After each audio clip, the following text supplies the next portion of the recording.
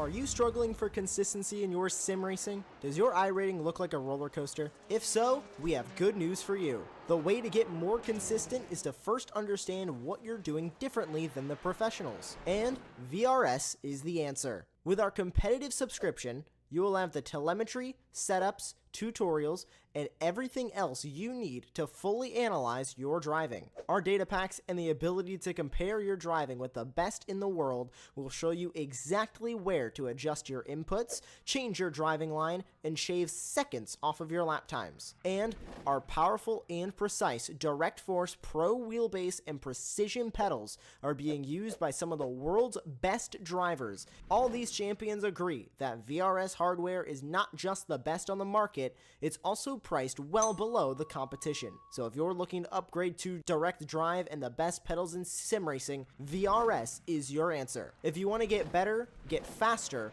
and make it happen sooner rather than later, you owe it to yourself to find out why so many people are switching to VRS. You'll be so glad that you did. Visit www.virtualracingschool.com and learn why the best use VRS.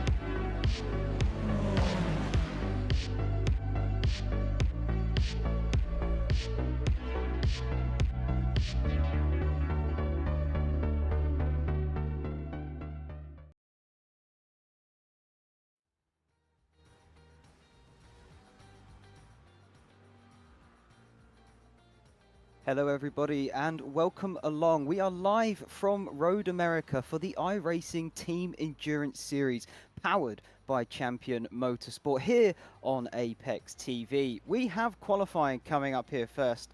3 independent laps for each team and then the full race, 4 hours around this iconic 4-mile circuit. I'm Ashley Denman. Alongside me this evening is Charles Boschel, and production manager behind the scenes will be Samuli Kumo. Charles, welcome along. This is the opening round of this championship. Lots of opportunities up for grabs here. We can see the weather out there looking a bit foggy and cloudy, in fact. And obviously being the start of a championship, yeah, plenty on the table. I mean, how are you feeling about this one? Yeah, absolutely, Ashley. Thanks for having me along. Yeah, I'm looking forward to this. This is my first real look into the iRacing Team Endurance Series by CMS. So great track to start.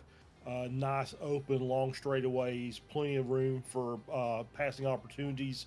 But there's a couple of things that we're going to look out for during the course of the race. But you know, as you said, first race of the season, so everybody is in play to try and go for the championship. And we'll see what happens after the end of 4 hours. Who's got the advantage? Yeah, it will probably be a fairly lengthy race for some guys out there. For others, it might not feel long enough.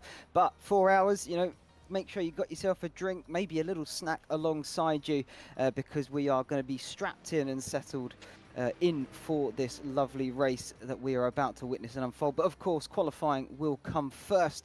We will, of course, mention top sponsors for this event. We've got Penguin RC, and alongside them, I'm trying to remember off the top of my head, Masterworks Agency. So some big names there sponsoring this event. Lovely companies as well, and I'm sure we'll hear a bit more about them later on. And of course, don't forget Apex Racing TV. Hopefully very shortly.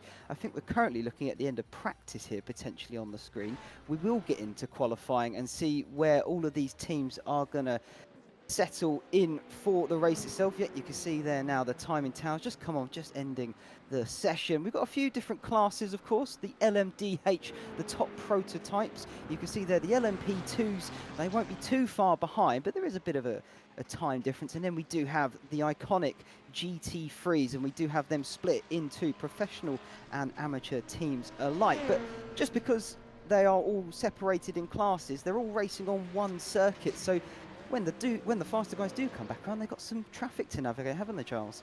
Absolutely, that is the biggest part of multi-class racing is the passing aspect between the faster cars and the slower cars. One of the things we have to watch out for, the AM drivers, we'll just start with them. The least experienced, we won't call them bad drivers, we'll call them the least experienced drivers. Generally, the rule of thumb is just run the racing line, let the faster guys work their way around. So we'll see how many people stick to that, or maybe somebody gets a little gun shy and tries to move over out of the way and actually move into a driving line, or a passing line, I should say. So yes, that's the biggest key to this, is just keeping your car clean for the 4 hours, is making the passes where you can make them, not being aggressive but not overly so, and being patient where necessary. And there's, like I said, a couple of spots on this track where patience is going to be at a premium. Yeah, you're absolutely right. And luckily this circuit does have a few straights on it, so that's where you'll probably see the majority of that passing being made, as we just see one of the GT3 cars there just getting it all sorts of wrong on that corner, maybe trying to warm up his tyres a little bit, getting ready. But I doubt the grass is going to really provide that sort of grip and heat. But yeah, back to the racing itself, like you say, Charles, it is about navigating the traffic as quickly and as best as possible, not losing too much time. And that is, of course, what brings that extra aspect to endurance racing. It adds that spectacle where you do have to factor in all of these extra things. It's not just a case of gunning it to the line as quick as possible. You do have to, of course, take into account a lot of other things. And one of those is, of course, the cars as well. Yeah, absolutely. Absolutely. Yeah, we've got, this is our, I guess what we would say is the standard IMSA package here with the GTPs, the LMP2s, and the GT3s. The LMP2s, we do have some overcast, but there's no rain expected for the race, which is good. That's going to keep the gaps between the LMP and the GTPs a little bit wider than they normally would be. So the GTPs will have that straight line speed advantage. So you'll start seeing some moves as they're working against each other down those long straightaways, especially between from the final corner into turn one, the start finish straight, and then from 1 into 3, and then 3 into that hard braking zone down at turn 5, which is where a lot of passing is going to take place. Yeah, absolutely spot on. Of course, as we mentioned already, strategy comes into play. Pit stops, tyre wear and fuel consumption is on for this event. So that will be having to play a factor once again in the minds of these drivers, whether they maybe go early to try and get out from behind someone's dirty air potentially and get some clear track positioning and such as that. So all of these things, they accumulate together to give us this sort of racing experience that is endurance racing. But the thing I love about this circuit, Charles, I think about you doing some research and getting all the info about it, is a circuit. It's made in the 1950s by Cliff Tuft, and it's never been altered. It is the original layout from way back then. It really is, and there's only really a couple of different configurations for this circuit. They call a club layout, where they cut off about the second half of the track, and then a couple of little chicanes meandering about in the back half of the lap. But yeah, it's a true national park. So not only is it a full-fledged racing circuit, but they run lots and lots of lower class racing here. SCCA does a lot of racing here. That's held the nationals many times over the course of history. So just a great track. It is what we call the National Park of Speed, and it's just a fantastic track to watch a race or to call a race. Yeah, absolutely. I also love that it does have a nice variation of corners. You can see there the track map on your right hand side of the screen. You've got your long straights, especially the start finish. You climb, I think, about 160 feet or something up to the start finish line from the exit of turn 14. You can see it there as we jump on board with Team Tenuto 233, Pat Labromsi. He's about to start, or I think he just finished, sorry, his flying run. First one to set a time, 1:46.4. It's actually quite quick from my memory as well. So it's already been beaten though, as one of the Porsches immediately goes a tenth faster. But it's a good starting point for these guys. They've got 3 laps here independently on the track, so they don't have to worry about traffic or anything like that potentially getting in the way or ruining a lap. They just have to focus on the driving. So it's about nailing those braking zones and finding the right racing line. Yeah, absolutely. Tenuto was the fastest car in practice, I believe, if I remember correctly. But as you can see, the gaps are quite small in the LMDH categories. We're already seeing some lap times come in for the rest of the classes as well. Looks like we've got about a 5-second gap between LMDH and LMP2, and then a full 12 seconds between LMP2 and GT3. So that means that the LMDHs will be coming up on the back of the GT3 class relatively quickly within the first 5 or 6 laps. It'll take a while for them to get back around to the LMP2s, maybe, but they'll get there eventually. But it's as you can see, the top 4 in the LMDH only separated by 0.3 of a second. And early, as we get another couple of laps in for each one of these cars, they just got to keep the car on the track, not get any off tracks or any extra track excursions, and we'll see who ends up on the pole for the race in all of our classes. Yeah, absolutely right. I think you hit the nail on the head there. It is important to make sure you set a banker lap first of all, and then really go for it potentially in your final run, and see what you can do as an absolute optimal lap time for yourself and your team. But yeah, looking at it, these guys, there's not a lot separating them. Of course, the LMDH class is just pro drivers, so I would imagine and expect a lot of those guys to not be separated by much at all. And we can see on the timing tower that is true so already. But the LMP2s, it is a bit of a mix between pros and amateurs, I believe, but equally, looking at their timing tower, not much separating them. And then, of course, we do have the GT3 class, the largest class here on the iRacing Team Endurance Series, and you can see there's a bit of a field spread, particularly more down towards the amateur level, and that's purely just potentially a bit of experience, needing to find their confidence in the car as well. It all factors in. Oh, that's a big off though already for Luke Fisher there. Fendi Racing, he's currently on provisional pole. He'll reset back to pit lane and pick that up and try again. Yeah, maybe. Maybe. Just depends on how many laps he's already got in. It may be that by the time he comes back around, that may be done, because if he comes back around to the white flag, then he'll have at best 1 lap left. And that's just the way it goes with these qualifying. If you mess up early in your qualifying run, then you lose that lap. And then your out lap is the finish of that, so that's 1 lap out of the 3 that you don't get.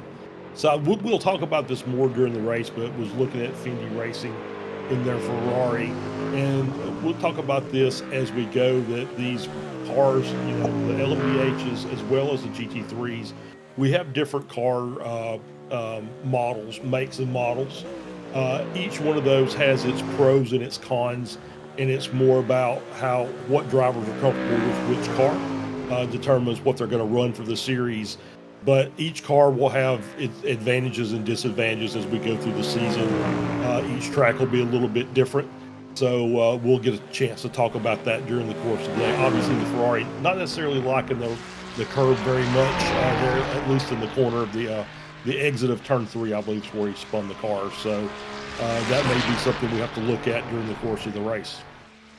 Yeah, but that is also then something that adds to each individual team, of course, and how they set up that car as well. And like you just said, each car has pros and cons. You may find round here, of course, in the GT3, that the Ford currently on provisional pole, if you like, for the pro category, but you've got a bunch of McLarens and Ferraris lining up behind. There's even a Corvette in there if you squint your eyes just a little bit, apparently 5th. But yeah, each circuit will host its own different challenges, and that's what these guys are going to have to work out, overcome, and conquer, of course, if they want to finish in that top spot race after race.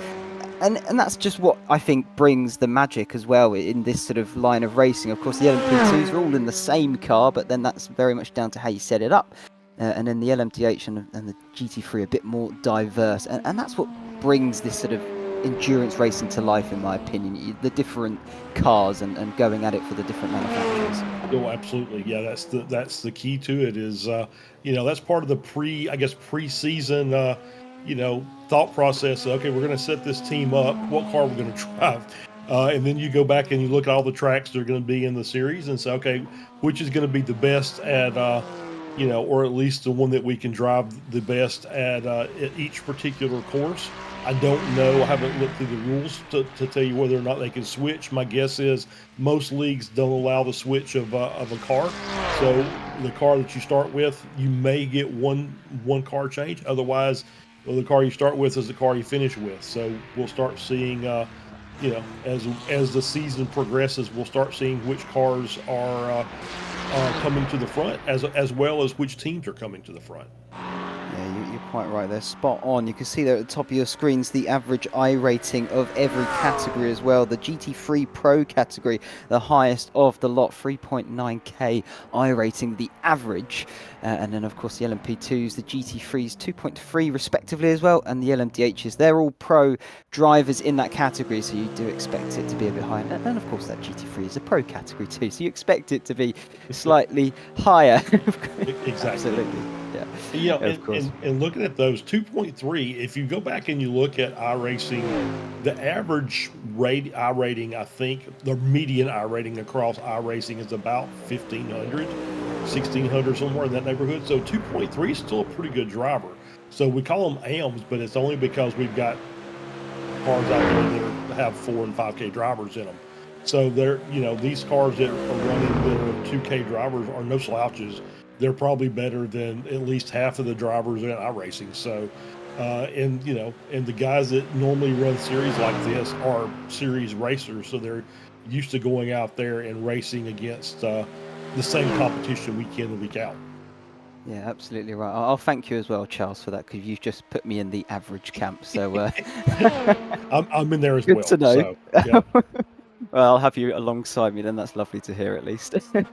Not long left now in qualifying. 11 minutes 30 gone. So I would imagine a lot of these guys have already set their time. So it's just going to be the few that decide to leave it later on. And I don't think there's a disadvantage to doing that either. It's more, I think you can get an idea of what the competition is going to be like and see what you have to match and put your money where your mouth is in a way, because you want to try and beat them, of course. And they probably get a bit of screen time. Like here, we're currently watching on board with JT Tami for his team. I'm going to give that a little look at PNU Matic Motorsport, a lovely purple livery to match as well. He's just on his back end of the circuit now, through the kink of 11, and now on the run towards turn 12, Canada corner, and finishing off his lap here. Let's see what his lap time is going to be when he does reach the line. But yeah, not long left now. Just a few of these cars just wrapping things up for qualifying.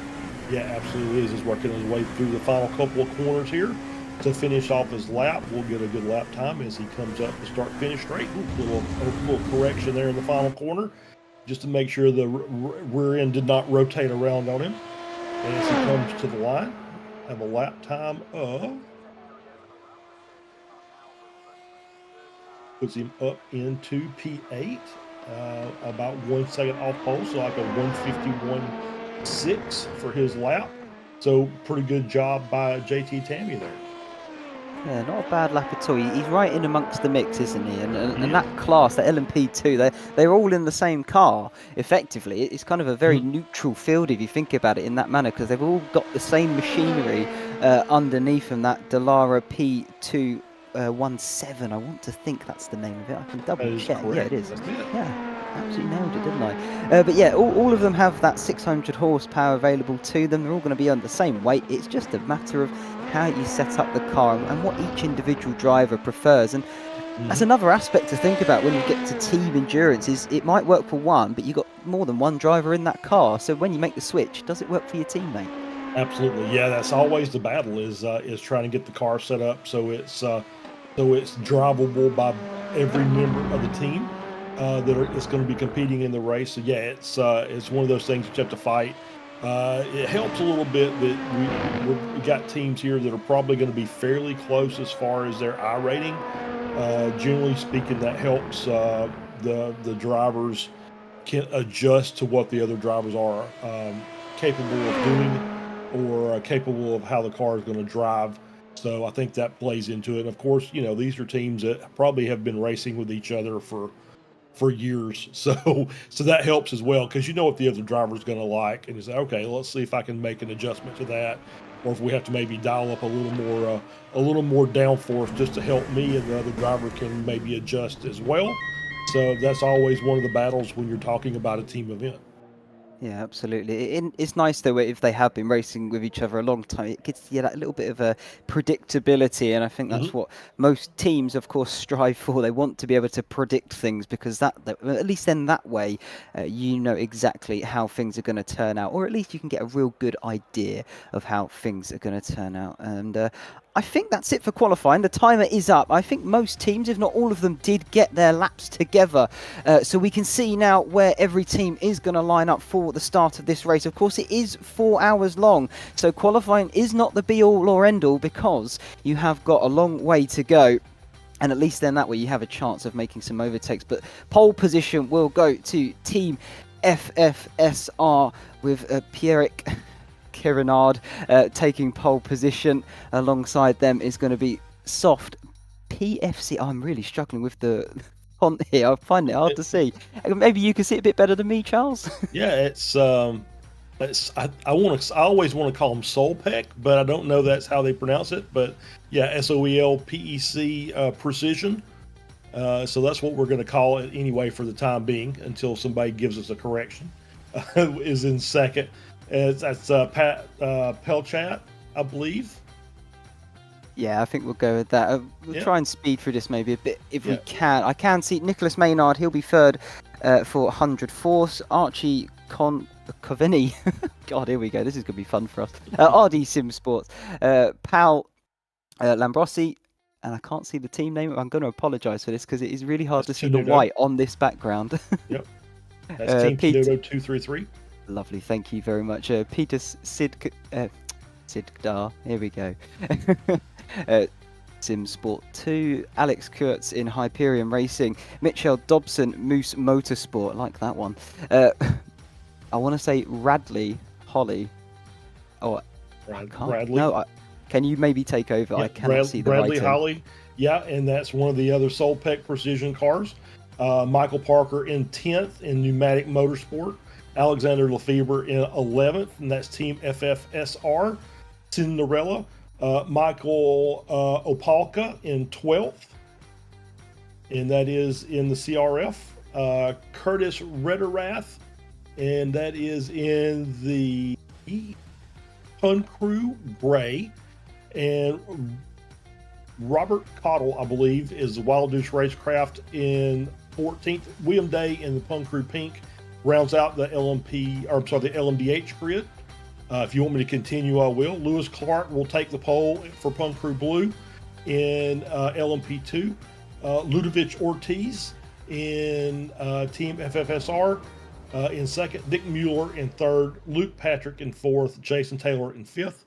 Ian Henneberry in sixth. Amir Mahamadi in seventh. And I've screwed that up. JT Tammy in eighth.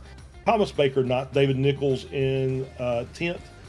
Max Sunthon Lap in 11th. Ryan Paul Bear Reyes in 12th.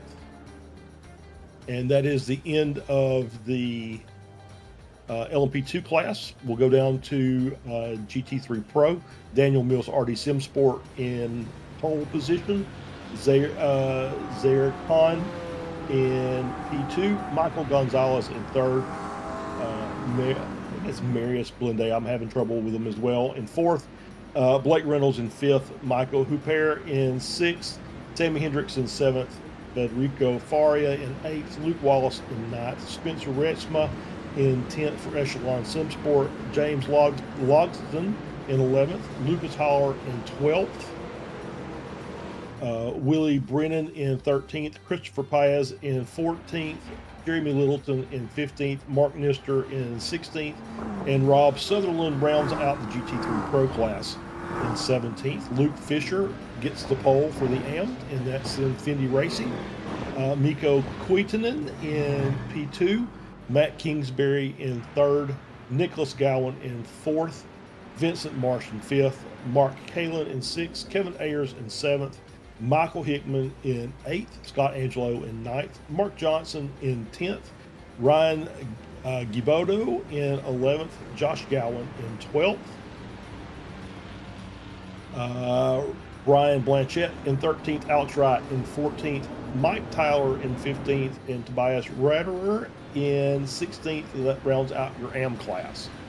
Yeah, that rounds out the entire grid as well. Thank you for taking over there, Charles, and Yeah, no apologies, worries. people, for that. It was rather hard for us to be able to see what was going on. But these guys, they are on their formation laps, so they're going to get ready to go racing here for 4 hours at this Road America circuit. And we're just currently looking on board here with the GT3 class at the moment. But the LMDHs, of course, they would have rounded out first, followed by the LMP2s.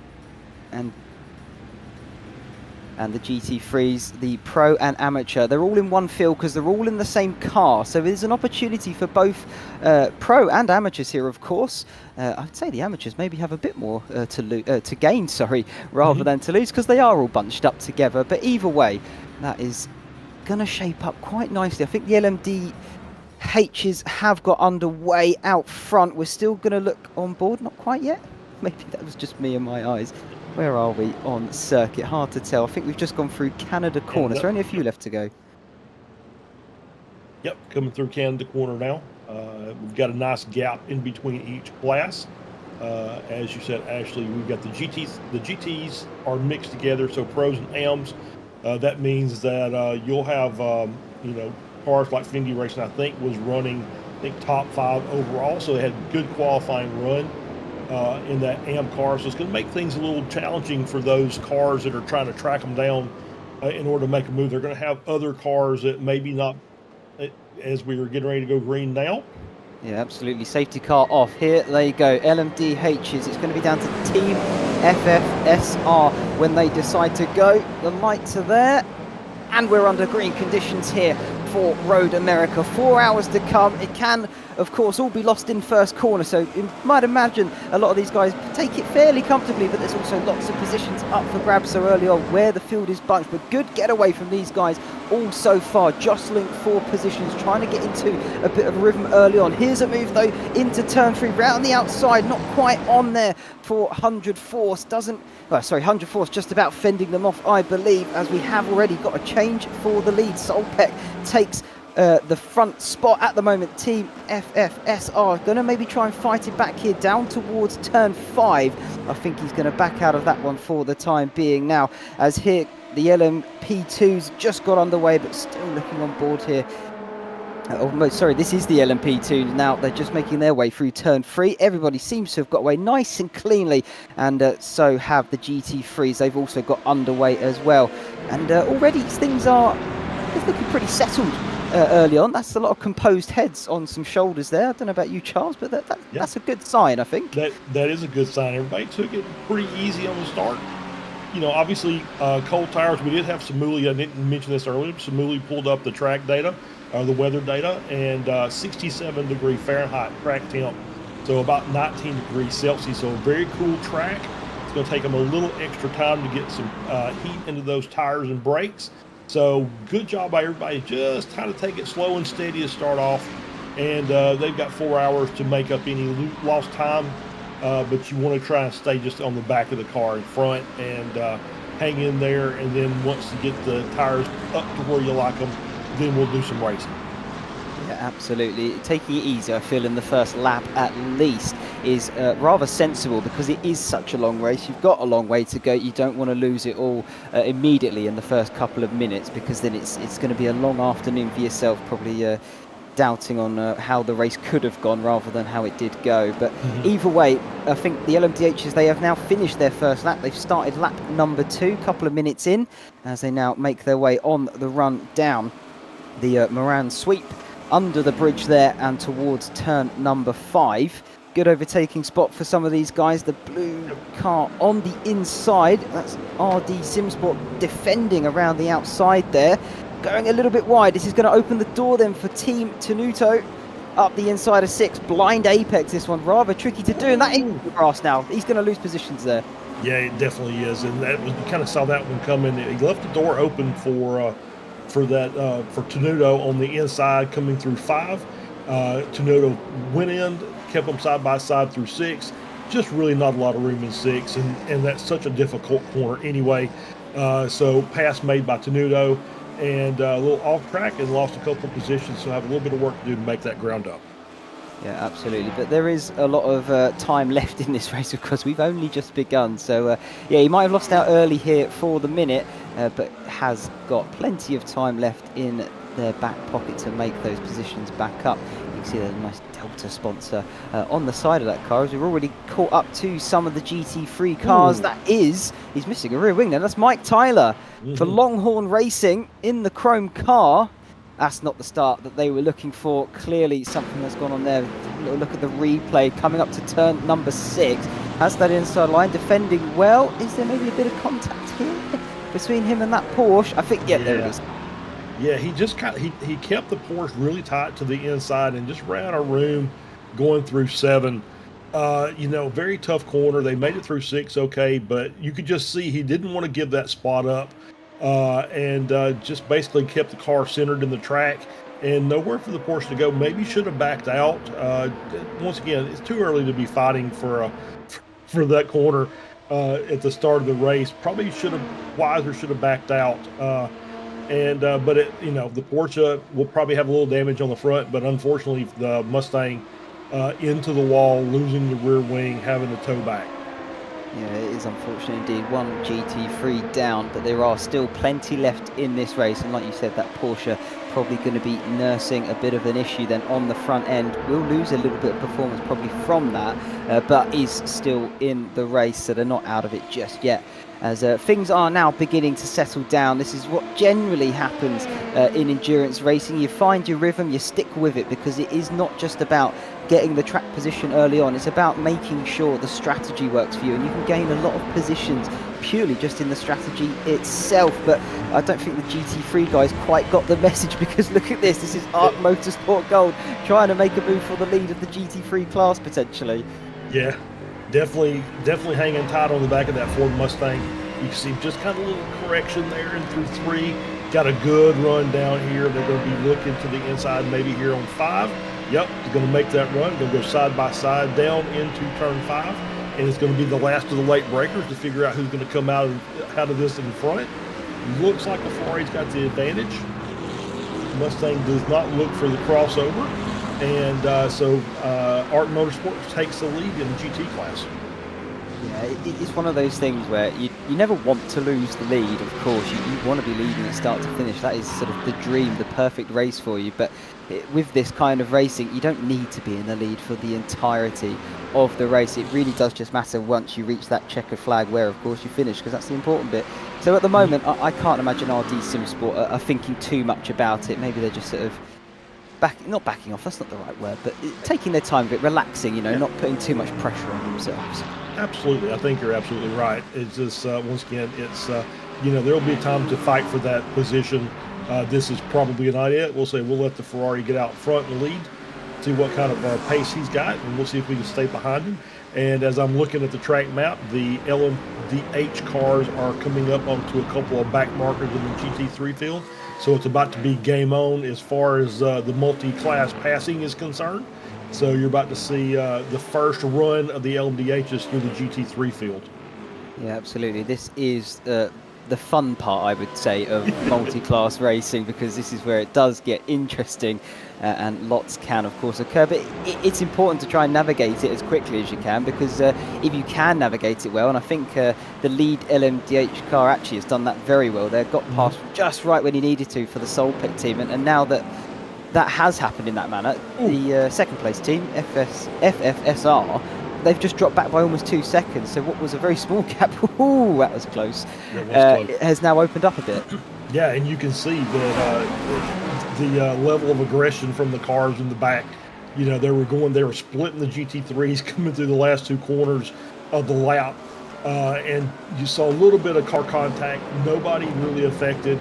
But you can only do that a couple of times before you start getting some dings and damage on the car. You start losing a little aero performance, maybe a little top speed. We're on board with the leader as he's working his way through the GT3 field fully now. He's going to see if he can get another one of these cars passed before they get down into turn 5. Yeah, this is the bit that's really tricky to try and navigate, is when you are coming to slow corners such as that. You obviously want to get past as many cars as you can, but you can't do it all in one straight. You really do have to try and work your way through the field. And I think that also separates good drivers from great drivers. They know how to work their way through a field quickly, effectively, and not get too much sort of caught up in it. Absolutely. And yeah, that really does separate the good from the great, I feel, in this kind of racing. As we look a bit further back here, right in the thick of it, RD Simsport, their second car here for LMDH. And now they go round the carousel of turn 9, 10, long right-hander, almost flat out on the throttle. Oh, that's someone wide though. Who was that? Yep. Could not tell who that was. It looks like maybe Hyperion Racing. And this is the trickiest corner of the circuit, especially when we're doing multi-class passing in the kink. I always tell my drivers, don't pass in the kink. Don't let yourself be passed in the kink. If there's a car going to try and make a move, you back out, because it's basically such a high speed corner. You're basically flat out as you go through there. There's no good to come of you being side by side as we see another car off. As Team FFSR. That's P2. That's P2. Yeah, They've just come off the track. They've come Yep. off the track. They've rejoined. They haven't lost out too much, but that's cost them big time. They're now down in 6th position. I'm really sorry to cut you off, Charles, but that's quite big for this race very early on as well, because now he's going to have to navigate, especially through some of this GT traffic. Look at all the cars down there, side by side, lots of them. He's going to have to try and work his way through once again, past cars he's probably already passed already, but that's a big hit for this team. They've lost ground. It really is, and yeah, it's you know, that's one of the things is you have to be, you know, when you're doing these passes, you have to be perfect, and you have to have a lot of help from that other car. If it makes a move that you're not expecting, maybe he's wide because the car stayed wide going through the final corner. Maybe there's another car on the inside because they're still racing too. So if they get a chance to make a pass on a car in their own class, they're going to try and do that, and they don't really care if you're trying to come up through the field or not. So you have to be very careful when you're making those passes. We're going to get a replay here from Samu as we're working our way out of Canada for the last couple of corners. Looks to the left side, which will be the outside of the final corner, and just overcooks the corner. He just got caught up by that Mercedes and had to take evasive action. Is what that was. And there's a big bump that exited that gravel trap, and you could see the car just kind of bouncing his way back onto the track. Yeah, he just caught up on the grass from what I've just watched as well. You're quite right though, the Mercedes I think definitely caught him out, wasn't sort of just moving over. And they don't have to, of course. It is the job of the car behind to overtake safely. Of course they'll be given blue flags to tell them there is a fast car approaching, but they do not have to jump out the way. If they want to hold the racing line, they absolutely can. They really do not have to move over just because somebody is quicker behind them. But a lot of these guys, they do like to be very courteous and sort of that gentleman racing, you like to call it. And they will tend to give up the racing line for the faster car. They know they're not going to compete in that aspect. But yeah, it's tricky to judge, of course. You know, it's one thing getting a front of a slower car, being the quicker. You also have to judge it as the slower car. Where is this fast car going to go? What gap is he going to fill? And what can't I do? You know, you have to be predictable. You absolutely have to be predictable, and that's the whole thing is your predictability is going to dictate how well people get around you.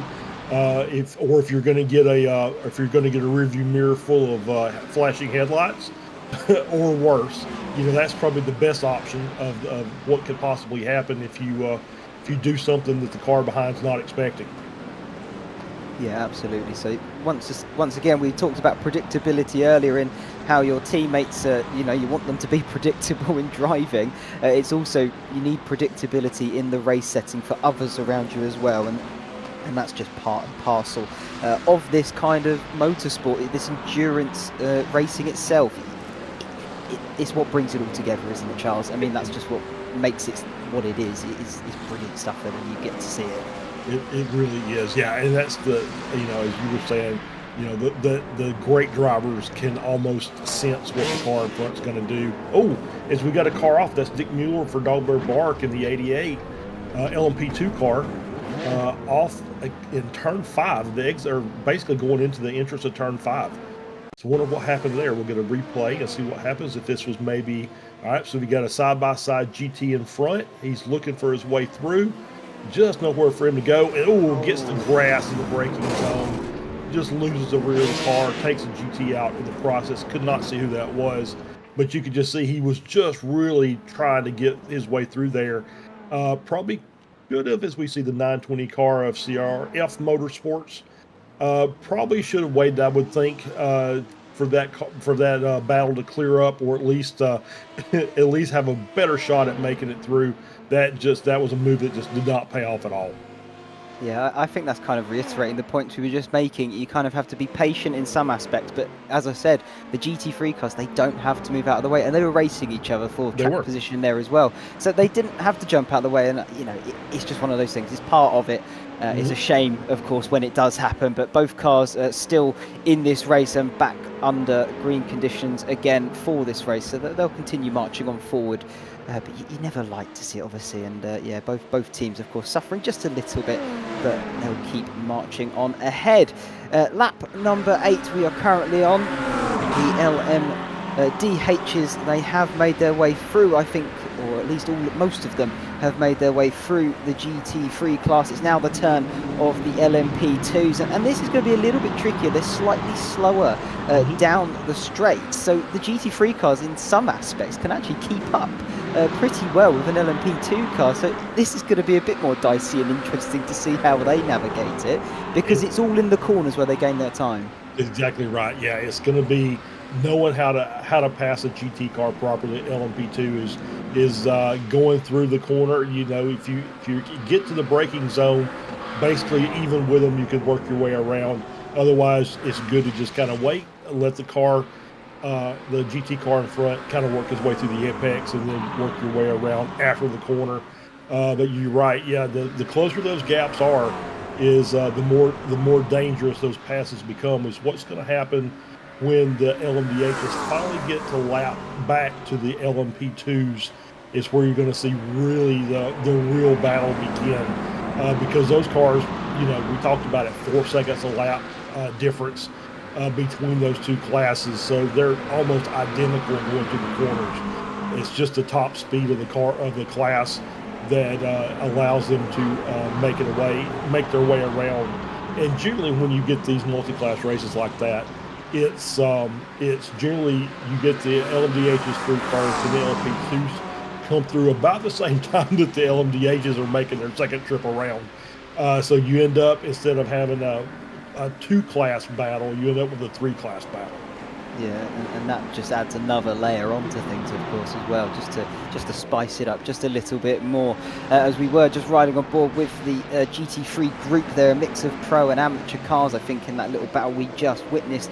As we now jump back to Lewis Clark, I say jump back, it's more jump forward to Lewis Clark, currently leading the LMP2 category. He's now finding his way through this GT class. Now he's of course leading that charge for the category he is in. So he's just making his way through. He's got a few more GT3s to get through as well, but he's doing it nicely so far. He has got the next competitor just a second behind him, so not a massive gap. Oh look, it's all getting parked up at the apex of turn 6 there. Too many cars trying to fit onto the same section of circuit. Through 7 now and down the hurry downs towards turn number 8. He'll pick up a few more here. Is he passed an LMDH there as well? He did. I was looking at that. There's a slow LMDH there, and I can't say that's Punker Gray. So I'm wondering if he's already received some damage somewhere, and he's having some issues with either steering or aero, that he's just a little bit off the pace, and he's getting just wrapped up with these LMP2s. Yeah, absolutely. Through the kink and onto the back straight after turn number 11, and making their way towards turn 12, Canada corner. Nice overtaking opportunity here. Late on the brakes, down the inside of the GT3, and he'll take that. Thank you very much. Currently on board here with Luke Patrick for West Coast Racing. Endurance Blue. That's quite a long name, isn't it? But West Coast Racing rolls off the tongue, I feel a bit better. Making his way round the final corner. Now on the rise up as, we've had a car off. The Yep. Punk Crew Gold. Yep, Punt Crew Gold, the 13 car. We're going to get a replay here, see what happens. He's working his way through, out of the kink, down into Canada corner, takes the inside line, and just overcooks it. Just loses the rear end of the car, just too hot into Canada. And so he's going to just kind of back up and trying to wait for himself. He's got a good view of the corner. He's going to be waiting a while, trying to wait for a clear spot to try and move out. You see, just impatiently looks to get the car going again, but nice job to wait for the traffic to clear so he could get a good run out of that gravel trap and out of the off track. Yeah, absolutely. He did the right thing by waiting. Of course, it's so easy to jump back in eager. You know, the adrenaline's up. You want to get back in as quick as possible to not lose so much ground, but you really do need to wait. It's a safety reason for that, of course, so that you don't come into the oncoming path of another driver. It's a shame he's lost a few positions there, as we've got another car off. Oh, this could be a few cars here that have happened. What is going on? There's a bit of a car park down. I think that's end of turn 5, is it not? Vincent Marsh, Jeremy Littleton. That's Fendi Racing. Another car for their team. Here we go. We'll get the replay. What has just happened at the end of the straight before turn number 5? Go. Got the LMP2 down the inside, late on the brakes. Is that contact? Yeah, they just got caught up in it. Yeah. Oh. Yeah, unfortunately. Yeah, he was just trying to, the LMP2 was on the inside, but the contact was made between, it was like Fendi and there's Vincent Marsh of back pain and eye strain. I feel that every day. So contact made in through turn 5. Got a couple of cars got caught up in it as well. And but just like everybody's back out running again. I didn't see any major damage to any of the cars, so it looks like they're all going to continue on. Yeah, obviously lost time, but still plenty of time. We're only 20 minutes into this race, so still plenty of time to make up the gap if possible.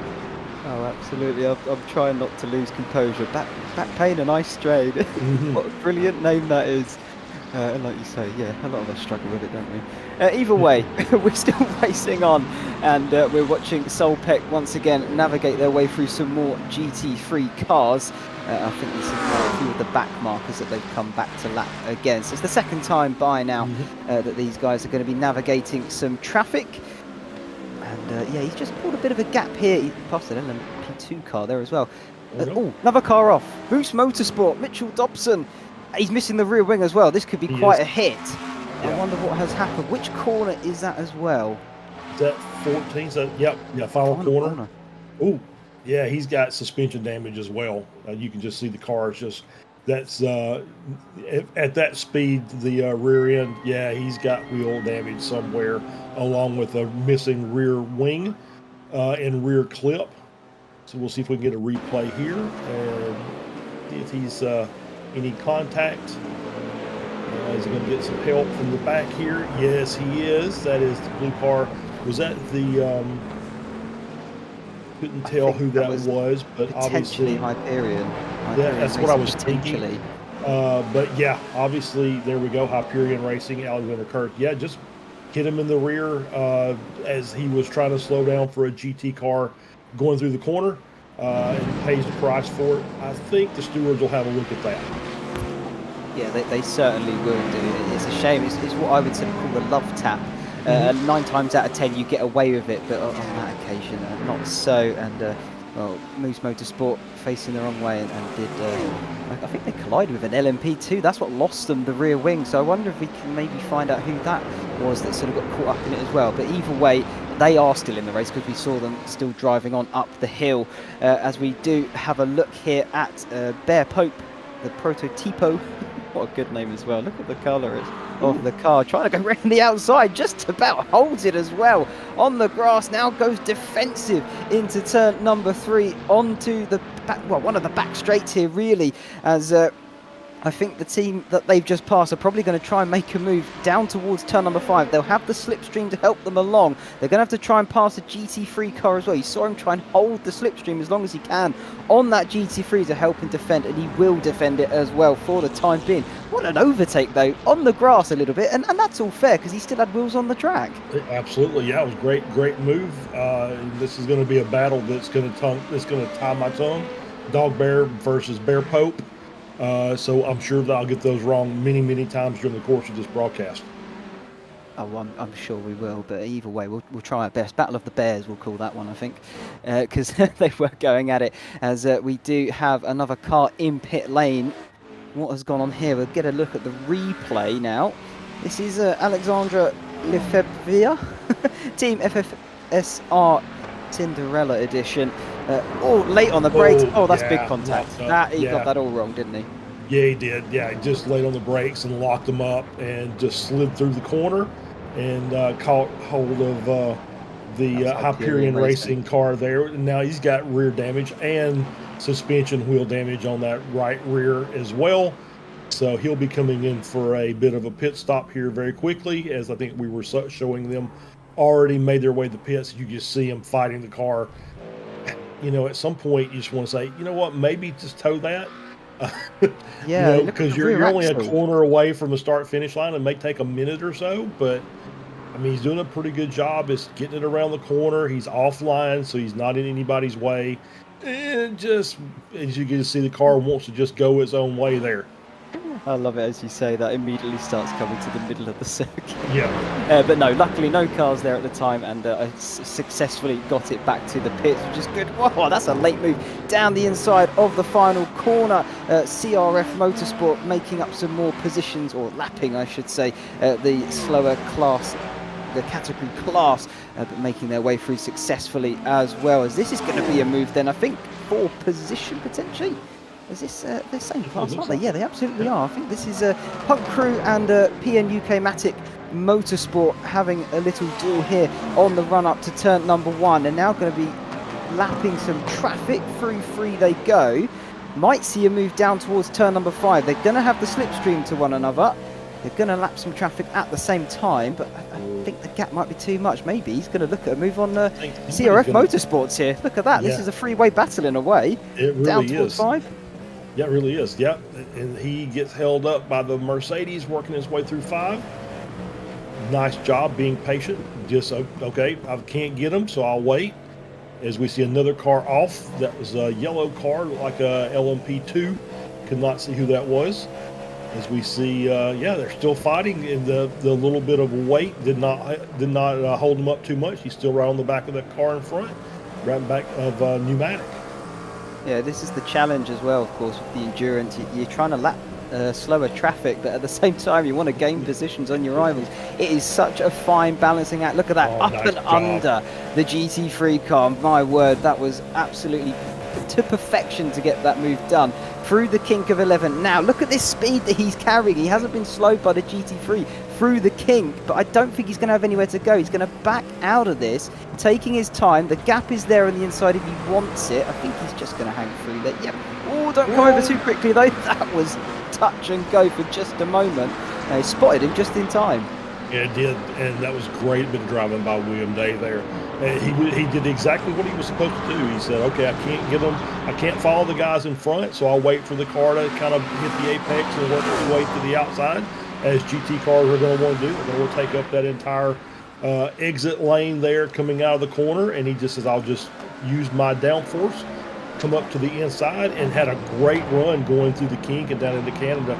Just ran into more traffic, couldn't make anything out of it. It's a shame when that happens, but that is part and parcel of it. As we have a look here at Willie Brennan for Hyperion Racing, currently P11 in the pro category, and he is defending from Echelon Sim Sport behind. They're now on the run down towards turn number 5. Let's see if any slipstream shenanigans may go on here. It's a fairly lengthy straight, this one. It's obviously a very good opportunity into a slow left-hander, heavy braking zone. He's not going to be close enough, but he does get very close to the back of that blue car. And now up to 6, blind crested corner. Very tricky to nail the braking zone and of course find your turning point because it's blind. Yeah, it really is. That's one of the most, that's probably the, I would say, the most difficult corner because of the way that the track, you know, you're kind of getting light coming up over that hill right as you need to be on the brakes, and then you got to find that entry point to get into the corner, and it's a very difficult thing to master. And then when you're trying to battle and you've got other class cars coming through at the same time, it makes it even more difficult. Yeah, absolutely. It's once again, just it's that balance. It's trying to find it all and everything. It's what we love about endurance racing. Time and time again, we'll say it, I'm sure. But it is what brings you back time and time again to watch it, because it is absolutely fascinating and enthralling to behold and witness that spectacle. We'll look forward then here. Luke Fisher, currently leading the amateur category. I'm trying to work out who's overtaking it. It's a bit tricky with the timing tower, because obviously the pros and the amateurs are mixed, and that is Solpeck, currently P4 for the pros. So Fendi Racing there, the amateur team, they're actually in the top 5 here for the GT3 category. That's very impressive. It really is. They're having a great run, and I think they were pretty much there since the start of the race, and they're just saying, you know what, we're here. We've got a nice gap to our class rivals. We're just going to run with these pro guys and see how long we can stay on their tail. Doing a great job so far. He's kind of stuck in between P4 and P5 in the pro class. So having a great run. We got under review for Country Gold and Fendi Racing. Incident responsibility, I believe, is what that's going to be for. So it looks like they had some contact earlier in the race. So we'll see what happens as a result from the stewards. Absolutely, we'll find that out, and as soon as we know, we'll obviously see it, of course. Yeah, you mentioned there, of course, Fendi Racing. They've got a nice gap back to their next rival. That is Penguin RC, their own team that they fielded. Of course, they're the title sponsor alongside Masterworks for this iRacing Team Endurance Series, and Penguin RC Simulation returning for its 5th year to be the title sponsor here. So if you do want to get some sim racing accessories, such as a physical flag system, I had a little look earlier on the website. They've got some brilliant stuff, actually. They've got kill switches, even button boxes, all perfectly crafted and at an affordable price as well. So do check them out. And like I say, they are putting up a nice prize for these guys as well to fight for. And they're currently second in the amateur category, so they're doing very well on the circuit as well. Yeah, they're trying to take their own prize money. I mean, so but yeah, it's obviously great sponsor, as you said, some great products. But yeah, first place, $200 credit on their website for the first place team. So second place, $175 for third. So they're out competing as well. So it's going to be fun to watch where they end up during the course of this. As you see, they're having a pretty good run so far, running second in the GT3 AM class. Still got an 11-second gap, but with pit stops coming, and we should start seeing the prototypes coming in around, I think the LP2s come in around the 40-minute mark or so. So we'll start seeing some actual fuel stop strategy starting to play out, and so we'll have to keep an eye on that as the race goes on. Yeah, absolutely. I think you're quite right there. The 40-minute mark is sort of what I worked out earlier. I think a lot of these cars around the 40-minute mark, maybe the GT3 slightly longer, is when they're going to pit in. But it all depends on sort of whether they're fuel saving and things such as that, depending on how far they go. But again, it's another factor to throw into the big pot that is endurance racing, and that's what it brings everything together. But having a look at this side by side, Fendi Racing in the pro category, they're having a good battle here between Bear Pope for that 9th position. Bear Pope just about got through in turn number 6 there. Now turn 7 has definitely cemented the position down the hurry downs towards turn number 8. And they have definitely taken that away from Fendi Racing. Oh, no. And there's another off. Hyperion Racing once again.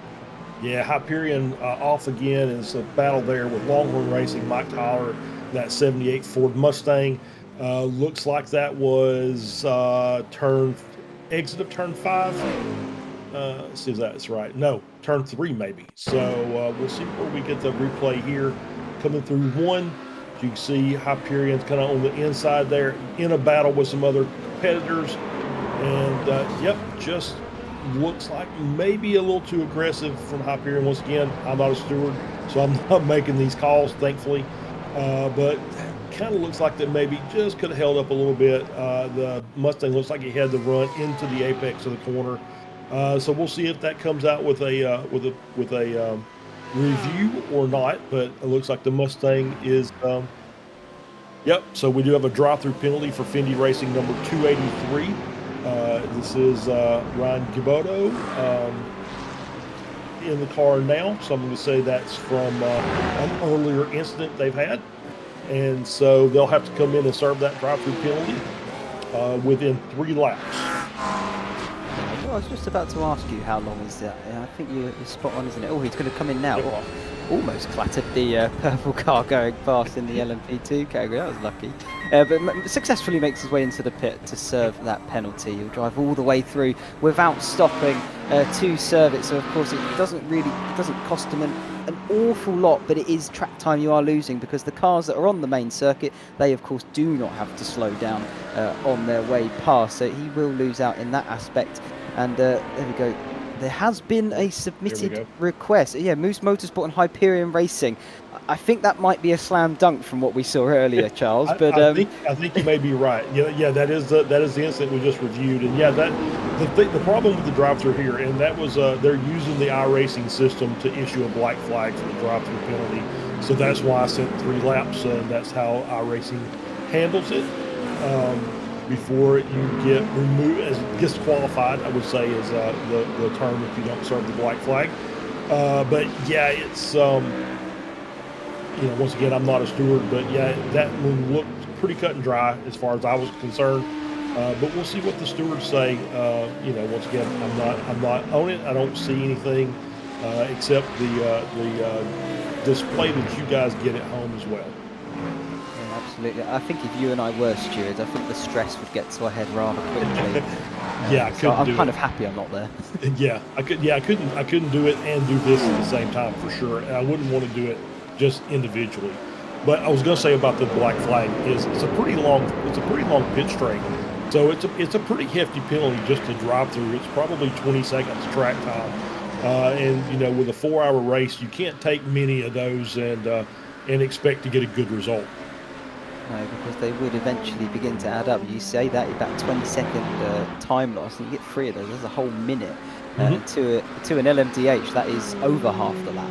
If you think of it in that aspect. So yeah, you could be easily lapped by the fastest category, or if you're in that same category, they've almost got a lap on you, because it's not far off, because they do get round here so fast. Around about a 1 minute. A low 1 minute 50, high 1 minute 40 is roughly what they're looking at time-wise. So you would, of course, lose out over half that lap, as I mentioned. As I think this is the first sort of few pit stops we're getting to see now, Charles. I think so. Yeah, it looks like we've got a few of the LMP2s in, which is the class we expect to come in first. I think the LMDHs can go about an extra 5 minutes. The GT3s on a full tank can run very close to an hour. So if they've got full fuel, that's going to play into the strategy for those guys as well. Because if they can do fuel saving and then get past the hour mark, then that actually cuts a what we call a splash and dash at the end of the race out, which could save you potentially 30 seconds of track time. So you want to maximize your fuel if you can. And try and get to that 1 hour mark for those GT3 cars, and just have your three fuel stops for the race. Yeah, I think that's the ideal strategy if you're in that GT3 class, because yeah, if you minimise the amount of time you're in the pits, of course, as you said, that splash and dash, it can be 30 seconds that you save if you don't have to do it. And as we mentioned earlier, free 20-second time penalties, for example, with the drive-throughs, it adds up, and at this high level, especially towards the end, 30 seconds can feel like an eternity as well. So ideally, you don't want to have to deal with that one, but we'll have to see how the strategies unfold as time goes on. Looking at JT Tammy here, currently second in that LMP2 class, so he's just actually taken the lead of it, has he not? He has, yeah, because the Pneumatic Motorsports purple car has come into the pits for their stop. So JT Tammy able to go an extra lap on the rest of the field. So that might be a good strategy call going to the rest of the race. That means he can go a little bit longer than the rest of the crew. That is going to make his pit stop at the end that much shorter. I don't think there's a way that any of these cars can go with at least a partial fuel stop toward the end of the race. Yeah, absolutely. I just looked over at the timing screen that I have on my computer. JT Tammy, if I'm correct in what that is showing me, he's up 7 positions from his starting spot. That's insane. That's such a what a climb. Yeah, That's absolutely. brilliant. Absolutely. suppose- Had a great run so far.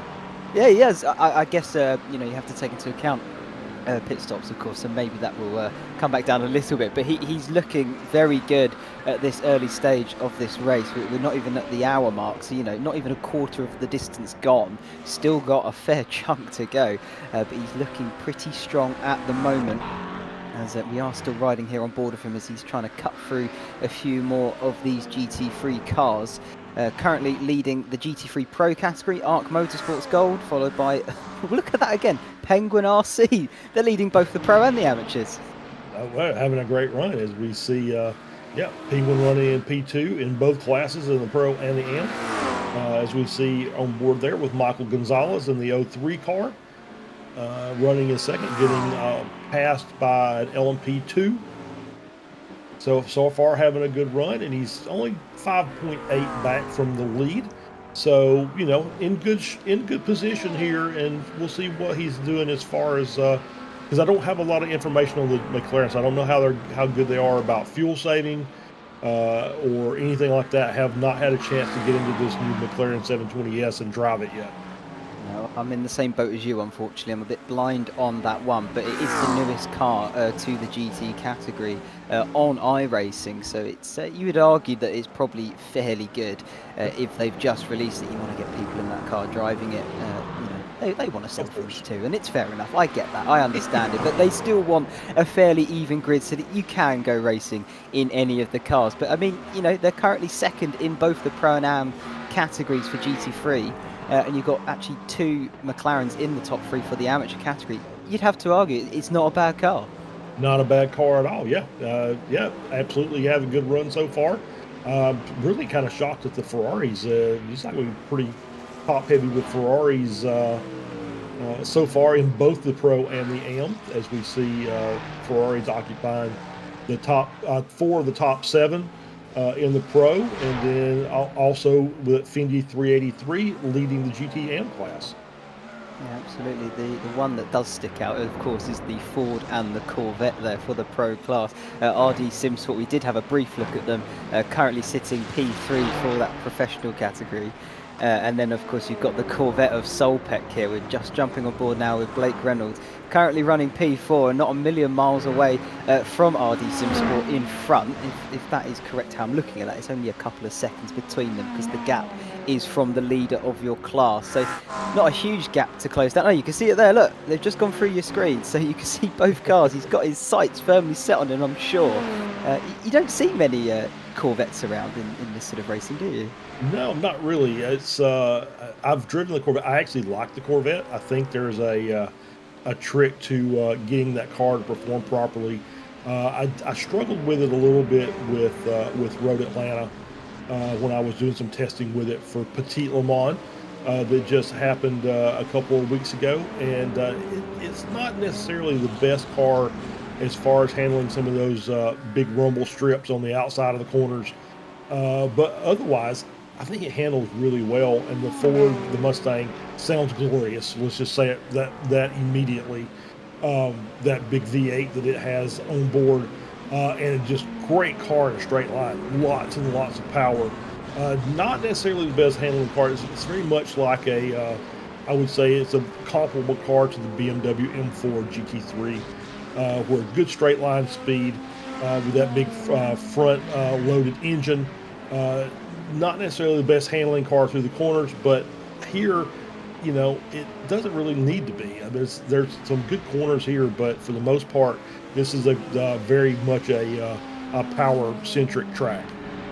Yeah, I'd say the big one that stands out is this one we're currently riding through now on board with Solpec. The turn 9-10 carousel on the back end of the circuit. Of course, that you are loading the outside tyres up and trying to get as much grip from them as possible to drag your way round it as fast as possible as well. That's probably the one corner I would say you don't want as much grunt necessarily from your engine. You really want the aero to take over and carry you through it. But you're quite right in what you say. You know, this does the circuit lends itself to being a bit better if you've got a slightly more powerful straight line car, and maybe that is why the Ford is currently in P3 for the GT3 Pro category, because it does have that grunt, and so does the Corvette, both carrying V8s as you mentioned in that car. So I'm sure they sound absolutely brilliant on board with the pair of them.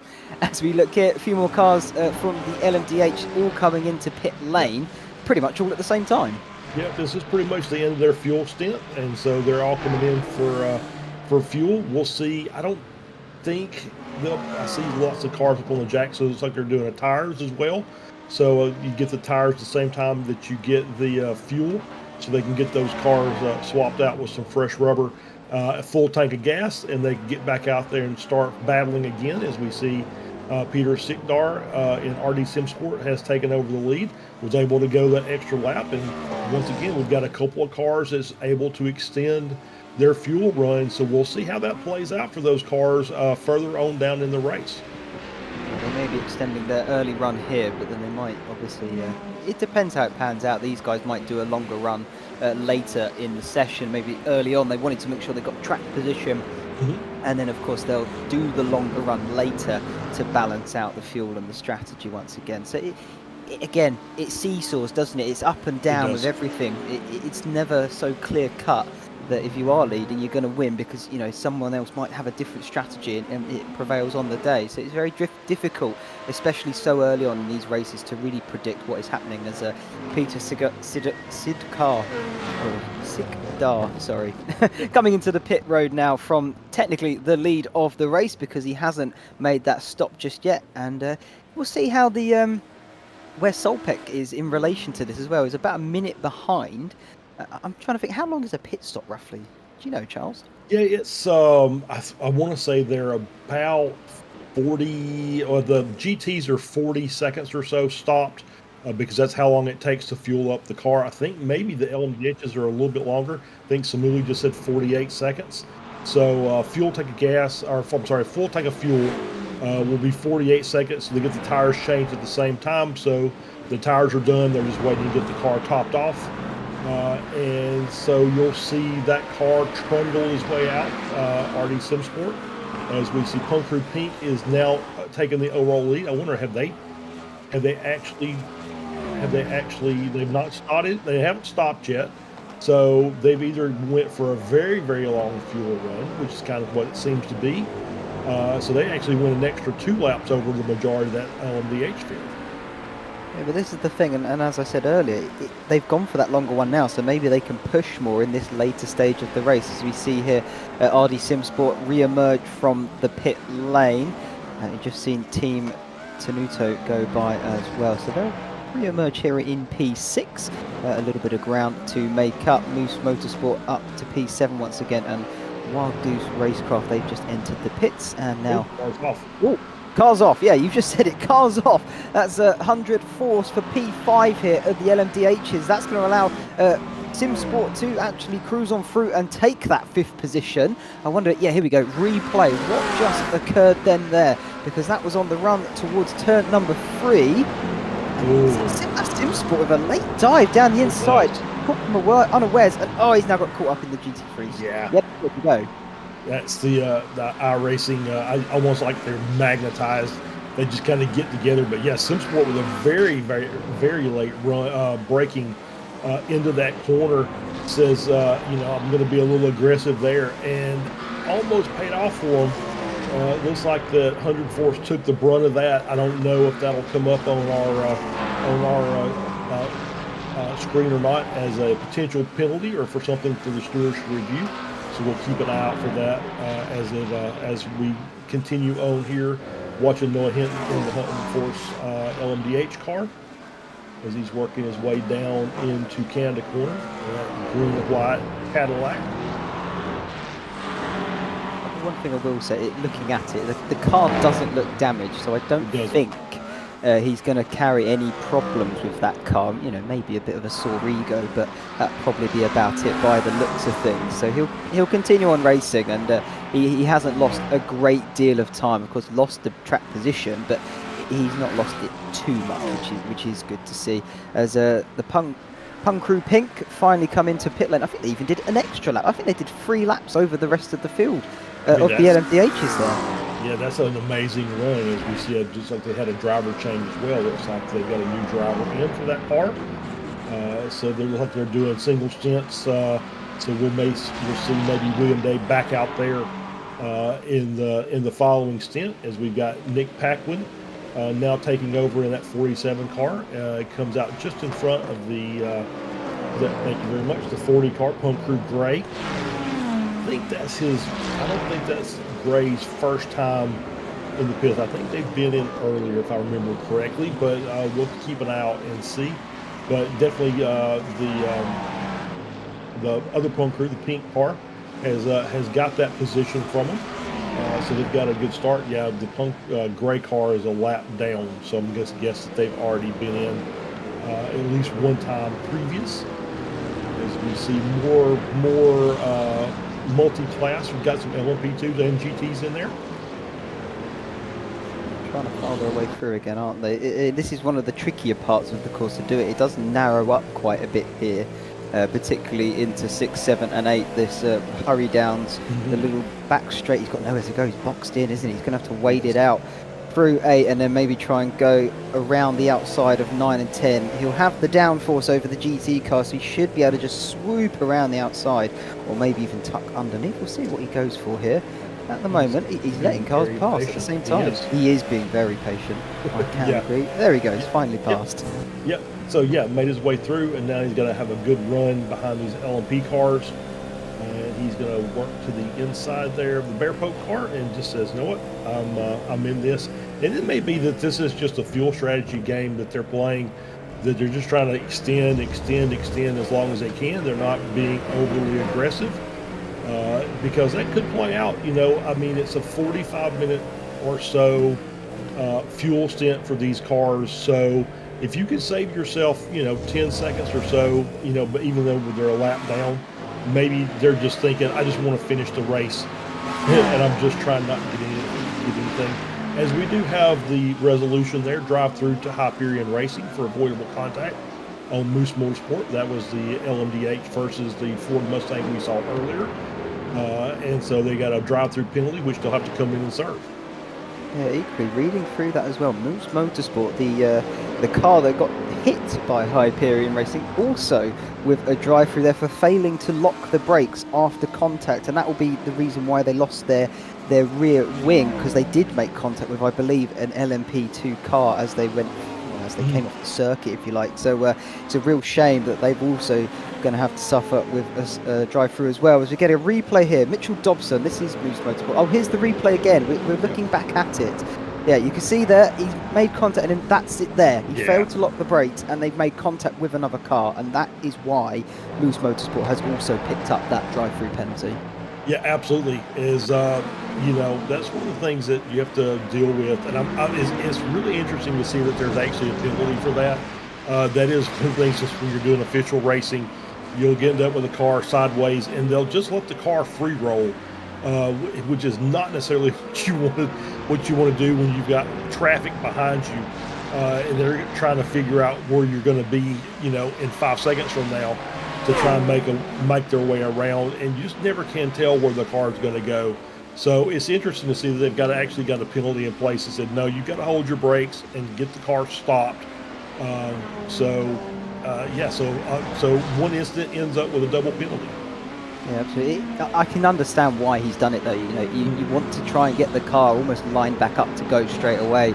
So you letting it roll back around to effectively try and straight line it back onto the circuit. I get why he's done it, but for safety reasons, you can't do that. And we saw exactly why you can't do that, because you're more likely to cause another incident. And in this situation, it has happened. So it's a shame, of course, but it is part of racing. You do need to lock your brakes for safety reasons, not just because you fancy it kind of thing.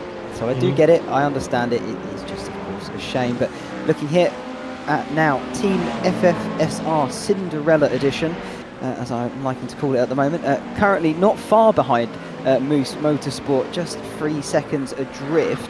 I don't think they've served their penalty yet, so they should be able to get that nice and easy on them when they do come in. That's Moose Motorsport I'm referring to, not serving the penalty just yet, as they also just picking their way through a few GT3 cars. The fields, of course, are all very much spread now, so it's a bit easier in some aspects because you haven't got big, vast swathes of cars to make your way through. But at the same time, you still got to keep your eye out because you never know what's around the next corner. Yeah, absolutely. And that comes in waves. You'll get the cars where they're spread out kind of equally across the track. And then all of a sudden, the next thing you know, you've got 70% of the cars are in 3 turns. And you're fighting that battle again, trying to work your way through. So yeah, it's just when you get these lulls like this, it's like, okay, I get a little bit of a break, I can take a breath as we see Moose Motorsport working their way through down pit lane. I believe this is them taking their drive-through penalty. We're back on board with Jason Taylor in the Echelon SimSport LMP2 running second. And he's got Dog Bear Bark right behind him in third, gap of about a half second, and they're 18 seconds or so back from Punk Crew Blue. So they're looking to see what they can do to fight amongst themselves until something changes and maybe Punk Crew makes a mistake or gets caught up in some traffic and the gap can close down. But it's still, we've got some pretty good gaps from the leaders back. But there's still some pretty interesting battles in the podium positions for all these classes. Yeah, absolutely. This is what we're looking at, is the battle for P2 of the LMP2 class. And you can see there the gap is just about a second between them, so not much in it. Jason Taylor currently piloting the Echelon SimSport just through the shot there. And then behind them, Dog Bear Bark in that red and blue liveried car as well, chasing them down, potentially trying to snatch P2 away. But yeah, you're quite right in what you just said, Charles. A lot of cars, they're all fighting pretty hard still for those positions, as we've got a drive-through penalty for Team FFSR Cinderella Edition. That was also for avoidable contact. Here we are, we've just jumped on board with them. So they got the move done on Moose Motorsport, and now they're probably going to lose it again because they're also going to have to come through the pits. Yeah, indeed. They're going to lose a couple positions here. They've got a car that's about 8 seconds back. Another one's about 16 seconds back. So you're going to get a good tell of what the drive-through penalty looks like as they're coming through here now. As far as how much time you're actually losing on track as they're working way through. You see Solpec has already made their way past. Punk Crew Pink should be coming through very, very quickly as we see them coming up the front straight. And they're on their way through. And CRF looks like they're going to be by as well. Oh, wow. They're losing several positions. There's Moose Motorsport. Yeah. That's what I want to see. So there we go. So there's Moose going through as well. So, yeah, you're talking about 30 seconds or so of lost track time. And we see Moose really wide, using a little bit of the track, all the track and a little extra there as they're working their way through turn one. As we're looking on board now, iRTES SimSport, we're in pit stops now for the GT3 class. Yeah, absolutely. I was just about to get to it. You beat me there. No, yeah, you're quite right though. Pit stops now coming for the first lot of GT3 cars. So you'd probably argue maybe these are the guys that have been pushing not their luck, that's the wrong word to use, but these are the guys that have been pushing that a little bit harder potentially, as particularly the likes of Arc Motorsport Gold here. They've been leading the pro category at one point or another, so maybe just using that little bit extra fuel to make sure they have that track advantage, because I'm pretty certain they were leading potentially when they came in. But yeah, this is now where the different strategies are all going to start playing out, because these guys may have been pushing a bit harder earlier on, and the others that are still out on circuit been saving a bit more, and that might switch back once again as we go further in, because we're just coming up to the first hour mark now, so we are about to get to a quarter of the race distance, but it's still a long way to go. So much can change and happen, you just never know. You never know, and it's going to be interesting to see which cars are doing some massive fuel saving to try and avoid that splash and dash at the end. So as we get a little bit closer to that 1 minute mark, we'll see if there's going to be any cars that are able to extend beyond it. And that might give them, we just talked about a 30-second run down pit lane at pit lane speed. And then you're going to have to stop and get a little bit of fuel, so maybe another 10 seconds there. So potentially 40 seconds on the board. If you're able to get the car to last for the hour, you may end up gaining 40 seconds at the end of this race, just from other cars having to come in and stop. Yeah, you're absolutely spot on there as more GT cars filing their way into pit road now for their pit stop strategy. These guys have obviously gone an extra lap than the first lot that just came in. Almost synchronised there as they both pit in, up on the jacks. It seems like they might even change some tyres as well. Looking now at Michael Gonzalez, Penguin RC Racing. This is the pro category. He is leading this category now. I think he is yet to make a pit stop, so he probably will filter back into P2 after that has all been said and done. But he's having a very good race so far, and of course Penguin RC sponsoring this event. They're actually co-sponsoring this event with Masterworks Agency. I'll mention them in a brief moment's time.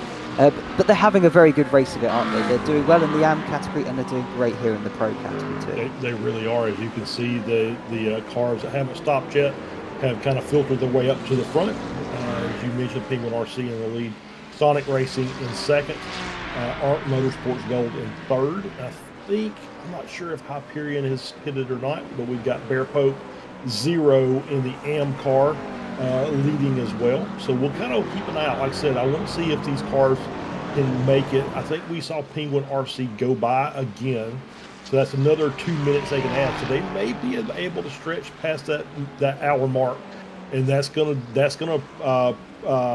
be very, very good for them for their race strategy if they can get through.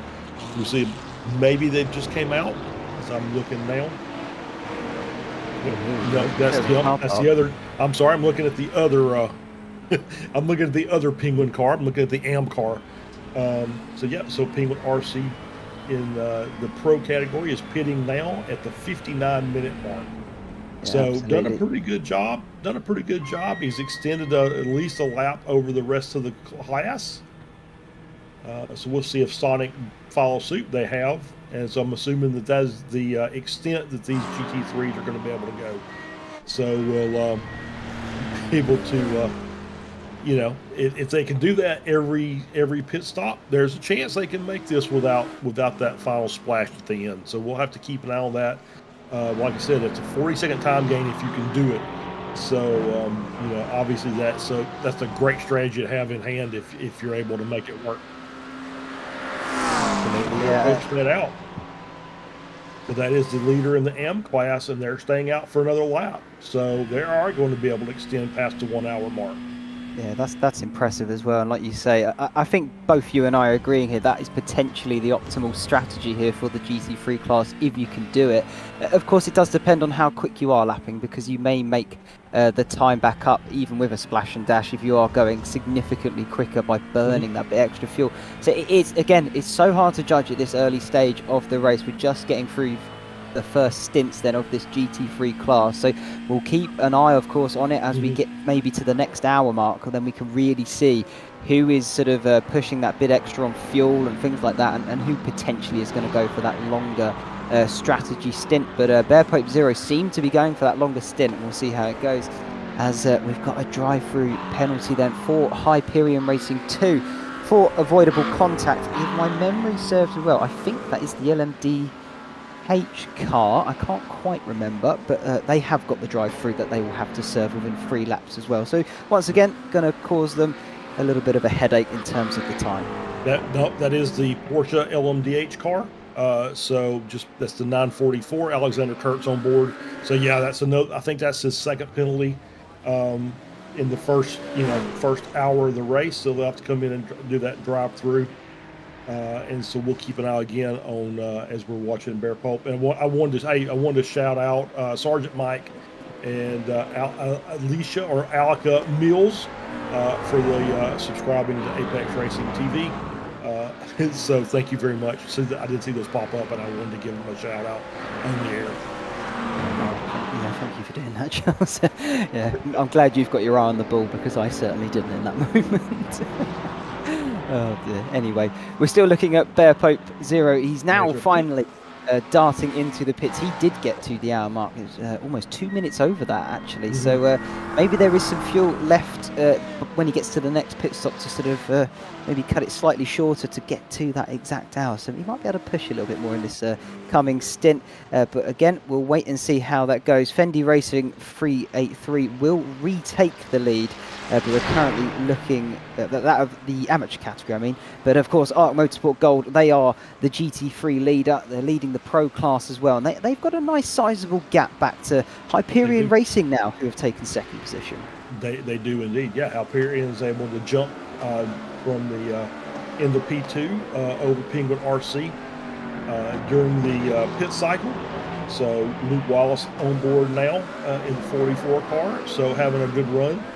Obviously got a nice little 4-second gap over Penguin. So we'll see if the Penguin car can waddle back up into P2, or if they have to do a little more fuel saving, because that strategy, that may be the thing, is they may just keep trying to extend those stints, and maybe they're not necessarily going to go out and fight very hard to start the race, and try and make the fuel strategy the key to their victory. Yeah, absolutely. Here we go. Hyperion Racing serving that penalty, making their way through pit road. Currently P13, and they've just been lapped by Solpec, the current lead LMDH car. Through turn number 1 they go.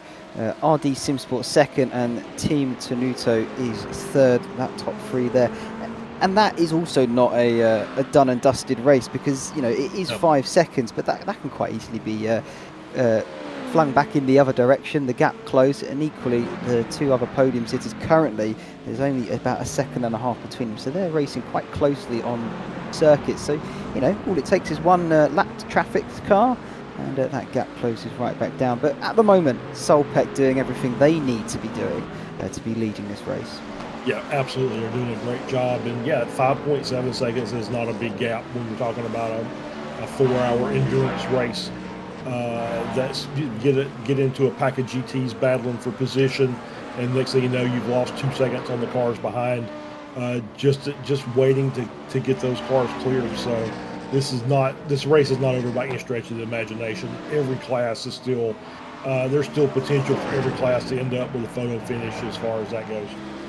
Yeah, absolutely. The one class that I am looking at, which is the gap that has opened up the largest, I would say, the LMP2s, 23 seconds from Punk Crew Blue to Dog Bear Bark. That is quite a sizable gap that you have to close down, but then it is very close. It is indeed. Yeah, you've got the next 3 cars are within 6 seconds of each other, so not still plenty to fight for. Like I said, it's a long race, and a Punk Crew Blue just getting wrapped up in an incident where they've got a drop through, and the next thing you know, they're from running P1 to running P5. So it could be that quick, the change in positioning for these races. Yeah, absolutely. Here, Jason Taylor at Echelon Sim Sport, currently P3 in that black and purple liveried Dallara. Chasing down Dog Bear Bark P2, only a couple of seconds separating the 2 of them. I'm just going to take a moment here as we wait for the action to pick back up once again to shout out our co-sponsor for the stream, Masterworks Agency, a visionary creative agency that blend artistry with technology to deliver captivating video and film productions. And they've been collabing with a lot of global brands as well. You can just check them out online and see what they've been up to, but they do produce some nice work. I had a look at the Aston Martin video they've done earlier, being myself a massive Formula 1 fan, and it's very well done. I'll have to check that out. I didn't see that, but yeah, there's some, and they've got some pretty cool prizes as well. So they've got some limited edition 1/18 scale die casts for the driver in each class who competes. The total number of fair share laps run over the course of the season in each class with the least number of incident points. So this is the award you're going to get for being the cleanest driver in your class, and still run it. And the cars are just incredible. They've got the Aston DBR9 as seen in iRacing. Beautiful car. That big monster V12 in the British Racing Green, or Racing Green if you're British, with the yellow trim. The Porsche 917 long tail for the GTP class, gorgeous in the Gulf livery, iconic baby blue and orange. And then for the LMP2s, they've got the Porsche RS Spider. Once again, another gorgeous car with a DHL livery, yellow and red. So just some gorgeous diecast models. And all you got to do is, as we see, not do that. That's the one thing you don't want to do is wreck your car. With Emmett Lindquist in Solpec Precision 113 in that Corvette. Looks like he had contact with I think it was the Mustang of the old Mustang we were looking at earlier. There we go. Thank you very much, Phil Elmore and Longhorn Racing. Looks like there was a little bit of contact there coming through 5, some nose to tail or side nose to side tail, and the Corvette got the worst of that and off in the grass. Able to recover the car, so we'll see if anything comes out as we get a replay here from Samuli, as we'll see this run going down into turn 5. Oh wow, some multi-class action here. He stayed really, really wide. Yeah, and he was out there on the line, on a wide line, and he had 2 Corvettes battling to the inside. I don't think he saw him out there. I was too worried about that Corvette to the inside of him on 5, so I don't know that there'll be a penalty on that. But once again, we'll let the stewards decide. Yeah, looking at it, my opinion, I don't think he's at fault. He's just a circumstance there, racing incident for me. But yeah, we'll let the stewards deal with it. I'm not a part of that team, of course. I don't really see what more he could have done. He was off the line trying to let cars through, and it's just unfortunate the way it's sort of spearheaded, and he's unfortunately it's collected a competitor. But yeah, that won't win you that award you were referring to earlier. So I would love to try and get it called the Clean Boy Award, but yeah, I don't know. Maybe we'll see. But of course, want to try and keep it available for everyone, though, don't we? So either way, the cleanest driver will win that over the series. So keep your eye out for that one. A lot of these guys are actually racing very cleanly indeed. We've seen some good action throughout the first hour here, and we are sort of getting into the thick of it now as we begin hour number 2. Currently riding on board here with Callum Brandt for RD Simsport number 3 in that Ford Mustang. Nice pink and black livery. You always find that with the bright ones, you just have a nice black undertone, and then it just really makes the bright sort of neon color. It really stands out, doesn't it? It really does. Yeah. So, and I'm being the team manager for Olympus Esports, and one of our base colors being pink. I'm always looking at the pink cars, so nice looking livery. I did see Hyperion Racing come in for a pit stop, as we see, and there was a driver change. David Vey is in now for Hyperion Racing in that Hyperion Racing 2 car, which is the 944 Porsche. So he's back on track now, making his way out of the pits, and he's oh no, and he's just lost it. I'm sorry, Samuel, you might have to find that one, as he had a little bit of struggle there. I'm not sure if they've got damage or not on that car. It kind of looks like they may have some front end damage, so I'll have to get a replay of that if Samuli can find it.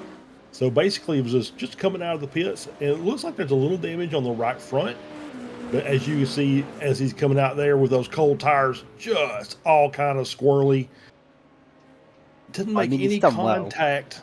Doesn't make any contact with the wall, but definitely look like he's struggling a little bit trying to get the car back under control as he's getting back on the track. Still fighting it. Yeah, I mean, they've just had a driver change, so he's come out onto a track that he doesn't necessarily know the conditions of. Like you said, cold tyres and the culmination of all of that together. Brilliant save, though. I'll give him credit. He kept it out the wall. He did. That's impressive stuff, just through that alone. So fair play for keeping the car in the race, because he is still in the race, and he's still going the right direction, and thankfully no one else caught up in it either. But For yeah, sure. that was a heart-in-mouth moment, you could say, couldn't you? Through the kink of 11, now onto the back straight here towards Canada Corner. I think we're coming up onto the back of an LMP2 car. You'll see it in the speed deficit there, just towards the end of the straight. That's where you can tell the difference, because through the corners, both of them have very good downforce. Not a lot separates them. No, it's really just, I think there's maybe a little more downforce on the GTP I'm sorry, GTP or LMDH, but definitely it's the straight line speed where that LMDH car has the advantage. You can just add some extra kphs to the end of that straightaway and able to pull a gap. We did see that LMP2 come into the pits. Not really an hour 12 as we see Thomas Baker rejoining the track in the 297 car from Mutineers Racing Blue. Not sure what happened there, but Canada Corner, so potentially there's some multi-class action there that we didn't just caught the end of as he's coming into the pits as well. I'm sure we'll get a replay in just a few moments' time, but yeah, we just caught the tail end of that. Here we go, replay time. What happened here? You're spot on there, Charles. Look, multi-car action, multi-class action, should we say. Trying to go for the overtake on the GT3. Maybe you're going to try and get the other one done. Nope. I just overcooked it a little bit, didn't he, on the brakes? He did. I think he locked it up. Maybe got some of the off track on the inside there. It was well done to just kind of hold it up and not get into any other cars as we see. Looks like more pits. Looks like it's a fuel stop for the LMP2 field. Yeah, well, we're getting to that second pit window, aren't we, for that category? So we can see here a lot of them coming in now for that pit stop. Fuel, maybe tyres, depending on what strategies they're all doing. But Punk Crew Blue on pit exit. Oh, no, sorry, not Punk Crew Blue. They're still in the pits there. We were just looking, I think it was Echelon Sim Sport that they were making their way down. No, they're in as well. Who am I talking about here? Looks like there was a driver change, the car disappearing there. So usually indicates that the driver has got out of the car. We get a new driver in as we see Ortiz now in as well. And we've got Scott Haddock in for the Punk Crew Blue number 22 LMP2 car. It's a lot of twos there. It is. This is the leader, isn't it? Or was the leader of this category. I think the other teams that have gone through have yet to make that stop. That is the sister car, Punk Crew Gold, and the Pneumatic Motorsports purple car yet to, I think, make a pit stop. So this is effectively the net lead of the LMP2 class. Scott Haddock at the wheel now. I think you just said they had a driver change, didn't you, Charles? I think that's right, yeah. I think that's, it feels like a new name to me. So generally speaking, 2 stints in LMP2, you want to get a fresh driver in, let them get some laps logged, and then kind of swap out. When you're racing as hard as these guys have been racing since the start of the race, you can't do a full 2-hour run. I think you'll see there may have been some of the GT3s that said we're going to run 2 and 2 to try and just try and even it out. Let the driver get 2 hours in the car, and then the other driver come in and finish up the race. But very difficult to do, especially when you're talking about the speeds these prototypes are running, and just the force that you have to have, the strength and the timing you have to run these prototype cars. It is a track that's very, very fast. I mean, we haven't really talked about it, but there's a lot of, this is a very high speed circuit, at least for, 60-70% of the track is probably going to be at full speed, or at least at full power, trying to get up to that full speed. As we have another one, we got a warning to Sonic Racing Team for avoidable contact. So apparently it wasn't enough to justify a full-blown penalty. So they said, all right, don't do that again. A little slap on the wrist and said the next time will be worse. So Sonic avoids the time penalty, and they'll get to continue on with their race. Yeah, well, I tell you what we just witnessed there. Well, that was a dog Bear Bark just getting past Echelon Sim Sport. This is the battle for net P2 in this class. LMP2s now on the run up towards turn number 1. Echelon going to try and go for that inside line, maybe a bit later on the brakes to get alongside, but unable to do so. Dog Bear just able to sweep around and defend the position for just the moment. Now, turn number 3. You want a good exit out of this one because you've got a long straight coming up and you've got a good overtaking opportunity at the end of it, which is turn number 5. You're going to tuck up under that slipstream of the car in front and try and get alongside if you can. But I think Dog Bear actually got quite a good exit on that one, and that is Punk Crew Blue getting it all sorts of wrong. These were the leaders of this category, of the class. They've just made a mistake. What's happened? Yeah, let's get the replay here. Going down the run down into turn 5.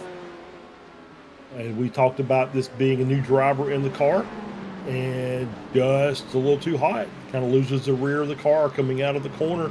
So maybe was had got it slowed down enough, but maybe too hot back on the throttle on the exit, and lost the rear. More throttle than the tires could hang on to. So they've lost quite a bit of time. They're running. It's still running. They're in P3, but they're now 54 seconds off the lead as Punk Crew Gold comes into the pits now. Yeah, they're still net P1, I think, at this present moment. Currently P3 in the class, but that has absolutely closed the gap back up between them. Dog Bear Bark and, of course, Echelon Sim Sport as well. So this was, it felt like almost too easy for them out front. They had a nice gap, but that gap, like we said, in a matter of an instant, it can just disappear, and it has, because now the 2 cars behind that were fighting for the podium, you can see them here still trying to fight for track position to try and get through some of the lap traffic. They're now right on the heels of them, so they really do have a good shot of making a dash for P1 potentially now in that class. As you can see, they're one of the LMDHs filing his way through. Oh, side by side through turn number 1. He's had to back out of it because the LMP2 car does not want to yield. These also trying to get through some lap traffic here of the GT3 cars. This is getting a bit spicy because there is a battle going on here as well between P3 and P4. That's Echelon Sim Sport and Dog Bear Bark, and that LMDH is just right in the middle of it all whilst they're trying to lap traffic. Yeah, and they gave the Dog Bear car a little bit of a help with the draft, and made him able to make the move to the inside there in turn 5. Made the run down the straightaway, and is able to late brake and get his way around. Yeah, Dick Muller pulling the move off in turn number 5, taking that position back from Echelon Sim Sport, and now he's going to probably want to try and close the gap back up to Punk Crew Blue in front, but they have got this traffic to try and navigate. That Ford Mustang has just absolutely held him up a treat for Echelon, because he was right on the racing line where he didn't want him to be. But like we said earlier, he does not have to yield the position if he doesn't want to. It is the job of the faster car behind to make the move safely, as they're now on the back straight through the kink of turn 11, and they make their way towards turn 12 of Canada Corner. Another good overtaking opportunity, but a bit too far back at this present moment. Yeah, a little too far back, and the current leader of LP2 is in the pits. That's Pneumatic Purple. So we're going to see where they come out in relation to this. It might be a 4-car battle here as they're working their way around with Punk Crew Blue, Dog Bear, and Echelon all just kind of on top of each other. So we see Pneumatic now making its way out of the pits, and there you see that there's the group going by now. Look at the pit exit there. That's Dog Bear Bark just exiting, and then Echelon, and there comes Pneumatic Motorsport Purple. Yeah, he's not a million miles behind that that pack. That is very much a 4-way battle for the win of that class, because we've only just got into the second hour now of this race. A hell of a long way to go. And the fact that it is still that close between the top 4 is very exciting indeed. Well, even the top 5. The top 5, exactly right. Yeah, the team FFSR is only within 10 seconds of the lead. So you've got 5 cars within 10 seconds, and that's nothing. That's basically, you get stuck behind a GT car, as we've seen time and again here. And next thing you know, they're just basically on top of each other, battling for position again. Yeah, absolutely right. It all really does come down to how well you can work your way through the traffic, picking your moments and things like that. But we are very much getting into the meat of this race. and this is where the strategies very much start to come into play now for a lot of these guys. Of course, the fuel, the tyres, all that sort of stuff. And I would imagine some of the top class, the LMDH guys, they should be thinking about a pit stop soon, shouldn't they? Yeah, it should be coming up within the next 10 minutes or so. I think they were right at the 45-minute mark for the longest stop, or the latest stop by one of the LMDH cars. So yeah, you start seeing those cars coming in the next lap or two as they're working their way around, and you know the gap's only 12 seconds between first and second, and then you've got RD Sim Sport in second, and only 3 seconds or so ahead of Team Tenuto 233, who's still running in third after starting a little bit further down. So they're having a good run, and still got basically the top 6 cars within a minute of each other, which, as we've seen, it doesn't take much to tighten those gaps back up.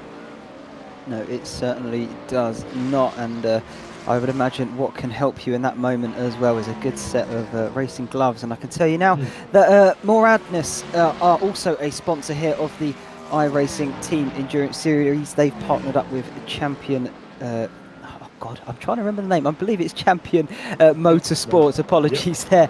But yeah, they've got a host of good products on their website as well. And it was all set up by a real-life racing driver, Daniel Morad, winner actually of the Daytona 24-hour, I believe, back in 2017. So yeah, a big name effectively to that brand, and they've got lots of good products as well, racing gloves and other such sim wearing stuff for karting or sim racing, and that will of course help you along as well. Yeah, absolutely. And I'll go out and just say, hey, I like Dan, a good guy. Met him last year at Sebring, got my Moranis hat signed by him. Just a really great guy, and a fantastic racing driver. So it's good to have him on as a sponsor of the league, and he's actually got a car out there on track as well.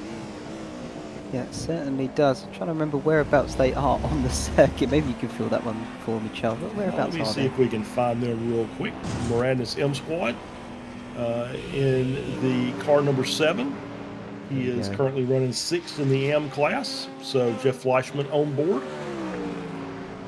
having a pretty good run so far. Only about a minute 10 back, so about a half lap behind Fendi, who is having a great run. We've already talked about them running basically in the top 5 of the GTs overall. So Jeff in that Moranis white and with pink Ford Mustang. It's good looking, isn't it? Probably give a shout out to Ginger Liveries. I'm sure Ginger probably did that. It's one of Dan's oldest subscribers on his Twitch channel, and a great painter as well, and the deepest voice of any man I've ever have spoken to in Discord. It is amazing. It's like listening to a bass drum. Bit of chocolate rain, if you know what I'm talking about, in reference to deep voices. But yeah, the livery was looking good as we now got the first of the LMDH cars into pit row, and that is Solpec Racing. Following them in is RD Simsport and Team Tenuto. Yeah, it's amazing. These guys, they've been racing for almost an hour and a half, and they're still so close to one another. It just really shows the cut of these pro drivers and how close they are to in terms of racing. Yeah, absolutely. Yeah, it's a really good battle up front. We see Solpec 110 in, RD Simsport coming in now. This feels, this is about right for these guys. So we see the top 4 now in the pits to get their fuel and tires. And RD Simsport, is that already on their way out? Oh no, that's a driver swap. So we've got some new drivers in. Nils Teasters in for RD Simsport. See if we can get some new names here. Jesse Line for Solpec. Peter Lowe in there for Team Tenuto. Yeah, so this is going to be a new interesting game for all of these guys. They're going to have to try and read each other, whilst at the same time gauging the track conditions and how the car is feeling underneath them. So this is going to be interesting in this next sort of few laps, I would imagine, on the pit exit, how they're all going to adapt and how quickly they can adapt. Because that, again, is another mark of the great drivers, is your adaptability and how quickly you can adapt to changeable conditions, as that was a little bit too close for comfort there between the Mercedes the red Mercedes there, and I believe that might have even been the LMP2 of Echelon Sim Sport. And once again, just sort of darting out the way, just trying to avoid contact, getting a bit closer comfort for some of these guys. Yeah, it really is. A lot of that darting is just from the fact that you don't realize the speed difference once you get behind those GTs, how quickly you just can accelerate to work your way around. So, for these guys who are just now getting in the car, is it just kind of feel, oh, wait, oh, that was quick. So yeah, you'll see that a little bit there at the start. Once these guys get it all dialed in, as we see Nick Paquin working his way down into turn 8. These guys will figure that out, and it won't seem nearly as dramatic of a maneuver there to make these passes. We do see iRTES Sim Sport 2 still out on the track, leading this class, but I feel like they're going to have to come in and pit here very, very soon, as we see that is so dangerous.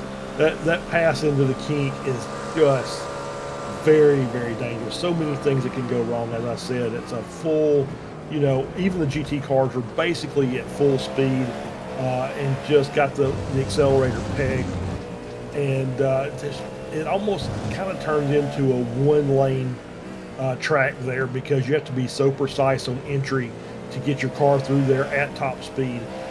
So great job by all those guys for not getting crashed, as we see Team FFSR rejoining the track, coming out of 13. So you get a replay here from Samuli, working his way through Canada corner. Behind a couple of GT cars, he's going to work his way to the right-hand side behind the Mercedes, and didn't have him cleared. Not really sure if that was on the Mercedes or on the LMP2, but obviously not quite clear of that pass just yet, and so a little contact made. LMP2 off the track, but rejoins, and looks like he's managed to get his way back around them a little further down the track. I mean, for me, looking at it, it's more of a racing incident in that sort of situation. You haven't quite cleared the car, but you're also trying to clear the next one at the same time. It just doesn't quite work so easily. But yeah, it's unfortunate. It happens sometimes in racing. I think it might just be a bit of a racing incident, though. But again, we'll leave the stewards to it, because that is not my job. My job is to bring you this fantastic, entertaining race unfolding before our very eyes, as we're having a look here at the battle for P4 then. Team Tenuto currently holding the P4 slot, and RD Sim Sport in hot pursuit. And I don't even think Solbeck, they're 10 seconds ahead, sorry, so they are a little bit of a gap between them. But these two fighting it out for P4, and they are trying to get their way through some lap traffic at the same time. So they're constantly looking forwards and backwards, trying to make sure they're not going to cause any contact with any of these guys, as Sim Sport now having a pretty good run at it down towards Canada corner. Then turn number 12, is he going to maybe have a look at the inside? No, but he's going to have to follow him through for the time being. No way by for that corner there. Now through Thunder Alley, as some of the locals call it, turn 13, and now they're making their way over the tunnel that goes under the circuit, and the final corner, turn 14, before you make your way onto this start-finish straight and up the rise. I like to call it the rise to heaven, because you're just looking at pure sky, aren't you? You really are. And then the bridge comes in the way. so yeah, it's so once again, great run. Great job, just being patient. He knew he couldn't make the pass on. You had two cars, two LMPs side by side, coming down through the kink, and just took his time, worked his way through, was able to make the pass on the first car coming down into Canada corner. Then the second car, once they got through there. So great job by Niels to make all those passes nice and safely, and he can continue on. And as you said, he is. He's right there behind Team Tenuto, so those guys are going to continue battling there. As we see, iRTES Sim Sport 2 has made their pit stop, so they're a little bit further back. So you got the top three cars within 9 seconds. As we've got two cars currently in the pits, FFSR and Punk Crew Inc. Yeah, absolutely. Good stuff there. I can see, and maybe we can do this a little bit on the fly. I do apologise for this. I can see Jason Taylor in the interview room. Maybe we can get a little word from him about how he's feeling. He's part of the Echelon Sim Sport here for the LMP2 class. They're currently P2. Is it possible to get him in here and have a quick word mid-race? I think we can absolutely do that. See if I can grab it. Hello, Jason. Lovely to have you in here with us. I thought we might have a quick word about how things are going for you. You're currently P2, or your team is currently P2 at the moment on track. How are things out there for you? It's challenging with traffic is a bit difficult today, and actually we almost didn't even get on the grid. My sim crashed after qualifying, so I barely got in the car before the race started. But it's been fun. We're just kind of settling in now and hoping we can stay in the fight for a win here. But we're just gonna keep trying to keep steady here. Yeah, absolutely. I mean, you're putting on a good show so far. You're only 5 seconds back from the current class leader, Dog Bear Bark. We've seen you scrapping with them a little bit through this race. Do you feel you've got the pace to maybe take the class win here this evening? I mean, I think we do. I really think we have a chance here. It's just, are we going to make mistakes? It's really easy to scrub the car and, you know, just kind of plow through a corner here when when you're under pressure here. So if we could just keep cool and keep our heads in it, I think we have a real good shot here.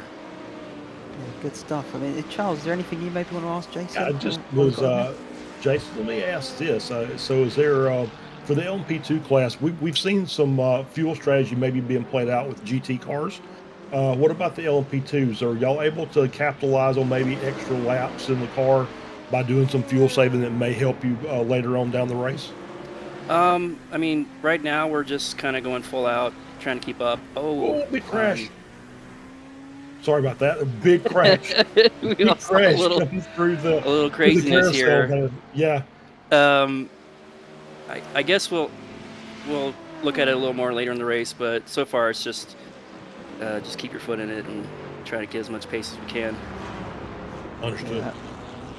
Yeah, it sounds like a plan, definitely, and you look like you got through that unscathed, which is good news. So, yeah.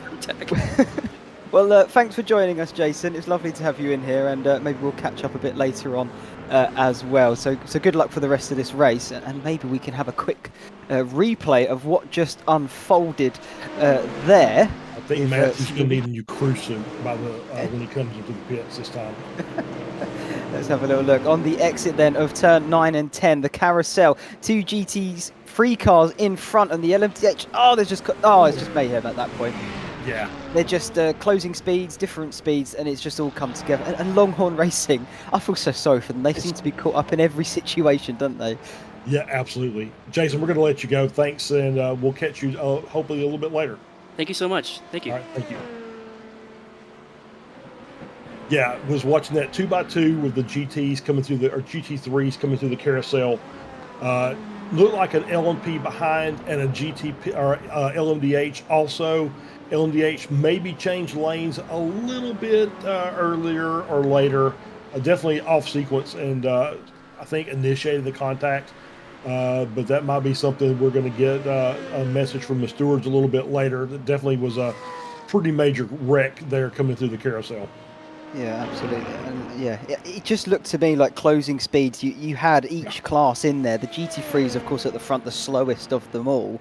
And that's just obviously backing up the LMDH. And where they were also racing side by side, there wasn't really anywhere for the faster cars behind to go. So they really had to be patient. I think it just called the drivers out. And, of course, then contact ensued from there. But oh God, Longhorn Racing, it's been a tough whole evening for them so far, and it's not even over, but I'm so proud of them that they're still in it and they're still going for it. They are indeed. Yeah, they're saying we're going to finish this race one way or the other. We might not have any car left when we finish.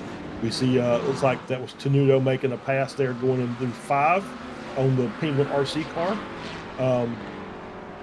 So yeah, it was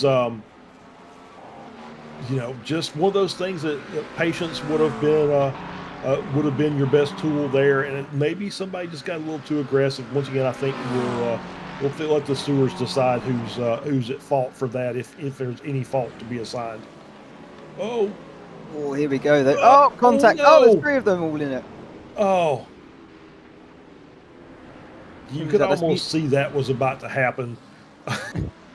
That was 2 LMP2 side by side, sandwiched the Mustang, and you could just see the size of the Mustang in comparison to those 2 cars. And just I think I don't know if the Mustang maybe broke later than they expected, but you can just see them as they're just side by side, and there's nowhere for it to go. And it looked like the LMP2 on the outside maybe turned in a little early. Once again, we're not adjudicating any of these. Just from from that replay, kind of what it looks like. So we'll wait and see. But the car definitely looks like it's struggling a little bit right now. Yeah, I think he was eager to get the move done, wasn't he? And keep racing the other car in the class. And yeah, he's just accumulated all together at the apex. It's unfortunate, but it's one of those things, again, you have to sort of, you're trying to navigate it and balance it on a fine thread, if you like, the whole way around. And it's just one of those things. It can't be helped. It's a real shame, of course, because it's now going to put, especially SimHQ here, I think they've come off worst of all. In the pit lane now, and struggled to get that car back by the looks of it. But James Andrew doing a good job to get it home, and they'll get some repairs worked on that car. Currently 9th, but they may lose a few more positions after they've repaired it. I think so. Yeah, you could see the car crabbing down the pit road. We had the onboard shot. We had about 15 degrees of left hand down from the wheel and suspension damage on the car. So, if he may be in the pits for a little bit of time there. They do have a fast repair though, so that if they haven't used that yet, then it may be a very quick job, and that'll put them off strategy a little bit. But sometimes that's not a bad thing. Could be a quick in and out. We'll never know for sure right now, but I'm sure they'll be quite happy if that is the case. But at the moment, they are all still soldiering on, which is the good thing. Solpec Racing here, we're just jumping on board here with Bradley Holly, currently P5 in that LMDH class. He is actually looking to be defending from Team Tenuto in P6, right behind him. There they are through the shot, and that's being piloted currently by Peter Lowe. And they've got that lovely Delta livery on. And if my memory serves me, Charles, you might have to correct me, are they not somewhat sponsoring this event with that Delta livery car? I might be wrong. I can't quite remember. I don't think so. I'm kind of go back looking through my notes here. I don't see Delta anywhere on the sponsor lists. So I'm gonna say no, but it's a nice looking livery. I would have to agree. I do like the way the car, and I'm not usually a big fan of gradients, but that one actually looks pretty good. Yeah, they've done some nice work on it, haven't they? They've really made it stand out. And yeah, I mean, you're not a fan of them. I am a fan of them, so actually that really does speak to me, that car, because the blue to the pink and then back to the blue to finish it off. So no, I love the look of that car. Yeah, it's a nice looking car. Once again, like I said, I'm not. Oh, as we see another contact there, Echelon Simsport, Spencer Wrightsman. Not the LMP2 class, as I'm sure Jason would be happy with, but it's a shame that it's still part of the overall team, and we're going to get a replay now. It's probably a move here down towards turn number 5 on that McLaren. I think that might even be the RC Penguin car. Down the inside, late on the brakes, they've just turned into him. I think that's quite easy what we've seen there. I think you may be right. Yeah, well, I say that. I couldn't really tell if maybe Ritzma just kind of straightened the car up a little bit. Maybe he was loosening the rear end, had that correct. But definitely contacts made. Once again, we don't have to. There's already we've got a Punk Crew Blue and Echelon Simsport GT3 car. Yeah, that's just 2 cars into one. I'm not sure. Once again, maybe we can get the other on board and look from the overtaker's point of view. Let's have a little look then here for Spencer's point of view. He's going to go for this inside line on the McLaren. We can see now how it unfolds at the apex. He's trying to get the car turned. I think that's just it's just a slight coming together, and then like we said earlier, the cars, they stick to each other a little bit, don't they? They do indeed. Sometimes you'll see that, and you will see Jason Potter, thanks for the subscription to Apex Racing TV. So doesn't like any major damage to at least to the Echelon car. I don't think the Penguin RC car had any issues either. They look like they're still both on the track. So far so good for those guys. They've obviously lost a little bit of time. We're still, as the clock keeps ticking, it makes it more and more difficult to make that time up. Yeah, absolutely. The clock does keep ticking. You're quite right, Charles. So yeah, no pausing in the timing for these guys. As we're having a look here at Fendi Racing 327. Their sister car in the amateur class still leading, and that gap has grown by quite some margins, 40 seconds back to P2 of the amateur class. But currently we are looking here at the pro class for Fendi Racing, and Team Tenuto once again trying to go for an attacking move here with a sister car. They are both in that McLaren, and they are fighting currently for P8. It's looking pretty tight and close. They've got a faster car approaching behind. Might that come into play here with the attack and defend? Because he's round 1. Oh, it might not matter at all. He's round 2. Very nice job by the Porsche LMDH car to make his way around. And these guys can continue to race. Again, that's one of the tightest battles on the track.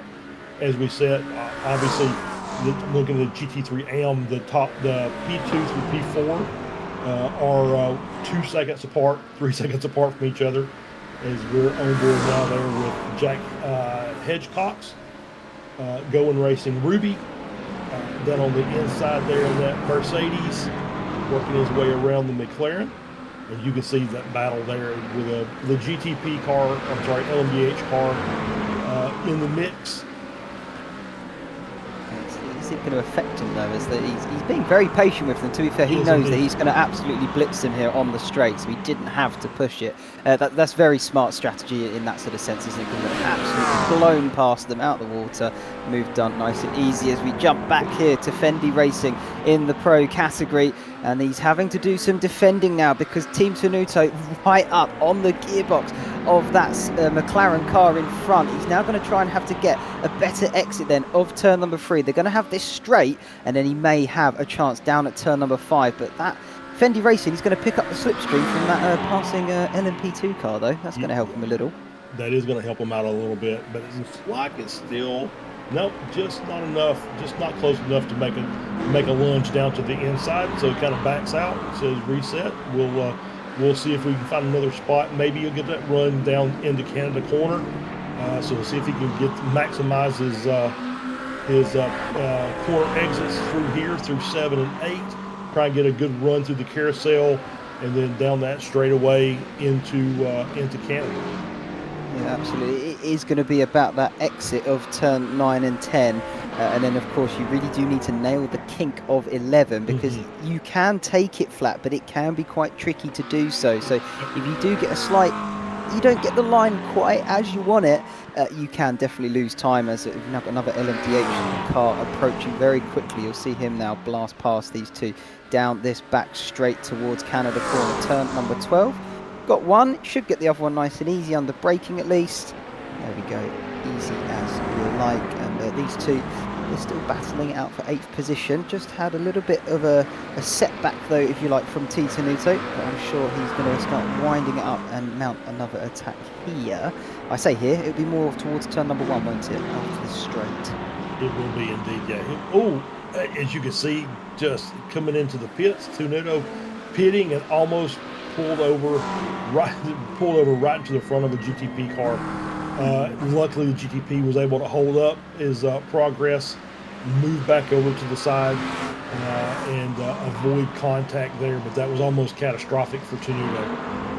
Could have ended in tears for some. It's interesting they've come into the pits. We're already seeing a few GT3 cars making that second stop already. It feels almost a little bit early, but maybe that is just how the fuel and the tyres are going for this race. Maybe we were wrong with the hour mark, I don't know. But either way, that is how it looked to be unfolding at the moment as we are back on board with Punkru Gold now in P4. Their sister car right behind them as well, also trying to make their way through. And they are P5 in this LMP2 class, passing the GT back marker there and making their way through. They're nice and easy. Absolutely, it does feel like that's maybe a little early for the GT cars. I would have expected them about 5 minutes from now, just from the 55-minute stint. I could see them going to the hour 50 mark, but yeah, maybe that they've had to expend more fuel during this stint, and they just can't make the car go as long as they did before. Or maybe it was maybe there's a little bit of strategy involved that they try to look a little further back and seeing where they're going to come out of the pits. They're going to come out in some clean air, and maybe you can make up a little bit of lap time that way. Yeah, absolutely. You know, it's once again going back to that whole difference in strategies, and it's seesawing as we now see a drive-through for Echelon Simsport, the GT3 car. That was the incident we saw earlier, wasn't it? It was. Between them and I think it was the McLaren of Penguin. Yep, that's correct. Please correct me if I'm wrong. No, that's right. Yeah, they seem to think that Spencer was on the wrong end of that and caused the incident. Yeah, it kind of looked like maybe he just kind of was not going to make the corner on that line, and so they said he's got responsibility, so drive-through penalty for that Echelon car. So that'll be some more time that they'll have to make up in the course of this race. Yeah, absolutely. As LMP2's class change leader once again, Echelon Simsport now making their way through as Dog Bear Bark have pitted. So Echelon Simsport going the extra lap here. That could be that strategy that we were discussing with Jason earlier. Maybe they're having a little think about what they can do. And Matthew here in the car now for them. He seems to be going very strong as well. So it's funny how things turn around, because we were looking at Punk Crew Blue earlier, who had a nice lead and advantage, and it changed the driver. It changes everything almost, and the track's constantly evolving. They're now currently 4th, Punk Crew Blue.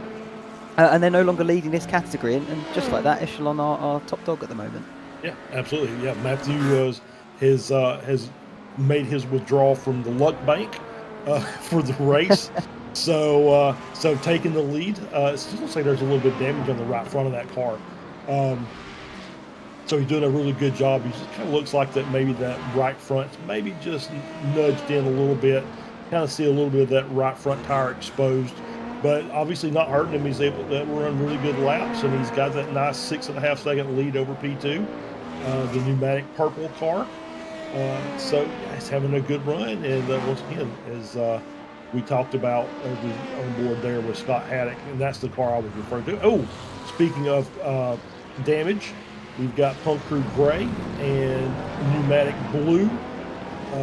Looks like they had a little bit issue there in turn 8. We'll get a replay here from Samuli. See the pneumatic car coming down into turn 8. Coming on the back. Oh, yeah, that was just late. And then back across the track. Into the front. Oh, and then rejoined across.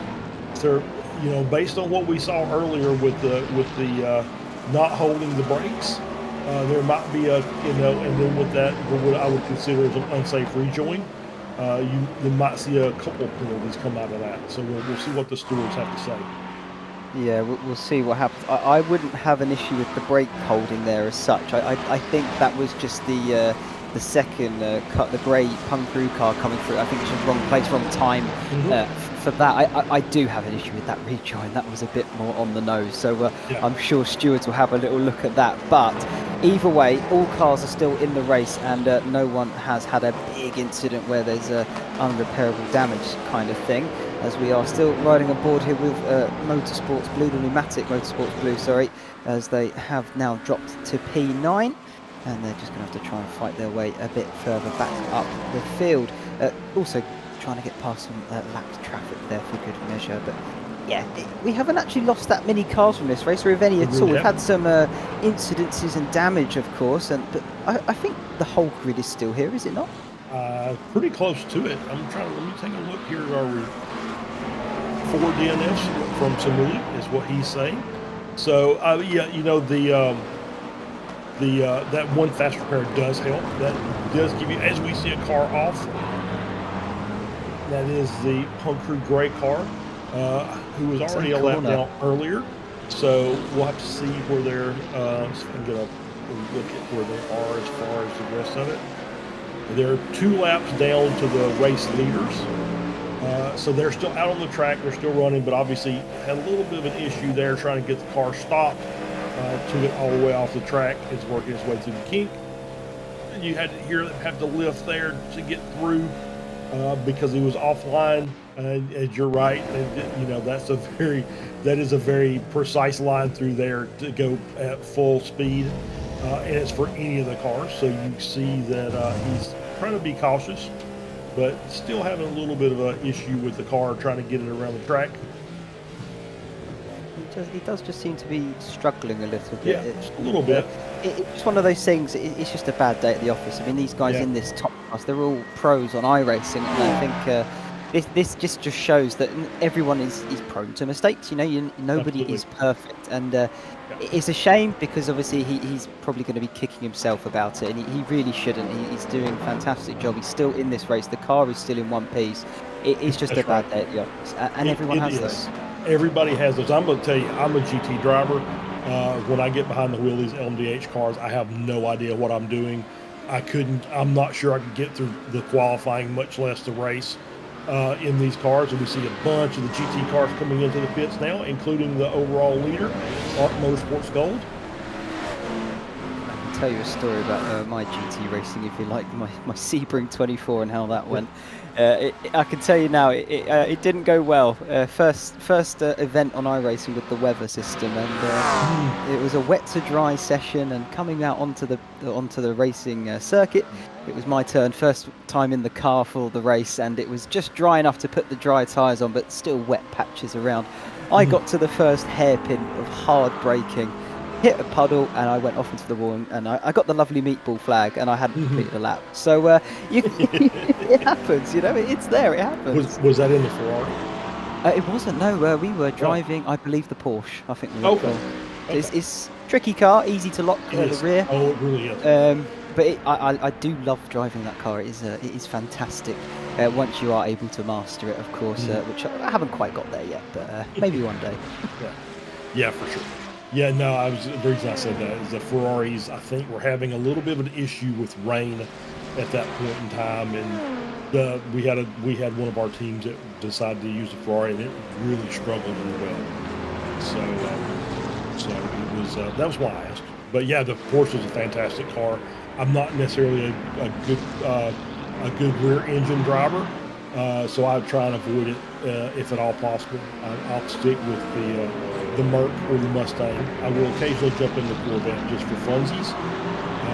But if you're going to give me my choice, I'm probably going with Mercedes. It seems to be the most stable of all of them, and like I said, I'm a front engine guy. So. Like you say, it has that front engine placement, so you get a little bit more. It pulls you around the corner rather than sort of pushes you. So, and again, that's just sort of one of the characteristics and differences in all of these GT3 cars, especially. They're so diverse, as we can see here. Hyperion Racing riding on board with currently P5 in a battle here between the sister car, the sister team, if you like. Is not far behind them. Sorry, he's having a battle here with ARC Motorsports Gold. For P4, it's quite close, the gap, but they've also got traffic trying to get by them as well, so it's very difficult to try and go racing. But the gap, you can see there, the gap's opening up because they're being lapped, as you expect, and it's just trying to navigate the traffic. It's so difficult, and the gap has now opened because of it. Yeah, absolutely, and that's just part of it. Traffic giveth and traffic taketh away, and as you can see, the Ferrari just taking it really wide through there. We've talked about the kink. So you have to be very careful as we got Nick Langner in the car now for ARC Motorsports. I think that's a new driver. So trying to come to grips with the car. As you can see, more and more of the fast movers trying to work their way through. This has got to be a taxing race for these guys. Just lap in and lap out, having to deal with your own competition versus all the faster classes trying to work their way through. As we see Hyperion Racing 3 coming in for their pit stop. We're now 5 minutes away from that second hour mark, and we'll see how Penguin RC, I believe, was the car that went the full distance on the first hour. So we'll see how they end up on this still. That was a nice overtake there by Punk Crew Pink. Nick Pequin in the car still, and he's just absolutely done a very nice move, lapping I believe it is an LMP2. No, it's not. It is for a position there. He's just gone past the CRF Motorsport car and a brilliant move round the outside of turn 5. He's just about enough road and making it stick. What a move that was. Maybe we can get back and get a replay of that one, because that was very nice indeed. But it's not over yet, because they're trying to get back some traffic, and the gap's closed back up. We might even see a move down towards Canada Corner now. Yeah, the Porsche had a really good run. Took the inside line coming out of the carousel. And he's going to take the outside line going into Canada Corner. Is he going to make it stick? Not so much. Great job by the Punk Crew Pink to stay up there, as they're behind now. Ferrari holding them up a little bit, coming through the final corner. Ferrari not really sure. Oh no, contact. It looked like I saw smoke from contact. I think he's locking the brakes. He's trying to avoid the contact, but that has now allowed CRF through, because just a small little lockup like that, and immediately on the back foot. P2's off. P2 has gone off the circuit. He's lost a chunk of time there. I think that was turn 6, that blind crested corner. Yeah, here we go. We're going to get a replay now. What just happened there? Turn number 5, looking clean and tidy so far. I think he's actually racing. No, he's not. He's trying to lap some traffic here, but up over the rise to 6. Oh, he's just a wheel on the grass. Yeah, I think that was either a wheel on the grass or a brake lock. You know, like as we said, that car gets really light once it crests that hill, and so if you're hard on the brakes and the car gets light, you're very, very prone to just locking up a tire. And you can see what happens when the Cadillac locks up a tire. It basically just loops around. Able to get back out. Doesn't like there was any contact made, so he just lost some time, but he's got a little bit of work to do to make that time up. Absolutely. I've just noticed as well, we're jumping back on board here as a car goes off there. We'll find out who that is in just a moment. Here we go. Zach Dernhagen, DMS Racing. So that's champion Motorsports. Oh, almost contact made once again. Currently P9. Maybe we can see how he went off. He's lost the rear wing now off that Corvette.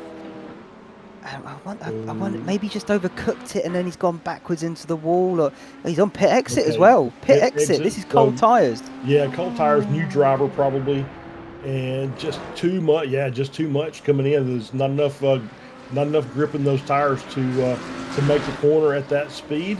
Locks it up, backs it into the wall, and then close to contact on his rejoin. Yeah, very close indeed. He's still out there on circuit. The car is not damaged by the looks of it in the sense of the wheels, so he's able to control it, but he's lost that rear wing, so he's going to be losing a chunk of downforce, and of course he'll have to nurse it back to pit road to get it in for repairs. It's a shame. But that is, it bites you, doesn't it? The tyres, they're cold if you're not prepared for it, especially after you've just got in the car. And like I said earlier, I can relate. It's the worst feeling in the world. You get out, you're ready, you're eager, you want to go, and you immediately just put it into the wall. And it's the worst feeling in the world. I feel sorry for Zach right now. And yeah, I can relate to you, Zach. It's okay. Don't worry about it. Keep going. Another big moment for Zach. Yeah, that's that rear wing. Into the wall. Yeah. That's and it's a toe back. That was a, there's the missing wing, no downforce. You need every bit of the downforce the car generates to make it through the kink at that speed, and you could just see the car just said nope. Just around he goes, like he not a really hard hit of the wall, but did run the nose of the car down the wall there coming out of the kink. So tows it back to the pits, gets it off the racing surface. And I will say this, Penguin RC Pro did not make it to the top of the hour, so they pitted, I think, a lap before, so they're just now exiting the pits at the 2 hour mark. Yeah, they've done well though to get it there even still, so it's going to be interesting how this GT class field unfolds, because we saw Bear Pope Zero, who's currently now leading the amateur class. They wouldn't have pitted yet because we saw they went very long in the first stint as well, and they've got a 30-second gap back to Fendi Racing, who are effectively net lead. As we just saw Bear Pope Prototipo, a sister car for the same team, just had an off there at the final corner. Back on and racing though, with no problems by the looks of it, and maybe we can see what happened to them. But we'll look back here towards Penguin Racing, or Penguin RC for the pro category, currently trying to defend from Hyperion Racing, as they've also got a faster car trying to lap them as well. This is the fun, interesting bit. You're racing your own race. You've got to also look out for others that are not in your race. That's absolutely right. This is the some people say the most fun, and some people say the most difficult part of the race is trying to the multi-class aspect of it, trying to deal with the traffic from the other classes. And it doesn't matter which class you're in, you have to deal with either faster cars or slower cars, but you have to deal with all of them in your time. As we see as we're back on board now with Hyperion Racing. I will say we did have another message come from Race Control, and this was an interesting one. Lunatic Racing car number 69, stern warning for avoidable contact on a lapped car, I believe is what it said. So they're saying that was a no-no, and they shouldn't be do that. We did have another one from the Initial 3 Racing. Drive-through will be applied post-race because they disconnected. So they'll have a time penalty assessed after the race, and then applied to their final result. There's no need to worry about it right now if they're not in the race itself, Right. which I can understand fully. In all of that as well, Hyperion Racing did manage to get past Penguin RC in this pro category, and they've already seemed to have pulled almost a second in doing so, both in that McLaren car, so equal machinery you would imagine. But of course, different driver, different setup, and maybe even different strategies being played there. As we look back a bit further down in the same class, this is Bear Pope Workers Union in P5. He's trying to have a little look. Or is he trying to defend here? I'm trying to work it out. I can't quite see. It's also because I think that's Fendi from the amateur class potentially in front of him.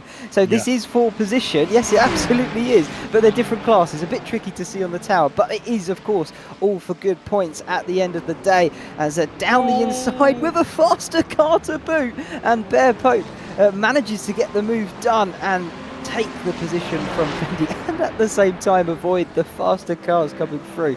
That takes some skill. Yeah, it does indeed. And yeah, that was I did see Pump Crew Pink come through, and the car in front of them was CRF maybe. Oh, they're Sure, but off. that's the leader. It is That's the leader off. Having a moment there. Sorry, I got another one up. But yeah, that's the leader off, lost some time. That'll reduce his gap back to iRTES Sim Sport 2, which was up to almost a minute. So he'll lose a few seconds. We saw another car off. Is that Pump Crew Gray? Was off in there. It was indeed. Yep, just too much mustard coming through the carousel there. Managed to get the car righted and back on track. He's done well to get it back on track again. No damage. I want to see what happened with the gap between Solpec and SimSport 2, because it's still showing at 59, but that's just because of the timing, sort of the way it works. We will see that drop. Oh, here it is. Look at it. Whoa, look at it go. 56, 55, 54. That's 6 seconds right there already. Might even go further. It's stabilised there at about, I think that's about a 6-7 second loss. Yeah, it was indeed. For Solpec. They were quite fortunate that it wasn't a bigger incident and didn't lose the car in a sense of spin it round or anything. It was just a trip over the grass, but you can see how much time it costs you. Yeah, absolutely. Yeah, there's not as much grip out there, surprisingly. so so 6 second loss. Yeah, it hurts a little bit, but they've got a pretty nice gap out in front. As we see them, he's working his way around some more GT traffic. I think that's Fendi again, if I'm not mistaken. Coming down, maybe one of the other Fendi teams coming through turn 5. Yeah, Fendi 383. That's the leader of the GT3M class, getting past by Marius Bundea at Tectonic, who is running P6. So Fendi Racing in the M class is running 7th overall in the GT3 field. So great job by that team of just keeping the car on the track and really running some solid lap times. Still managing to hang up in the top 7 overall of the GT3 class. Yeah, absolutely. And of course, he has just been passed, but he is right behind 5 and 6. So, of course, they're very much still in his sights, and he'll be very happy indeed if he can hang on to the back of them, I'm sure, and you know, maybe be dragged along. Who knows? We'll have to see how the pace of these guys are, but they're doing very, very well. They've got a nice gap to the next amateur car, which is Going Racing Ruby, and then Bear Pope Zero, who's just pitted. They've gone long again. They're well over the hour mark now. I think that's going to be something to keep an eye on when you get into the closing stages for strategy, because they've been doing incredibly well on their fuel saving. They've gone over the hour mark twice now, so you have to think that they will not need a splash and dash. Yeah, I think you're absolutely right. And the gap from them up to the leader is only 38 seconds. So that feels like it's very close to within that window of them being able to take the overall lead in that class when those cars such as Fendi and Going come in for their final splash and dash at the end. Bear Pope should be able to hang out and not have to stop again. Obviously, this next hour will tell the tale if they're able to continue what they're doing and get past that 3-hour mark. Looks really good for them to go on a 3-stop strategy, and they're going to put them in the driver's seat to win that class. Yeah, but not only win the class, if you think about it, if they are beating Fendi Racing in that class, they're in the top 5 of the pro class. So you have to think of it like that as well. That is very, very impressive indeed, as I think we just saw a moment there from David Holtzhammer. Oh, he's wide once again out of turn 6. This is Fendi Racing that we were just praising just a few short moments ago. They've just struggled in the previous few corners. They've just lost a little bit of distance to the 2 cars in front of them. That's 5th and 6th in the pro category for the GT3s. I think he's actually about to be potentially passed by the next car in that category, that pro category. That's P7 then of Sonic Racing Team. There we go, the red and white liveried Ferrari. He potentially is going to line up a move. Yeah, I think so, and I think Fendi may have damage. He may have contact somewhere. If you look at that left rear of Sonic, as in contrast to the Fendi car, it definitely looks like that left rear has got some damage on it, and he may have some wheel or suspension damage on that car, which is definitely going to hurt his lap times. So we'll have to keep an eye on that gap back to Going over the next few laps to see how much time they can make up. Yeah, it's a shame because they are running so strong. If they just keep bleeding time, you have to wonder, is it worth maybe jumping into the pits? Do your splash and dash now even, if you think about it like that, and take the repair and then build your speed back up, so then you're sort of back on strategy in a different way. And that's, again, we keep referring back to it because it is so prevalent in this class of motorsport. Strategy. It is so key, and you can play it in so many different ways. And that's what is so amazing by the time you get to the end of the races, where they're so long, and they are still so close at the end. And that is what's so exciting. Yeah, absolutely. Yeah, all out, flat out for a race will get you only so far, especially when you throw in pit stops and multi-class on top of all that. Sometimes all out is not always the best strategy. You have to be a little particular about what you do during the course of that race. And he definitely looks he's got some damage on that car. And he's definitely, he's going to hit a fight here from Sonic Racing, working their way through 7. Let's see if Sonic's going to make a move down into 8. If he's going to kind of wait. Looks like he's going to wait right here, kind of bide his time. He's going to look and try and get that run through the carousel and the kink down into Canada. So might see a move there. He's in a good position. I think that's going to be the best spot for him. If he can take advantage of that car, Fendi's damage, if you like. Get a good exit here. Make sure you get the kink nailed, which is this fast right-hander. You should be flat out in all of these car classes. Of course, you do need to nail the line, though, and now get a run down towards turn number 12 here of Canada Corner. I don't think he's going to be close enough to do it, though. He's, Fendi there. Fendi Racing Team, they've managed to get a good exit then out of 10 and 11 and stay ahead for the time being. So Sonic Racing still got a little bit extra to do if they want to make that position up and effectively take P7 in the overall class. They are, of course, P7 in their pro category, but in the overall GT3s, they are currently 8th. So it's little confusing, but it will all make sense, I promise you, as they on the rise up the start-finish straight and down towards turn number 1. I think that Fendi Racing team, they've just got enough to stay ahead for the minute, but it's getting close, isn't it? It is very close. Yeah, he's tightened the gap up, coming down into 1, got a good run down the straightaway, was able to use the draft to his advantage. Going to work his way down into 3. As you said earlier, want to get that good exit out of 3. He got a really good run. I think it may be it right here. He may be able to try and make the move down into 5. Yeah, he's Tighter got a good and run. tighter and tighter. He's up under the wing, isn't he? And now he's going to pick up that slipstream effect, particularly at the top speed. Pulls out of it. He's going for the inside line, late on the brakes. Can he get it stopped towards the apex? I think he can quite comfortably. Yeah. And now another faster car approaching behind, so no real opportunity for Fendi to fight back immediately. But good overtaking move, and an absolute classic of a one, really, as well. Late on the brakes, down the inside, and make sure you don't get attacked on the exit. Yeah, absolutely. If you were gonna draw it up to teach a class on that, that's textbook work by Isaac Gonzalez there for Sonic Racing.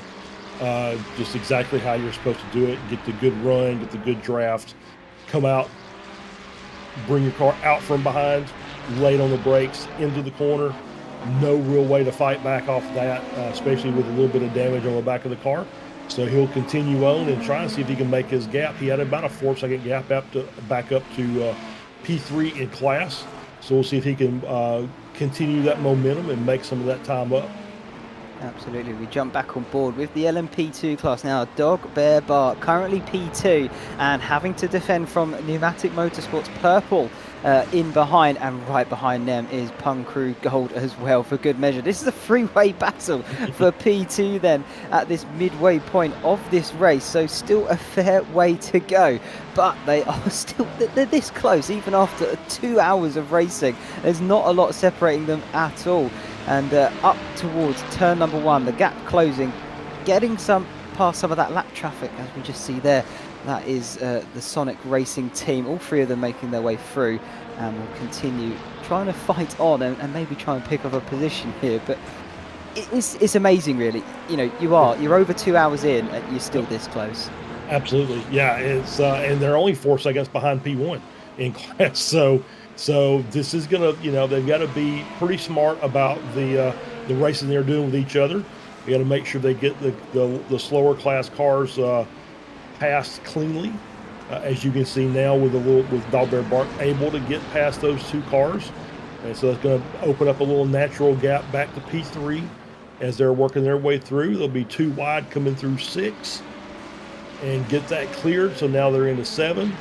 And then we see some more traffic up ahead, so we'll see if that gap tightens back up, or if it's going to turn into a 2-way battle here for just a few laps.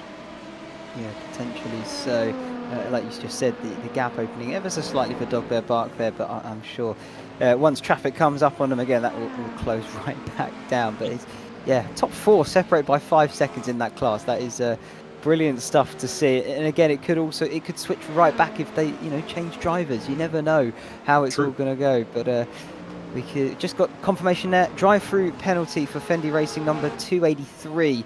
So that is their amateur car, but not the one that's leading the race. That is the one further down here. We can see P11 driven currently by Brandon Gillett, and having a little bit of a struggle this evening, isn't he? Not exactly how he would have liked things to have gone. Of course, he's just been passed there by CMS Racing. Actually, they're still going at this down towards turn 5. This could be a bit entertaining. This is 4 position. It is.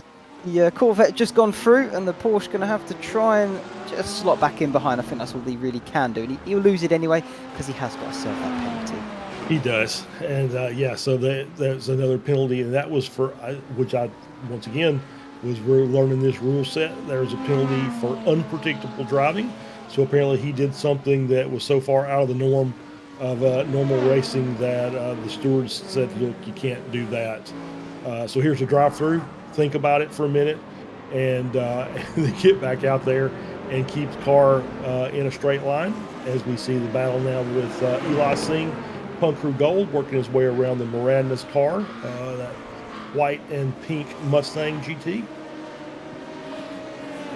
still in a battle there with Davis Braun in the pneumatic purple. So battle still continues on up here in the LMP2 class. Absolutely. They've actually swapped positions there. Punk Crew Gold now third, and that was the pass. Sorry, That was the pass. apologies. Oh, wow. That was the pass. Yeah, I just thought, talked hang right on a over minute. it. Yeah, we just glossed right on over it. We did just see the pass there. So the Punk Crew Gold have now made their way through Pneumatic Motorsports Purple, and then bringing up a little bit of a gap now as one of the LMDH cars are trying to find their way through, and they've got a GT3 in between them now. So that was very close, wasn't it? Almost got a little bit too close for comfort, but we just saw the pass. Apologies, we did see the pass, and the Punk Crew Gold now take up that final podium spot at the moment, but there's still not a lot in it. There's still not. No, it's only about a second and a half between second through fourth, and the gap up to P1 now is starting to close up a little bit. Now it's only 5.2 back from first to fourth. So starting to tighten that gap up. Echelon needs to be very, very cognizant of these cars. Even though they're battling hard, they are still making up a little bit of time on that leader. Yeah, absolutely. That's good for those guys as well, that they want to be able to battle hard, but then still pick up time, because it's good stuff in that case. You're racing, you're having fun, and at the same time you're closing down the leader, and ultimately you want to be on that top spot at the end of the day. So no, good stuff from those guys. I'm sure they'll still be going at it as hard as possible. As now on the run down to turn 5, there's less than half a second between them. Just takes one dip of a wheel in the grass or anything like that, and they could switch back around again. Absolutely, yeah. And you're seeing there's a little bit of a LMDH car in the mix hitting there. So you can see that there's not much in it between the LMDHs and the LMP2s. He's just kind of hanging in there in between those two cars as they're working their way around. It looks like a slower GT3 car up front, maybe a Ferrari, couldn't really tell. Or it was a lap down. Oh, it's P2 of Dog Bear Bark. Yeah, maybe a lap down LMP2 car. Yeah, potentially. Not 100% sure, but yeah, I think it's a lap down LMP2 car, but it looks like the LMDH has cleared itself, so now it's all about these three again. As you can see, basically a second and a half between those three cars. So they'll be fighting amongst themselves again, as there's still a couple of tenths here and a couple of tenths there. They're still closing that gap up to P1. Yeah, that's good, and that could also be down to navigating traffic just that little bit better. Echelon SimSports have got that 4-second gap at the moment.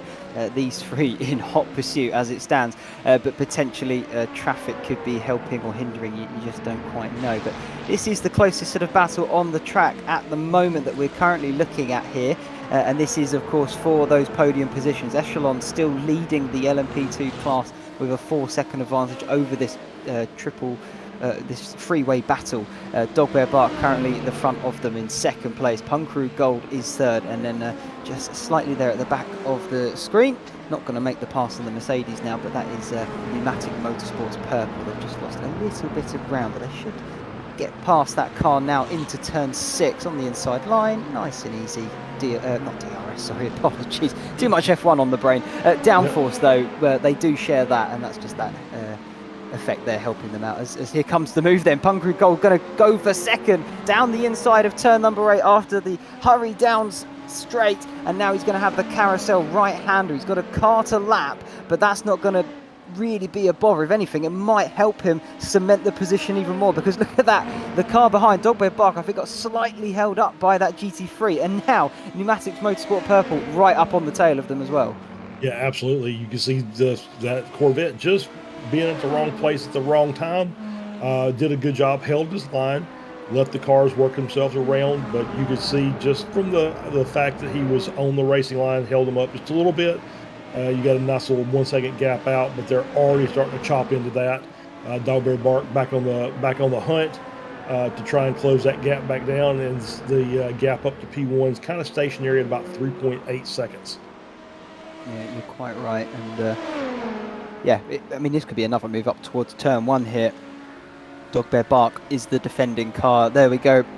Pneumatic Motorsports purple, pulls out of the slipstream. This could be another textbook overtake, but I think Dogbear Bark late on the brake, swoops around the outside to hold on to that position for the time being. But he's probably going to have another chance at it down towards turn number 5. But it does mean you need a good exit out of turn 3 there, because you have got this straight coming up. And that is how you do get the opportunity for turn 5. I think Dogbear Bark, or Nick Kuhn here, I think he actually got slightly better exit there, so it shouldn't have a problem defending now. Yeah, no problems at all into turn 5. Oh, we've got another off. Sim HQ Motorsports has gone off. What corner is that? I'm just trying to... Is that 13 there onto the final corner? You're absolutely right. Yeah, it is. Look at that. Maybe we can get a replay of what happened. He's now going to come into pit lane as well. I think that's an early stop really for that LMP2 class. Here we go then. Out of 12, Canada corner through Thunder Alley of 13 as the locals call it. Oh, that's a touch from the LMDH behind. It was. Is that Punker Pink? Was that who that was that came through that was behind? Yeah, it just looked like it was, turn 13. You had, no, iRTES Sport 2. That's Jason P2. Bridwell. That was P2. So, yeah, so contact between those two cars. You could just see the GT traffic maybe held up the LMP2. The LMDH a little slow to react. So you got the bump in the rear. And sent the LMP2 around off the track. That could be costly though. Yeah. He's P2, and the cars behind him. There we go. Ooh, yeah. Just a little tap, but that's all it needed to send the LMP2 car around. But that could be quite crucial though, because if they do decide to give him a penalty for that, he's going to lose out big time. He's currently P2, but it's a very close battle for those positions in the top half of the LMDH class, because look at that, the time gap between them is only a few seconds. I think that could drop him down to maybe 7th or 8th. Yeah, I think so. I think you're absolutely right. And yeah, we'll wait for the stewards to come back with a verdict on that, but it seems kind of cut and dry to me. Just multi-class racing, but you have to respect the other cars. Looks like the LMP2 was just held up a little bit on the inside, just trying to make that pass safely, and the LMDH just slow to react, and you got the punt in the rear. Yeah, it's easy to do though, like we said earlier, the closing speeds, the differences in speeds, should we say, of the different car classes, it can be quite hard to judge, and you constantly need to be aware on your absolute limit and edge of your abilities in terms of reaction times, because it is coming up on you so thick and fast. But this is a battle for P2 now. Peter Lowe in Team Tenuto, currently right up on the rear wing of RD Simsport, the second car they have. So this is a battle for P2, and it is the actual position itself, so it's not going to be done potentially on penalties. He's going to look to go round the outside then, down towards turn number 5. Can he get it stopped later on the brakes and get alongside? No, not at this moment in time. Simsport managing to stay ahead, and now we're getting into that sort of slightly thinner in section, and look at that, 100 Force right behind him as well. He's going to join this battle and make it a three-way fight. Yeah, absolutely. You see when these cars get together, they get together on track and they start fighting in the corners. It just any car behind that's behind that battle just seems like they make up tons and tons of times. So 100 Force on the outside is able to make that pass around of Team Tenuto. That is traffic there getting in the way, so you can see just trying to navigate it. It is very difficult indeed, and from that, Team Tenuto has actually lost time to Simsport, but not only that, lost a position to 100 Force. Right place, right time for them. Let's see if this is a replay of it. Yeah, here we go. So RD Simsport there gets through on that Ford Mustang easy, and then look, just nowhere to go. Car's just blocking him in, and then you'll see now the 100 Force sweep around the outside. There he goes. Yep. Found the gap, went for it, and yeah, now eventually Team Tenuto gets through as well. But just like that, you thought you were going to gain a position, and then you end up losing one. Yep, absolutely, and that's it. That's the multi-class racing in a nutshell. And you've got basically once again P2 through P5 separated by 5 seconds on track, with RD Simsport still hanging back there. He's just about 3 seconds behind Tenuto. RD Simsport 2 up in P2. And looking to see what's going to happen with the results of some other things that occurred on the track. So this may be fighting a losing battle, unfortunately, if he has to come in for a drive-through penalty. Yeah, it would be a shame if that is the case, because they are providing a bit of a treat here just over the midway mark of this race, because they are still, of course, as we said time and time again, so close to each other, even after such a long distance has been run already, and they are putting on a bit of a show here. 100 Force now trying to chase down then SimSport, iRTES SimSport 2, and once again traffic just maybe causing a bit of a factor here, particularly through that turn 8, and now you've got the carousel of 9 and 10.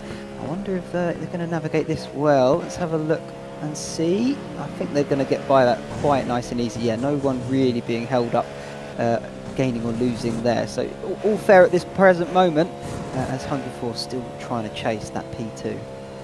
Yeah, for sure. And I think Tenuto probably got a pretty good run. I think they probably went to the inside of that GT car coming out of the carousel. As you can see, the gap is basically 104, 104, 105. So Tenuto not seen right here, but obviously very, very close to this battle. Yeah, absolutely. He's just sorry, we're right on board with him. Yeah, So, I was going to say, we're looking at him. Yeah, well, sorry about that. I thought we were in there with the 104th. My mistake. So, hey, you know what? 2.5 hours in, I think we're still doing pretty well. Make sure you got your coffee there to keep you awake, because I might be making a cup of tea with my Britishness, so I'll swap the coffee for that. But here comes the move, though. 100 Force on the exit of turn 1, and now turn 3, gonna have the inside, and that is brilliant stuff there. Got the move done now, and this potentially could open the door for Team Tenuto. They're 3 of them now going for it once again for P2. This is going to be a slipstream fest down towards turn number 5. Can Team Tenuto maybe get alongside that RD SimSport into 5? Pulls out, has a little look, but not alongside enough to really make a move. No, it's just very smart racing though. Just didn't try and force the issue. Still lots of time left on the board. You got your challengers right there in front of you. It's like the Solpec is kind of checked out. Got a 1 minute gap over this group that we're watching. So, you know, probably smart just to kind of stay in line, to not have quite the run that he needed in order to capitalize. But now we've got the Penguin RC car, one of those 2 looks like, as they're working their way around. That might give you a chance for an opportunity for a good run down into Canada. We'll see what happens here. Tucks right up under the rear wing. He's going to pull out the slipstream there, and he's not going to go for it, not late on the brake. Like, I think, like you say, just sensible racing, isn't it, at the moment? He doesn't want to lose it, especially so deep into this race as well. If you do put something wrong, it could be race ending, of course, but worst of all, you're not going to be on the podium, because that's currently what you're fighting for. Exactly right. And they're, once again, so doing a good job. All these cars so far have taken advantage of the opportunities they've had, as we've seen with the lap traffic coming into play. And so, when the opportunity is not there, very wise to just kind of stay where they are, as we're on board now with the Penguin RC Pro car, with a 0.3 of a second gap back to Motorsports, who's right on their tail. They're working their way through 13. So we've got a battle now for the overall lead in GT3 Pro. RD SimSport only about a 1.5 seconds back. Yeah, absolutely. I'm going to say thank you, Samuli, because you read my mind. I was looking at that gap between these 2 and how close it was. It went to just under a 1/10 a moment ago. Penguin still holding the lead for the time being, but ARC Motorsports Gold hot on the heels. Less than 4/10 separate these 2 as more cars trying to get by. This could decide something, though, because that's going to be cutting it close in front of the LMDH car there. Or potentially, no, it was the LMDH car. I am spot on. I knew what I was talking about. Down the inside, he just cut them off, but just about managed to get away with it, as well, as they now are going to have a run down towards turn 5. I think that's helped RD SimSport, though, because he is now hot on the heels of that Ferrari and the Ford. He is absolutely, he's right there now. So 0.7 of a second between the 3 cars as they're in the fastest part of the track down into turn 5. Everybody braking and holding things up. We get a little bit of a lap car. Looks like there's a lap car in front. Not really sure who that is, but he's going to be kind of holding up the works here for just a minute as they work their way through. And hopefully we don't have any more GTPs. coming. Yep, I see one back there. Looks like a Porsche is going to be coming up here to interrupt things in just a moment. So far, a pretty good battle by these three cars. 8/10 a second. Nobody doing anything crazy. Once again, just like this, we're going to just wait and bide our time, and then we'll capitalize on any mistakes that we see in front. Yeah, absolutely. We'll stay on board with these guys here. Just a quick update on the guys out front, though. The gap seems to be pretty stable. No one really moving up and down. 104 still ahead of that trio, and then SimSport and Team Tenuto third, fourth. But looking at this, Art Motorsport Gold, he's going to pull to that inside line. Can he get later on the brakes than Penguin RC in front? No, not quite. And he's taken that shallower line now, so keep an eye on that Ford gap behind him, because that might close up where he would have had a better run out of the corner of 13. The most important one, though, is getting this one right here. Turn 14. You need to nail it because you've got a long start-finish straight coming up and a good chance into turn number 1. You'll see the slipstream come into effect and those gaps begin to tumble. The question is, can he tumble enough to get alongside and maybe make a move? I don't think so on this occasion. Nope, so far it looks like he's able to just kind of hang on. Did see LMP2 make his way around. So a good run. That's a good run through 1.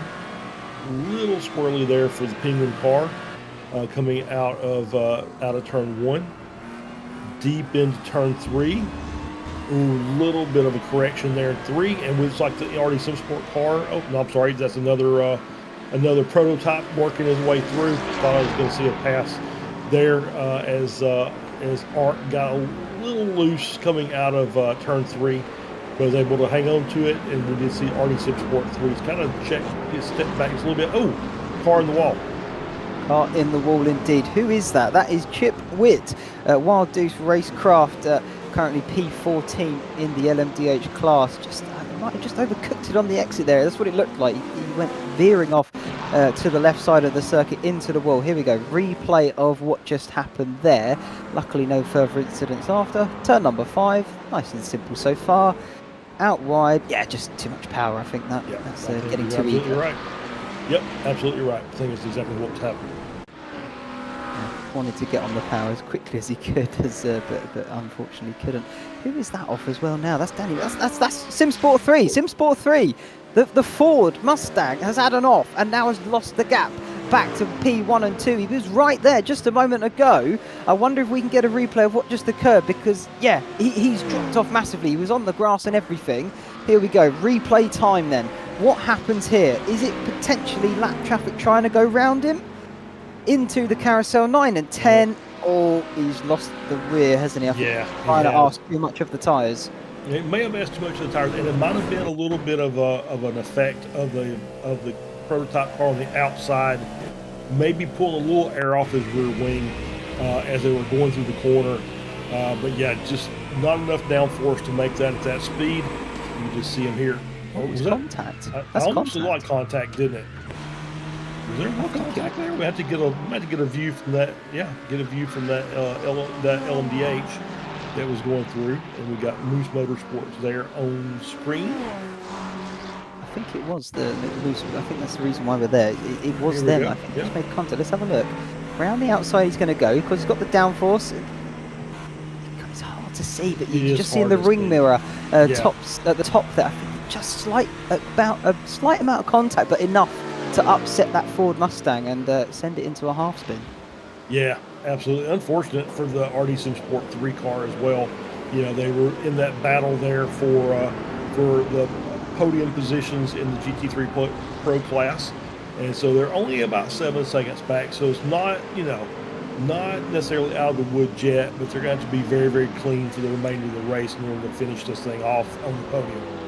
Yeah, absolutely. That's a move by Sol Peck in the GT3 Pro class, making a move there on Sonic Racing Team. Currently 4th-5th position. Nice easy move then into turn 6, that blind apex corner. Tricky one to nail because you really do need to know where that apex is, and you can't see it. It's all about feel in that corner, isn't it? You've got to know where it is and have it visually in your mind, but you can't see it physically, can you? No, you can't. It's one of those that you just have to. It's just repetition. You got to get the repetition in your hands and your feet to know how to attack that corner, and it becomes muscle memory at that point. And that's how you're going to succeed on a couple of these blind corners on this track. Yeah, absolutely. As we jump back here then to the battle between Penguin RC and Arc Motorsport Gold, I think one of the faster cars just not ruining the race there, but just sort of that's again part of it. It's just opened that gap slightly up just a little bit, as I am keeping my eye on the timing tower. RD Simsport in the LMDH and Team Tenuto, they're very close on track, as well as we are currently riding on board here then with Pneumatic Motorsports Purple. I think we're at the second round of pit stops for the LMP2 category, aren't we? And these guys have been able to sort of go longer than any of them. Yeah, I think you're absolutely right. It feels like it's about time for another set of stops, as we're, over 2.5 hours in. We should be seeing the LMDHs coming in at some point in the not too distant future. Still ways to go yet, probably another 10 to 15 minutes before we start seeing the GT3s coming into the pits. So, we're getting to the point now that everything has to be perfect. You got to have a good pit. No issues. You can't back the car up. You can't, if you still manage to hang on to that fast repair, you're carrying a little damage, might be the time to go ahead and use that. Get the car nice and clean for this final hour of the race coming up. Yeah, effectively, it is a bit of crunch time in that final hour, because that is it almost feels like that is the one that matters the most, although it is the entire race. You need to be in the right position to do it, as that is a big moment for SimSport 2, currently now P4, but they were in third just a moment ago. That is a big off, and they've lost the position for it as well. I think luckily just about keeping out of the wall, but that is a big moment for that team. Let's have a look here. Jared Bridwell in the car, and that's on the hurry downs towards turn number 8. What happens here? Does he just overcook it? Yeah, he does. Locks the rear axle, and he's gone the wrong way, of course, into the wall. So he's going to pick up damage too. Yeah, unfortunately, it was just another slow car in front, and he just kind of misjudged the braking of the LMP2 that was in front of him, and locks the rears up, and the car he couldn't hang on to it, and so nudged into the wall. Lost a lot of times, taking kind of out of that fight for the P2 and P3 overall. So now he's going to have really a little bit of work to do. He's going to have to come in, and he's going to have to get that fast repair if he's got one left when they come in for the next pit stop to get that car clean, because he's probably carrying a little bit of aero damage on the front. So that's gonna hurt him for the remainder of the race unless they can get that cleaned up. The only thing I will say, he's done it at the right time, if you want to think of it like this, in that he has got a pit stop coming up. He hasn't got to do an entire stint with damage. I would imagine they'll be in the pits fairly shortly. But either way, that's a battle for the lead of the pro class. Arc Motorsports went down the inside, and Penguin RC on the cutback, able to just snap that position right back up. Maybe it would be nice if Samuli here could pick up a replay of how that started, because that was some good side-by-side action. Penguin RC defending it well, just let the Arc Motorsport Gold go for the move, and knew that they probably weren't going to make the apex. Here we go, on the run, down to turn 5. It's going to be a late pull out of the slipstream and late on the brakes, and just couldn't get it stopped. Look at that. That is textbook, really, in terms of coming back up and under. Brilliant stuff. That kind of looks like the move we talked about earlier with Spencer Ratesma. It kind of looked like the same angle that Ferrari had on the inside. And just couldn't get it slowed up. Nice job by the driver of the Penguin RC car to get the car checked up, get it stopped, and was able to make that undercut on the corner exit to take that position back. Yeah, brilliant stuff. Good racing from these guys. I hope this doesn't stop, because the gap is only half a second. They're still very close to each other on the circuit. We'll give a shout out to Paul Track. Thank you for subscribing to Apex Racing TV. And if you also want to learn how to pull off some overtaking and defensive moves such that we have just seen, Apex Racing do offer a virtual racing school, and they also have a Apex Racing Academy where they can help you with setups, track guides, and you can also get some one-on-one coaching, things such as that, all in a nice neat little package to help you improve your racecraft and just emulate what we've just witnessed from these pro guys. Yeah, absolutely. I might need to subscribe to that myself, to be fair. I might So, pick up a few lessons myself. I think yeah, if I yeah, can race like that, I'll be very happy. yeah, for sure. Oh, look at this, 3 wide coming through, coming through into the kink.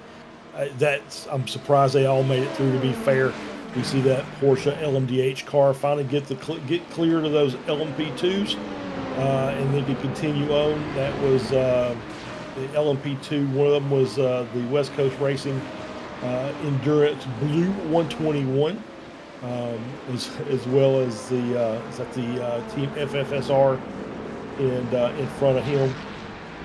So great bit of racing there. Luckily no contact made.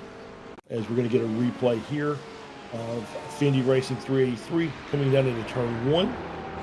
This is the Oh, amateur just leader. loses the rear. Oh, Oh, and a little bit of contact, I think maybe, and he's just in the wrong place. It's just right in the middle of the track on the exit of one. I think he finally gets it turned around, so should be okay. Ooh, can't back up.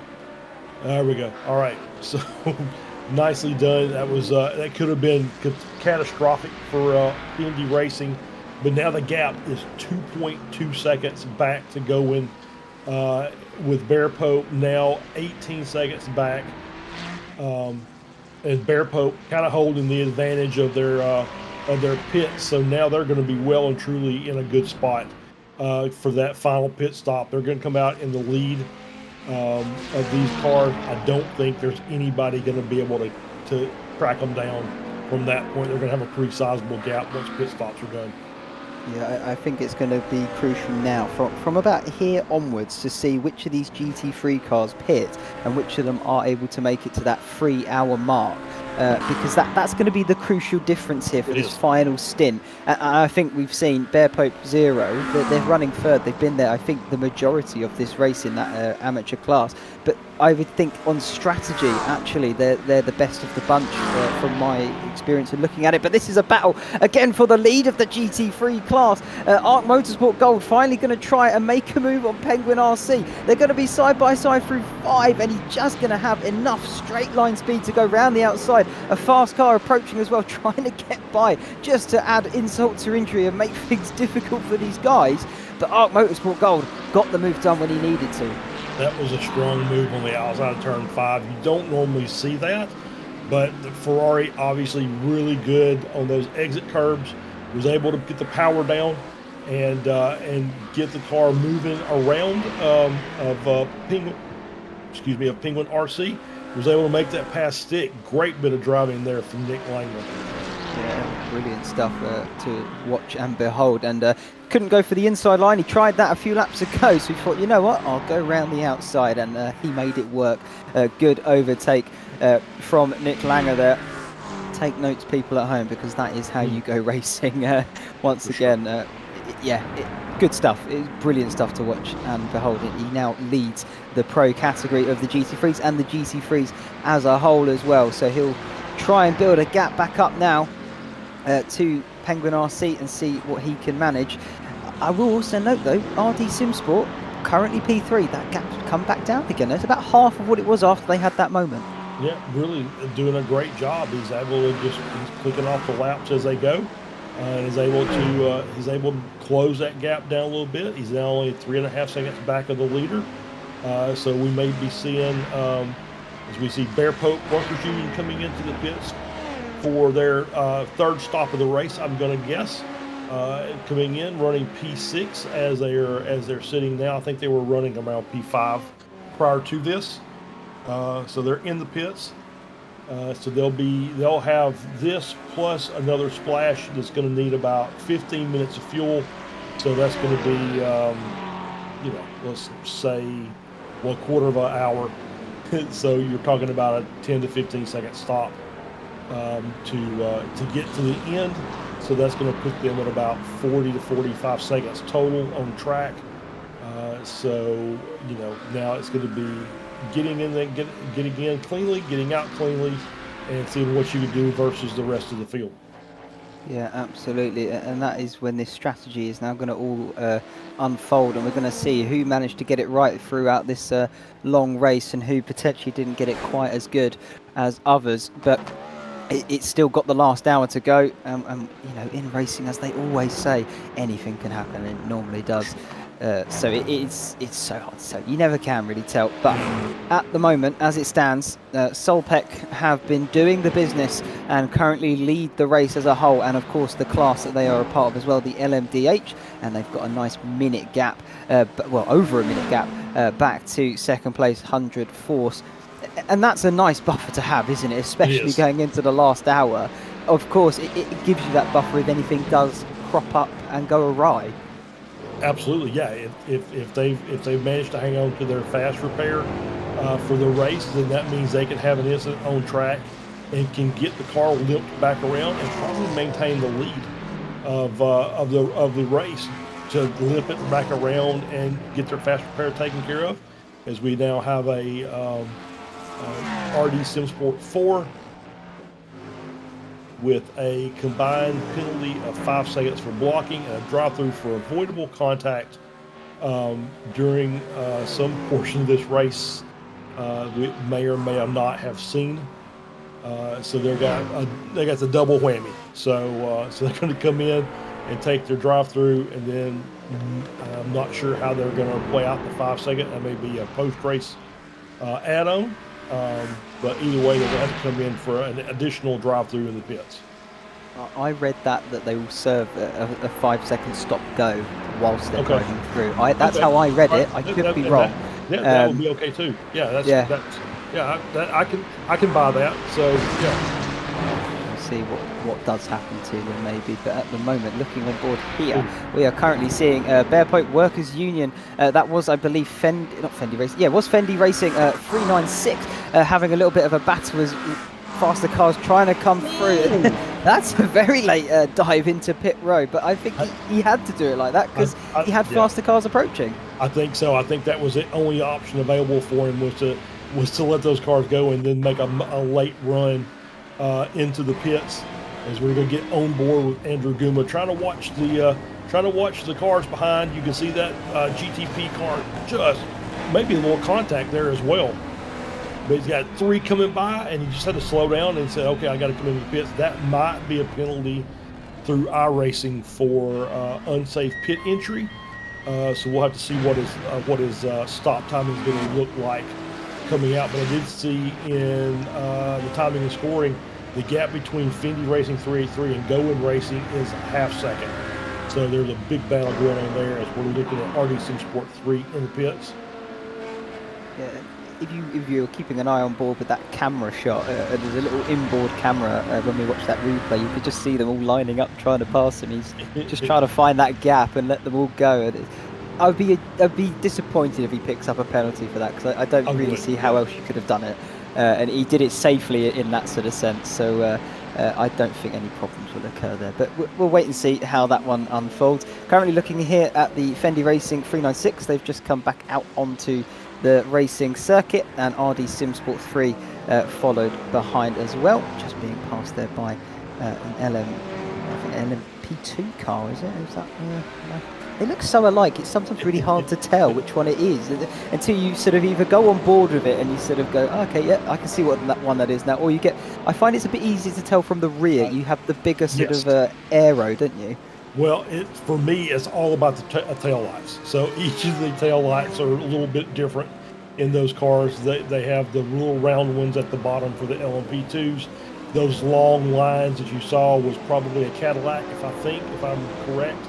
So I think that was a Cadillac that was in front, Cadillac LMDH car. So each one of the cars have a little bit different lighting in the back. So I think that's the only way I can tell from the back. From the sides, yeah, they're pretty close to identical. Not much difference between the two types. But then obviously the front as well, you can get a good look at the front of the cars, especially if you've got an Acura out there. That one's just, I mean, you can't mistake that one for any other car.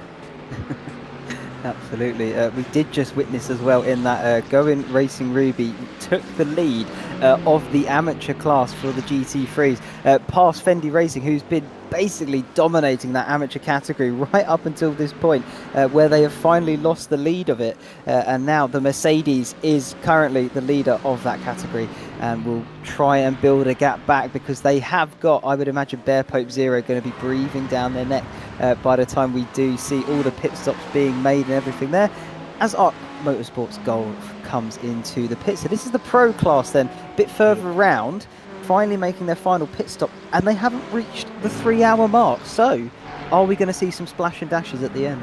I think we're going to have to see them splash attack. I don't think that they're going to, they're not going to be able to go an hour and 10 minutes at the end of the race when they haven't been able to go an hour any other time. So that's why I'm still kind of looking at Bear Pope. Bear Pope's losing a little time to those two cars in front.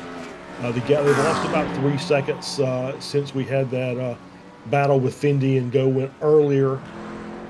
So the time, they're losing a little bit, knowing that they're fuel saving. So I think they're still in a good spot, as we see the Bear Pope Workers Union car coming out of 13 into the final corner. We should be seeing Penguin RC, the pro car, coming in the next couple of laps for their next stop. I still think the only one that we're going to have that's going to be able to go without that splash is going to be Bear Pope Zero in the M. Yeah, absolutely. I wonder, Samuli, can you jump on board with the LMP2 there, second and third? They're currently separated by half a second. Here we go. Pun Crew Blue and Pneumatic Motorsports Purple. This is effectively the second battle they're going to be having here in this race. As thank you, Mutu. Oh God, here we go. That's a long one. Mutururi. Yeah, we'll go with that. Thank you for subscribing there. Brilliant to have you in the crew, if you like, here at Apex Racing TV. Back to the action though here, unfolding in front of us. These two are going to have to try and lap some traffic here towards turn 3. That's going to give Pun Crew Blue here a little bit of a breather down this straight then towards turn number 5. Probably means he's not going to be overtaken because that gap would have opened ever so slightly up. Yeah, it's going to be safe going down into 5, and it's going to be a good draft for Pneumatic Purple. Try and close that gap down. I think he maybe picked up a 10th coming down through there, but I did see a notification. Pneumatic Blue, the car number 4, stern warning for unsafe rejoin. So whether we saw that or not, not really sure. But so we'll have to be, they'll have to keep on their toes and keep the car clean. As we're still on board with Pun Crew Blue, still running P2, starting to stretch that gap out a little bit over Pneumatic Purple. So I'm not sure if this Pneumatic is maybe caught up in a little bit of lap traffic. It's kind of having to be held up just a little bit. Oh, he's getting passed by the Acura of Moose Motorsport, Mitchell Dobson in the 580 car. So obviously, those cars, as we said, pretty close as far as lap times are concerned. So not a lot of performance differences between the two. So sometimes they'll get kind of locked up side by side, and it takes a bit for them to kind of get themselves unlocked and allow so both cars kind of get slowed down for a few corners. Yeah, you're quite right. I wonder that Moose Motorsport, they've just picked up that drive-through. He's going to serve it now as well. I wonder if that was contact with that the GT3 car earlier around the carousel. I can only imagine that is what it is for, because we did see the shot as we were riding on board, and we saw a little bit of contact between the two. So maybe they deemed Moose Motorsport at fault because they are, of course, the car that needs to overtake safely. But that's the only thing I can imagine is what's happened there. Yeah, that's not a pretty logical assessment. I'd have to go with that as well. Hard to tell. We don't get the full reason of what the penalty's for, but we can probably have a good guess. And yeah, I think me and Charles here, we're in agreement that is probably what it was. But Moose Motorsport back underway now on pit exit as they've just come out in front of the class leader, Solpec. They've done their stop. I don't think it will be their final one because I can't see them getting to the end on that. But they've just come back around to lap Moose Motorsport once again. I think these guys, they're going to have to do an extra stop, aren't they? Yep. The only thing I will say, RD Sim Sport, CRF Motorsport, I don't think they've done their stops yet, and we're nearly at the top of the hour. Yeah, but those cars, I don't think they can make there's no way they can make an hour, right? So we're talking about a 45-minute, maybe stretch it out to 48 to 50-minute stint. So all the cars that are stopping now in the LMDH category will have to stop again. They might not have to take a full fuel, but they'll be able to maybe do a short fuel. And the question will be, are they going to take tires or are they not? I don't know what the not if the advantage is going to be beneficial to them to take the extra time or to take fresh tires and then take the time to get them heated back up, or if that's going to be a disadvantage, but they just going to lose too much time that way. I couldn't answer your question, Charles. I honestly do not know the answer to that one, so we'll just have to wait and see what the gaps tell us, and the racing gods do their magic. I'm sure they can take us away and give us as much as they want and need. But either way, it'll be interesting to see what these guys do. We're still on board here with RD Sim Sport. They had that off earlier on, so imagine if they didn't have that. That's sort of 6-7 seconds potentially they could have saved. And they would still be up on the back of Solpec in front in a way, but sort of the pit stop and everything, it all adds up together. It's hard to judge as they make their way past one of the LMP2 cars. And when are they going to come in? Now? I think it's now. Yep, started off. You had a good premonition there. So yep, coming into the pits now with about an hour and 4 minutes left. So they will have to come back in about 20 minutes or so left to go in the race, which will be about, I don't know, roughly a half a tank of fuel, which may be enough as we see the Penguin RC Pro car, Justin Nasir coming in now for his pit stop. With also, once again, it'll be a splash there at the end. I don't think they can go the extra couple of laps are going to be necessary to get to the end of the race. But all that was a pretty good run by them to get to the hour and 3 minute mark. So we see Fendi Racing 383 coming back out of the pits with coming back out in fourth behind the Ford back painted iStrain Racing team, who I don't think have pitted yet. Going Racing Ruby, who I'm gonna say has pitted. Yeah, they were ahead of Bear Pope Zero and they're now about 50 seconds back, so they've definitely had that pit stop done.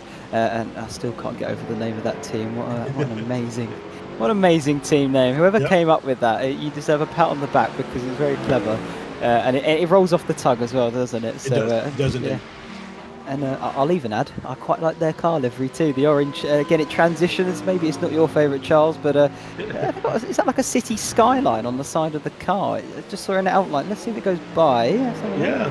It does look like that, doesn't it? Yeah. It does. It's nice. Yeah, Just adds a bit of extra flavour.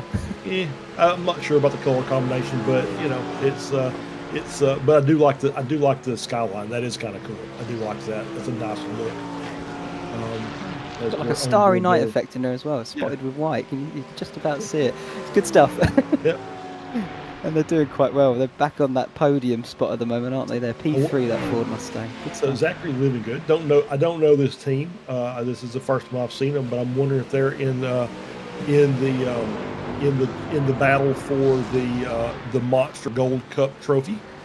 Since we're talking about back painted iStrain, that's for the drivers that finish in the drivers aged 50 plus that finish the highest in the order. They get a very nice, I would say incredible Hulk looking trophy, but it's pretty cool.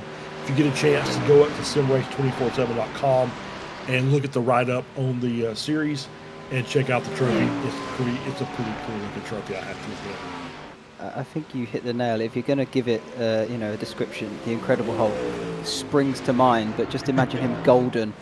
He's ripping off his silver shirt instead. So no, it looks amazing. I'd love to have one of those, but I'm not quite there yet in number of years. So well, I've got a little bit of waiting.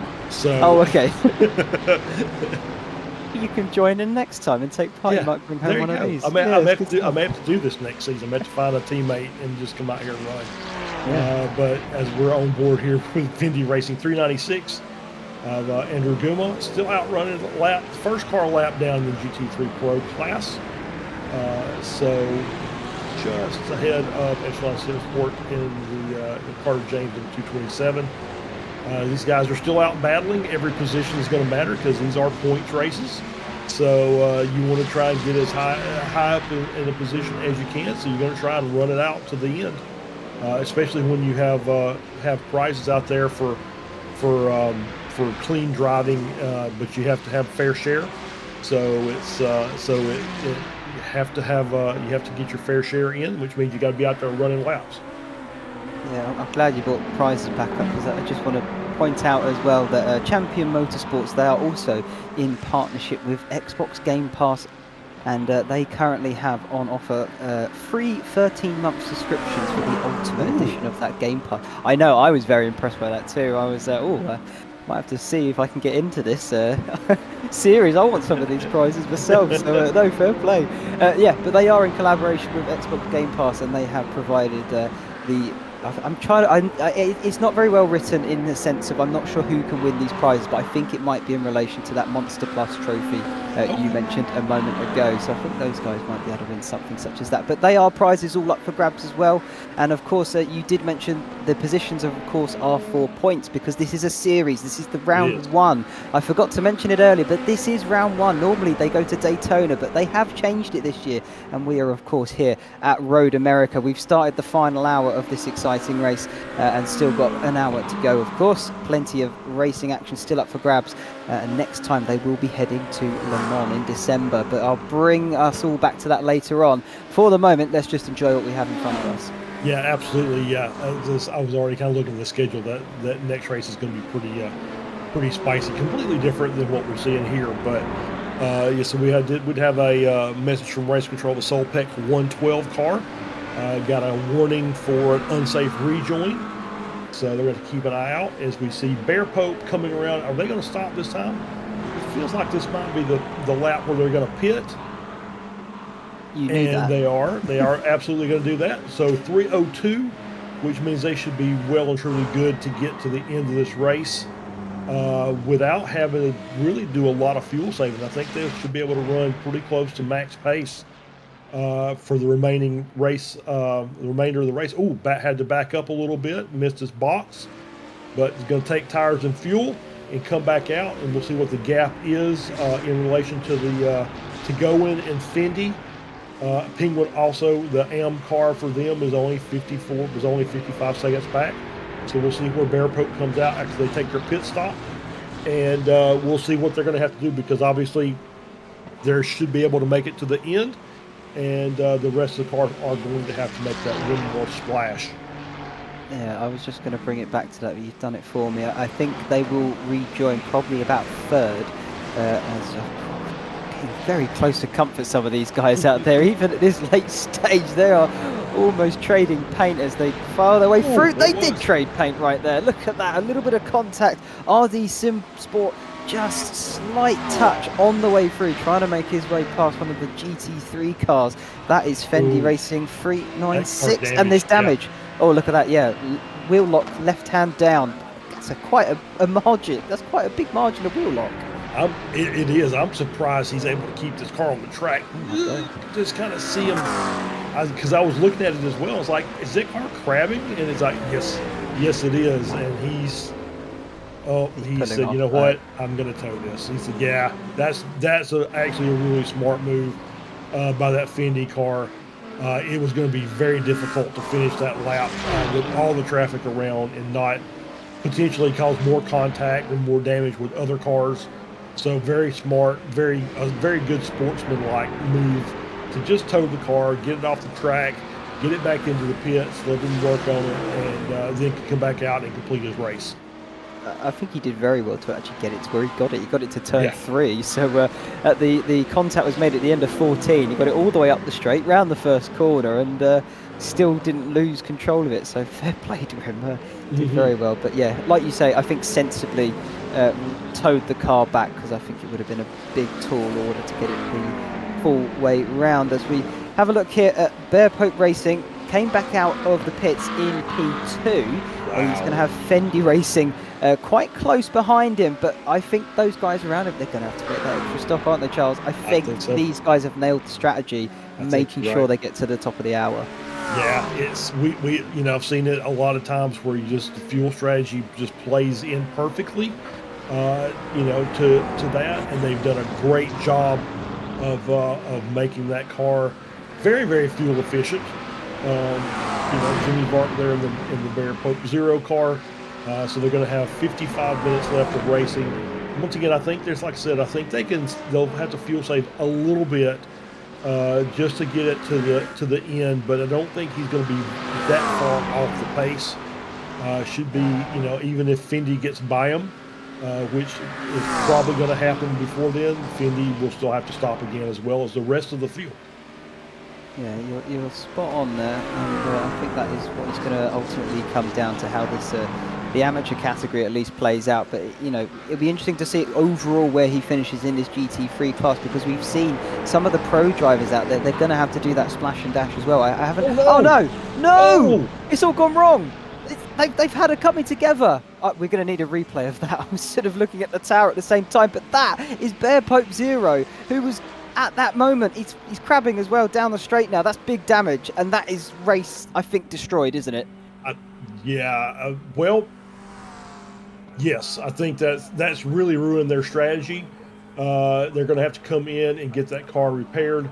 I think from the fact that they've been out there this entire time, as we get the replay here, we've got Daniel Mills in the RD Sim Sport car.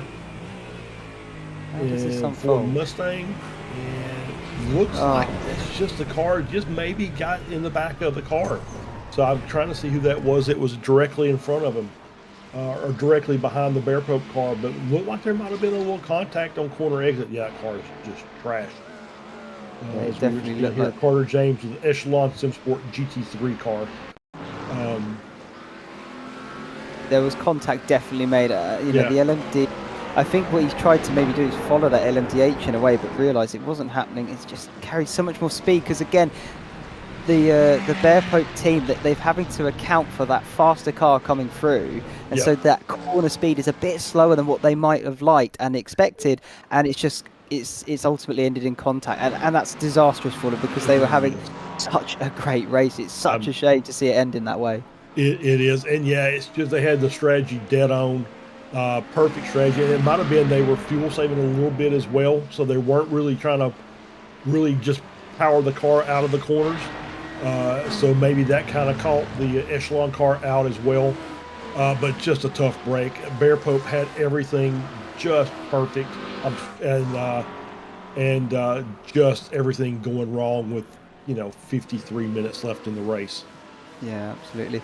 Maybe their sister team in the pro category, the Workers' Union, might be able to salvage a good result for the team in the end, because they are currently P3. They're being hounded a little bit by Penguin RC. That Penguin team, they've been racing very hard with a lot of these drivers through this race, haven't they? They've been putting on a real good show, but maybe the Workers' Union here for Bear Pope can salvage a good result for them in the pro category here, because we might have to find out if they have pitted or not, but look at this massive pack all the way up the start-finish straight. Let's hope no more contact is made, and we do just get some good racing action between all of these guys. Penguin RC is going to try and maybe go around the outside here into turn number 1. Bear Pope going to have to take that compromising line, but just about manages to stay ahead and keep the speed up, which is the important thing, which then makes sure that Penguin RC doesn't get a look down here at turn number 3. But now they do need an important exit, because this is a good chance towards turn number 5. Yeah, Bear Pope was a little wide coming out of the exit 3.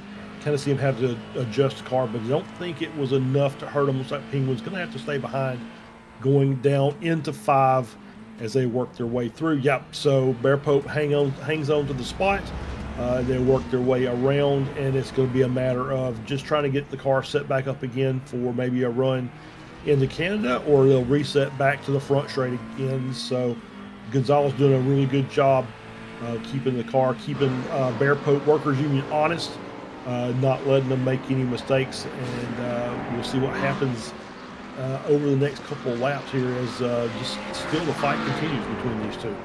Yeah, the fight does continue indeed. Interestingly, Hyperion Racing, I don't know how they've managed to sneak up into first of that pro category, but they have done. But either way, we look forward to 100 Force here, second in the LMDH class. They are being closely followed by Team Tenuto, and they are looking to make a move for that second place spot. They are only separated by a few hundredths on the track. You can see the gap there, quite literally a few hundredths. They are almost bumper to bumper as they make their way round turn number 14 now, up the hill to the start-finish line, and will we maybe see a move down towards turn number 1, having a little look at it, pulling out the slipstream, maybe making the car in front a little bit of nervous, maybe making them aware that they're thinking about the move. Nicholas Maynard, though, doesn't seem phased by that one bit, and now they've got a bit of traffic to navigate before the move can be made. Kind of held up Tenuto just a little bit there, so he had to go side by side with the McLaren. I believe I think that was Hyperion. That might have been. That looks like the same blue that they've got on their prototype car. So maybe one of the Hyperion cars that they had to work their way through. But yeah, this battle's still going, still raging between 100 Force and Tenuto. RD Sim Sport 2's kind of dropped off a bit, about 23 seconds behind this battle now. Solpeck still just out there cruising. He said, "I just want to get this race finished, so I can take these winners' points, and we'll go to the next round." He's checked out, hasn't he? He's just he's very much just sort of not switched off. He's absolutely switched on, because he has made that gap and maintained it very well indeed. As 100 Force, he's trying to get past this slower lapped car now. That was very close indeed to contact. Now through the kink of 11, did Team Tenuto get a better exit and run down this straight kettle bottoms towards turn 12 of Canada corner? I don't think so on this lap. He's just going to have to stay in behind, but it is very close racing indeed. All it takes is one little slip up and he could be through. I will also note that the battle for P4 is not over, because there's only a few seconds separating that battle there. There's 3 cars for that one, but the closest one on track right now is these 2 guys. Yeah, absolutely. As they're making their way through some lap traffic going down the front straight, you can see them just kind of dart in and out, and they're just, Tenuto not giving it up. So I'm going to stay right here 1 car length behind you, and we're going to see if you make a mistake between now and the time we pit again. But just great racing, and you're correct. RD Sim Sport 2, CRF, RD Sim Sport, even though they're about 20 seconds behind this battle, they are only about 4 seconds between those 3 cars. So that's not all said and done yet, as we see Hyperion Racing now coming into the pits from the GT3 Pro lead. Absolutely. They just came in. They had about a 15-20 second gap, but interestingly, they will get to the end now. So what I want to see when that starts unfolding, what's going to happen with the other pro cars, because they may have pitted in just before the top of the hour. So we'll see how that goes, as Penguin RC there picking up a stern warning for avoidable contact due to car control. So no penalty issued, but oh god, apologies. I don't know what happened there, but that is a very stern telling off, of course, and basically means 1 more and we will be giving you a penalty. Absolutely, yeah. It's I like that. I kind of like the fact that they can get a warning. So, okay, you know what? That's not really up to the standards that we're looking for the series. So let's clean that up. And if you do it again, then we're going to drop the hammer.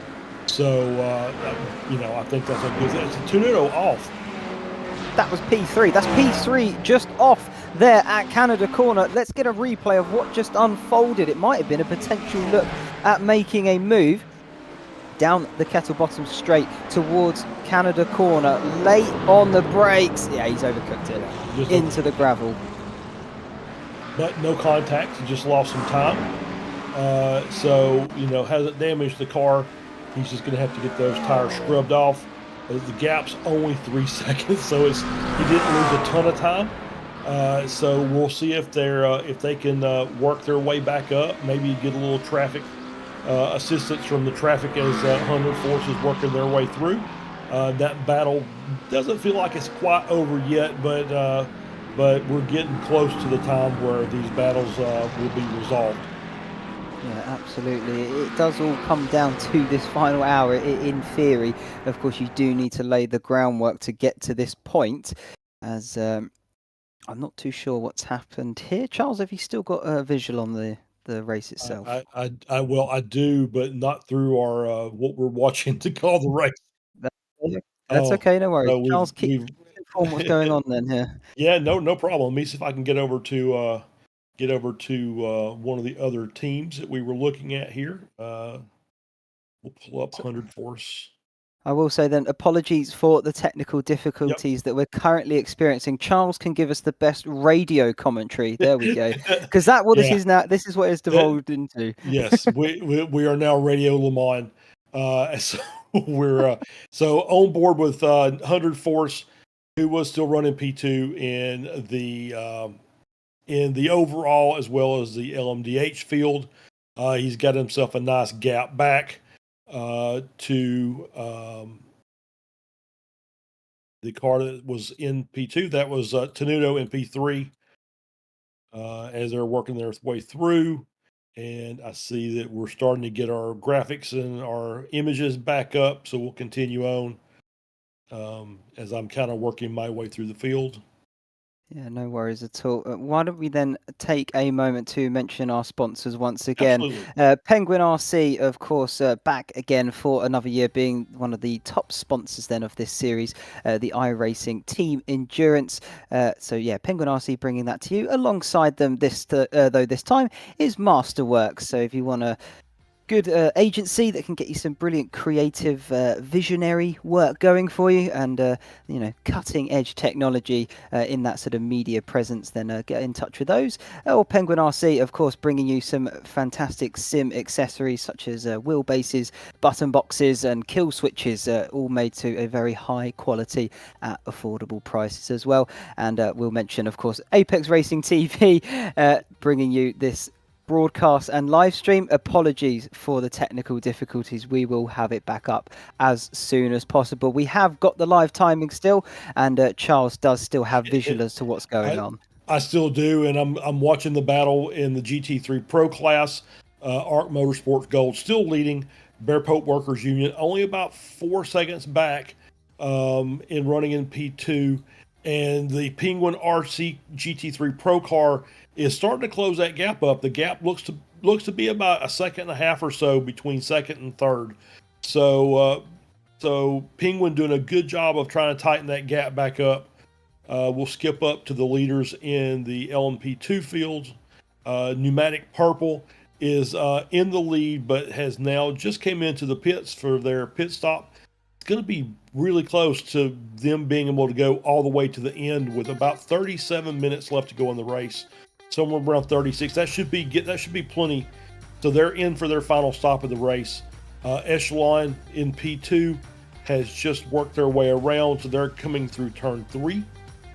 The Pung Crew Blue car and Pung Crew Gold are running in third and fourth. Pung Crew Blue is just now working his way around, so there's a pretty significant gap as he's working his way through into turn 5. So he's got a gap of about 5 seconds behind Echelon Simsport. We'll go back up to the top of the order. Solpec Precision Racing 110 car, still leading overall, is a gap of about 1 minute and 13 seconds over 100 Force, who has a 1.9 second gap over Team Tenuto 2.233. So that gap is closed down from 3 seconds down to about 1.9. So Tenuto is trying to fight back, and we'll see if they've got enough time. They will have another pit stop they're going to have to make at some point in time. So those are going to be critical pit stops where you have to get everything proper and make sure everything is done properly. You can't miss the box. You can't have any issues on pit entry or pit exit as we're still working their way through. I'm kind of keeping an eye on 100 Force and Tenuto. Tenuto really is closing the gap down. It's down to about 5 car lengths. It's getting really close. I'll give you a gap here as they cross the start-finish line. The gap is now down to 0.7 of a second. So Tenuto fighting their way back up.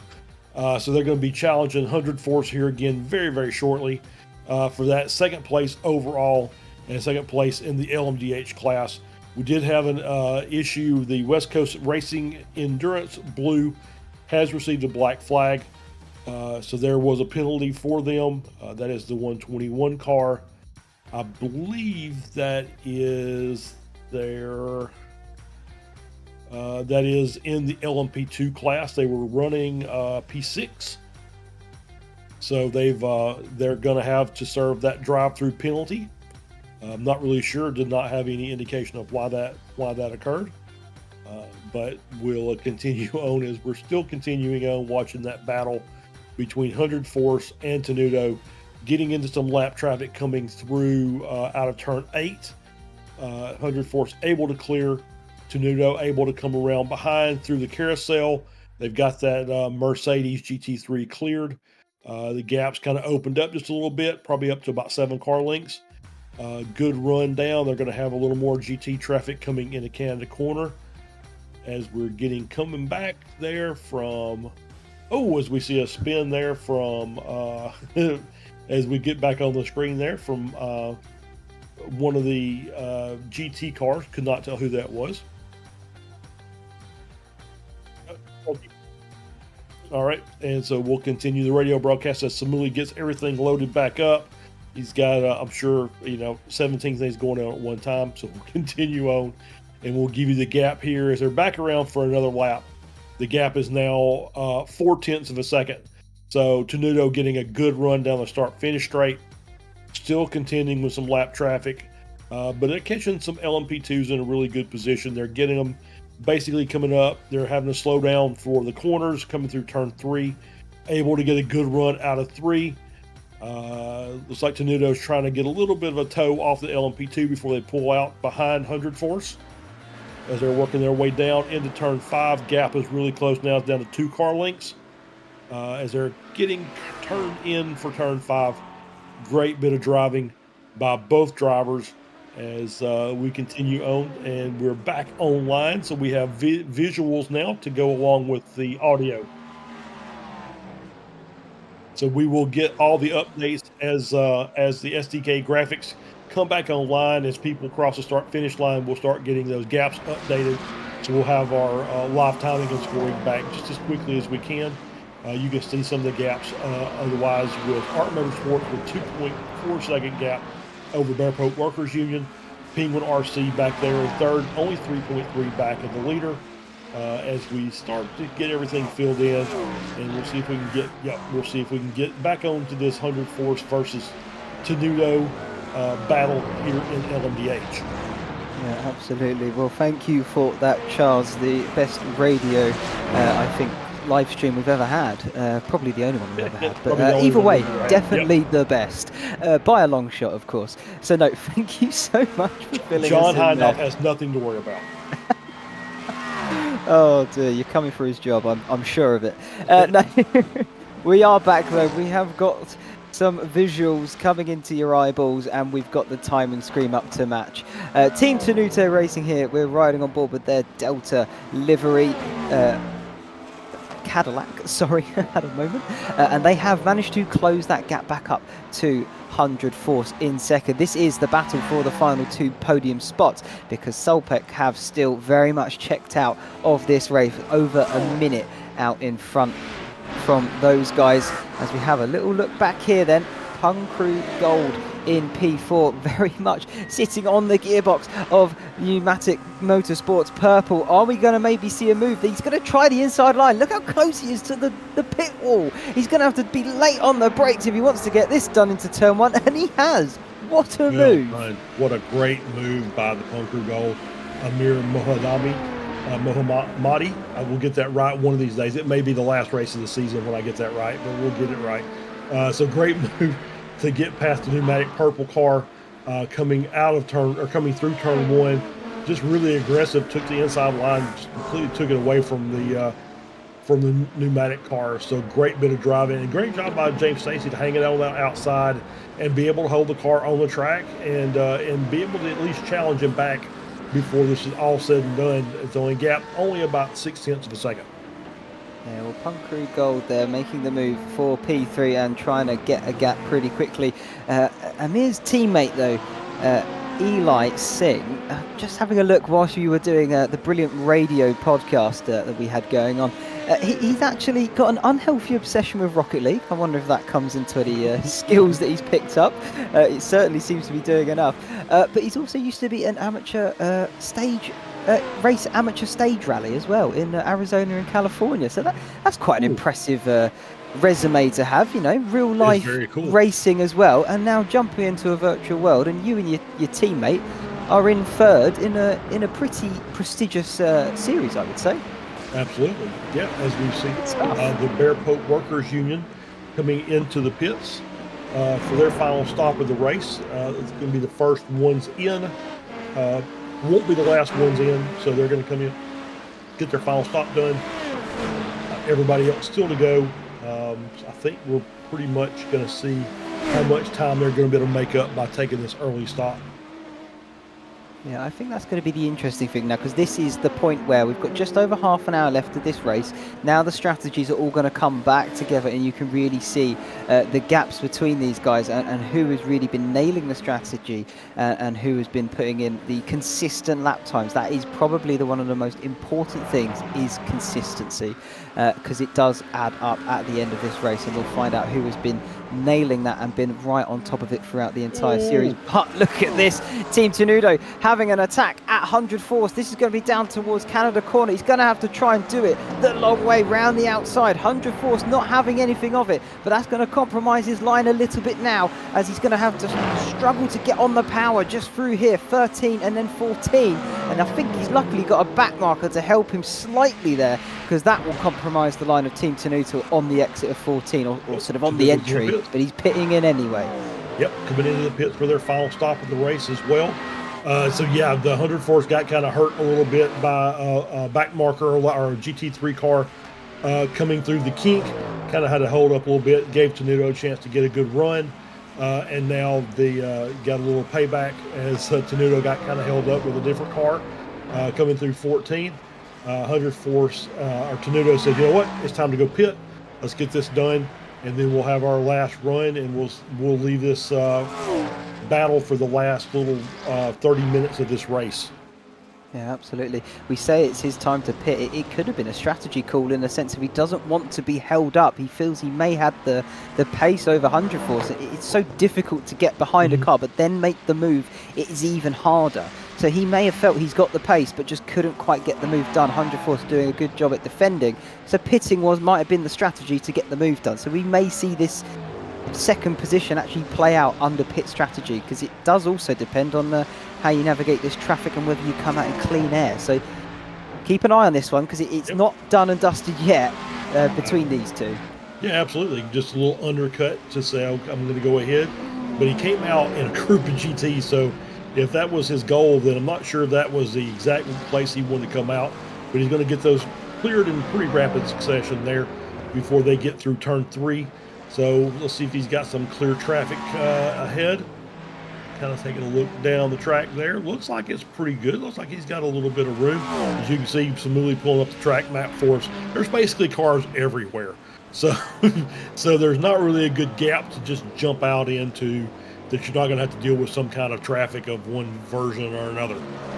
No, it's difficult to try and navigate that. And like you say, there are cars literally everywhere. There's no real spot on that track where you can see a big nice gap, but he has actually got a bit of clean air where he is, so he didn't get the worst sort of pit exits in terms of that. He cleared the two GT3s, of course, very quickly, and he has got a nice bit of clear out. This could be what he needs, though, to get that in position, because by the time 100 force come into the pits, they may have been getting a bit unlucky with their traffic. So, oh, he goes wide, though, on the exit of 10. That just shows how hard he's pushing this car to try and extract the time from it, that he's pushing it almost off the road. He did well to hang on to it. I don't think he would have really lost anything from that.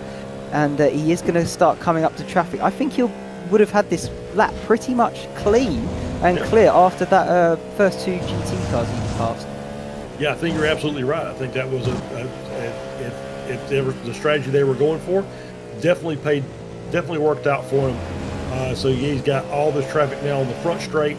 He'll be able to get a couple of these cars, and start picking them off down the next 3 straightaways as they're going here. So this may have worked out just very well for him. You see him getting the car cleared there, going to take the run down into one. He's going to have some side-by-side there he's got to deal with. It just makes a very, very violent move to the inside to clear both the GT and the LMP2, and gets that good run out of 3, going down into 5, and he's got a pretty good ways before he gets to the next car, which is a back marker LMDH. So he's not going to creep up on that car very, very quickly.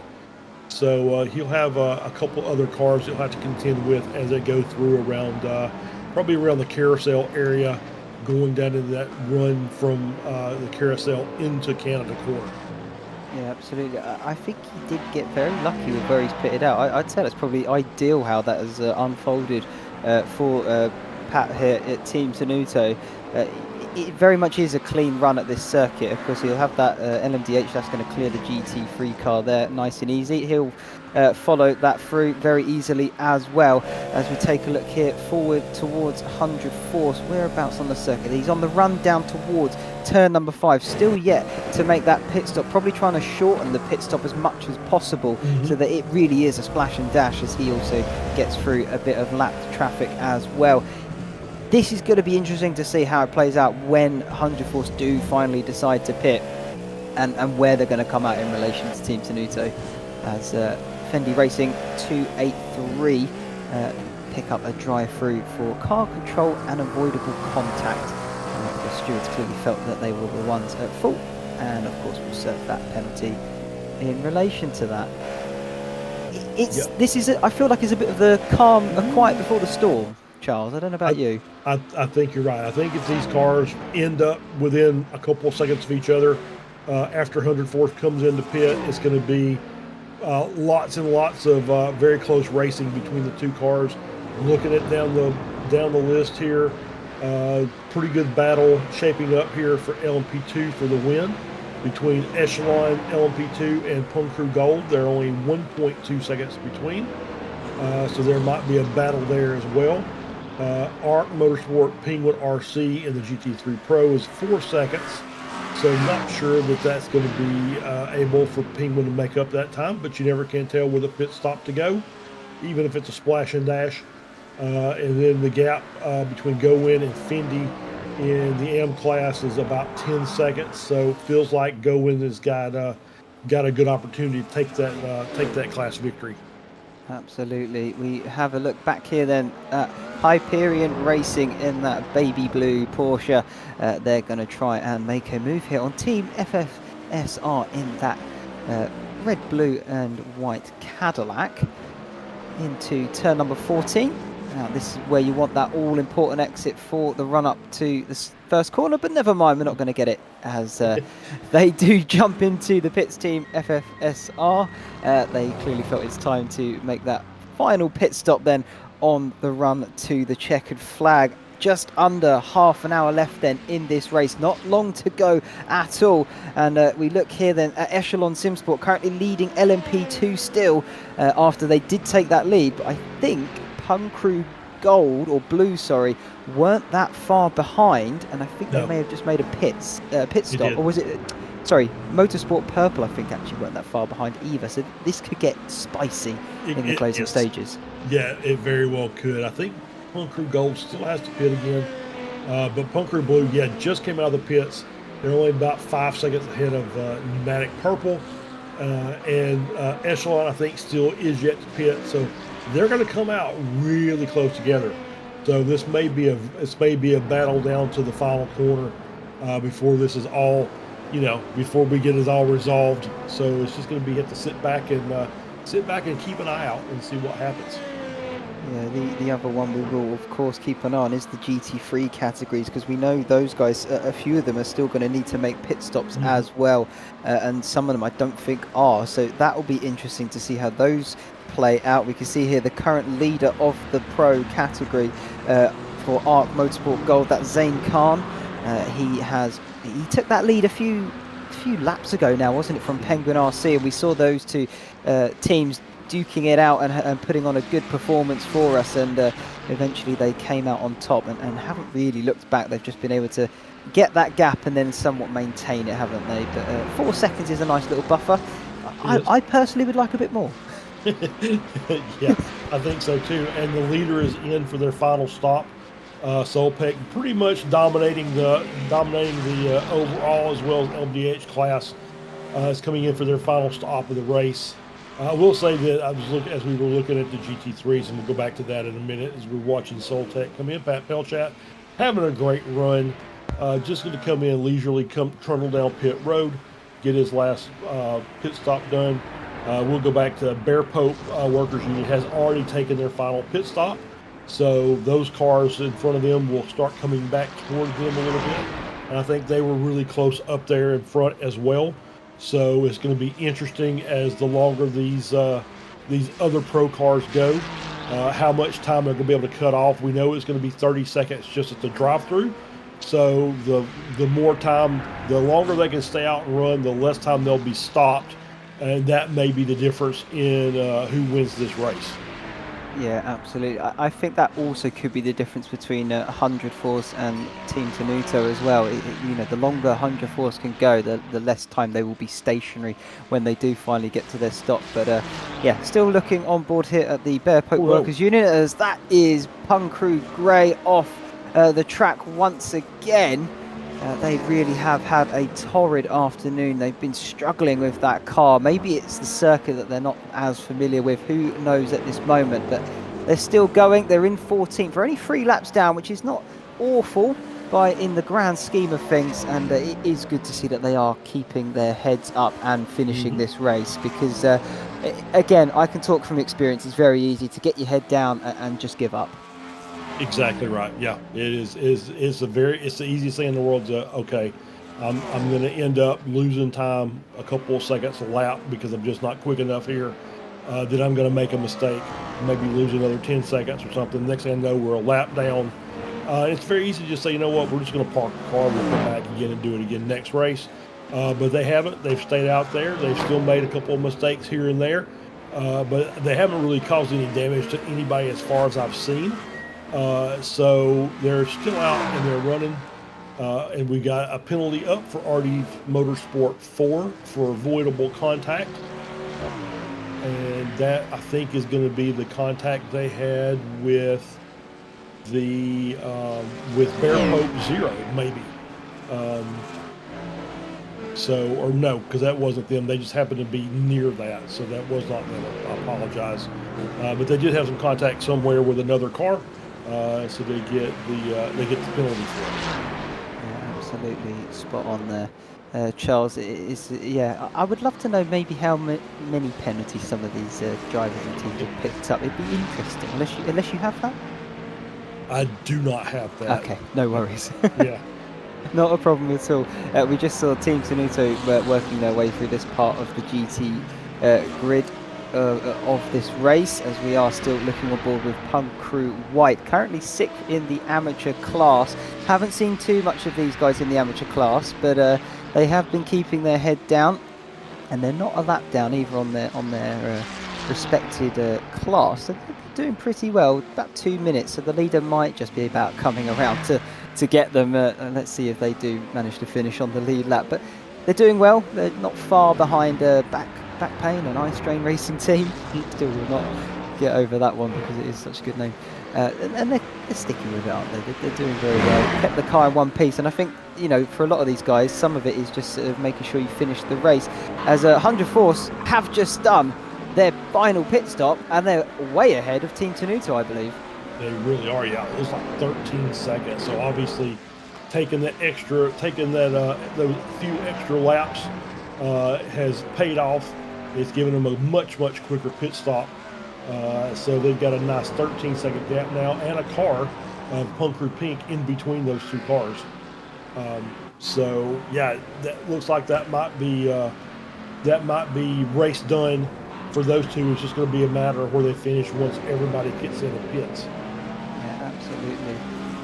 You're absolutely right. I think Punkru Pink might have to still pit. I'm not too sure. They've currently got William Day at the controls there. His teammate Nick Paquin as well. They've done a pretty stellar job here this evening. Mick Paquin actually also another one of the championship Motorsports sponsors here. He's a graphic designer who specialises in posters, branding and logos. And you can have a look on his social media. I think if you search in Nick Perquin, you will find his stuff. But he also does some liveries and in-game photography. And he also is making some large custom posters to commemorate the championship class winners. So if you win the class, you can get a nice poster from Nick as well. But him and Punk Crew Pink here, they've done a pretty good race, I think, to be P5. And they're not miles away from P4. I do think they got a stop, though. I think you're absolutely right. I think they do have one more stop.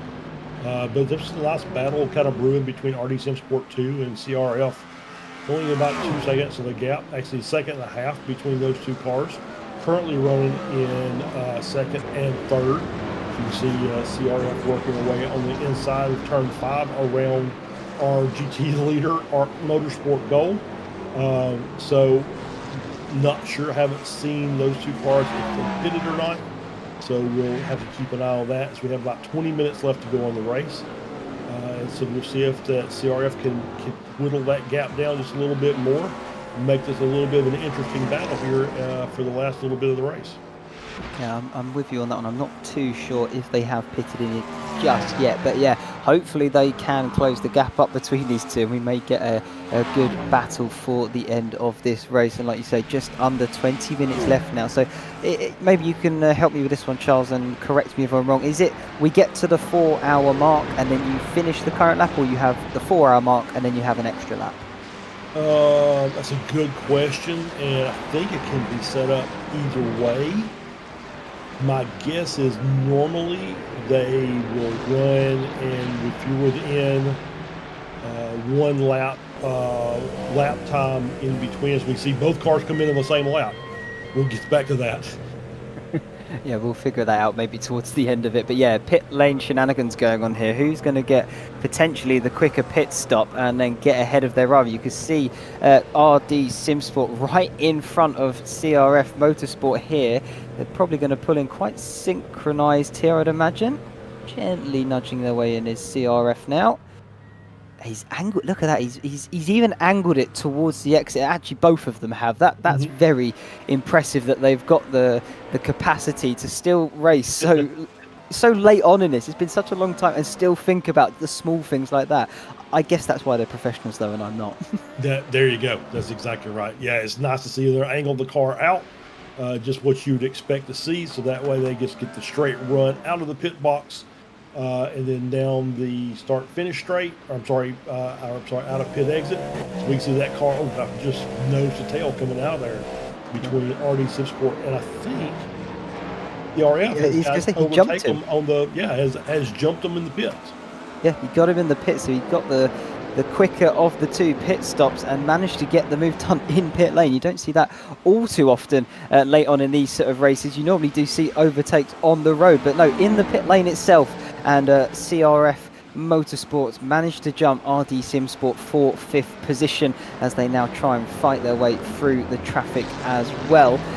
Also in that, Team Tenuto managed to make their way back up to P4, and Punk Crew Pink still out there, currently occupying that final podium spot. So they're doing a very good run here at the end of this race. I still don't know if they need to pit or not, though. That is, they will. I'm being told that they will. They still need to make that pit stop. So Team Tenuto then should retake that podium spot. Who is that off? That's Dog Bear Bark off at Canada Corner.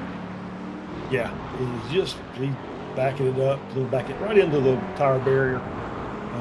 At this point, not really concerned about how the car is going to look.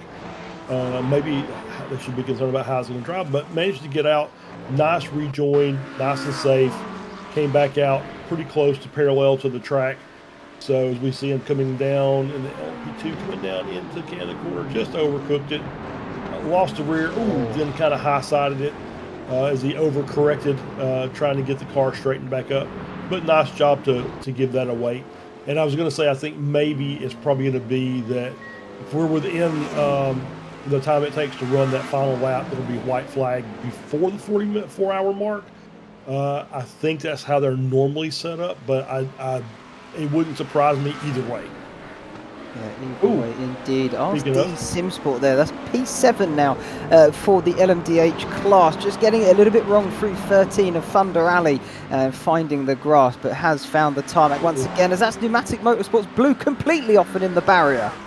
What has that, happened there? There's 2 cars. ooh, Oh, that's Echelon. That's Echelon. The LMP2. They were the class leader.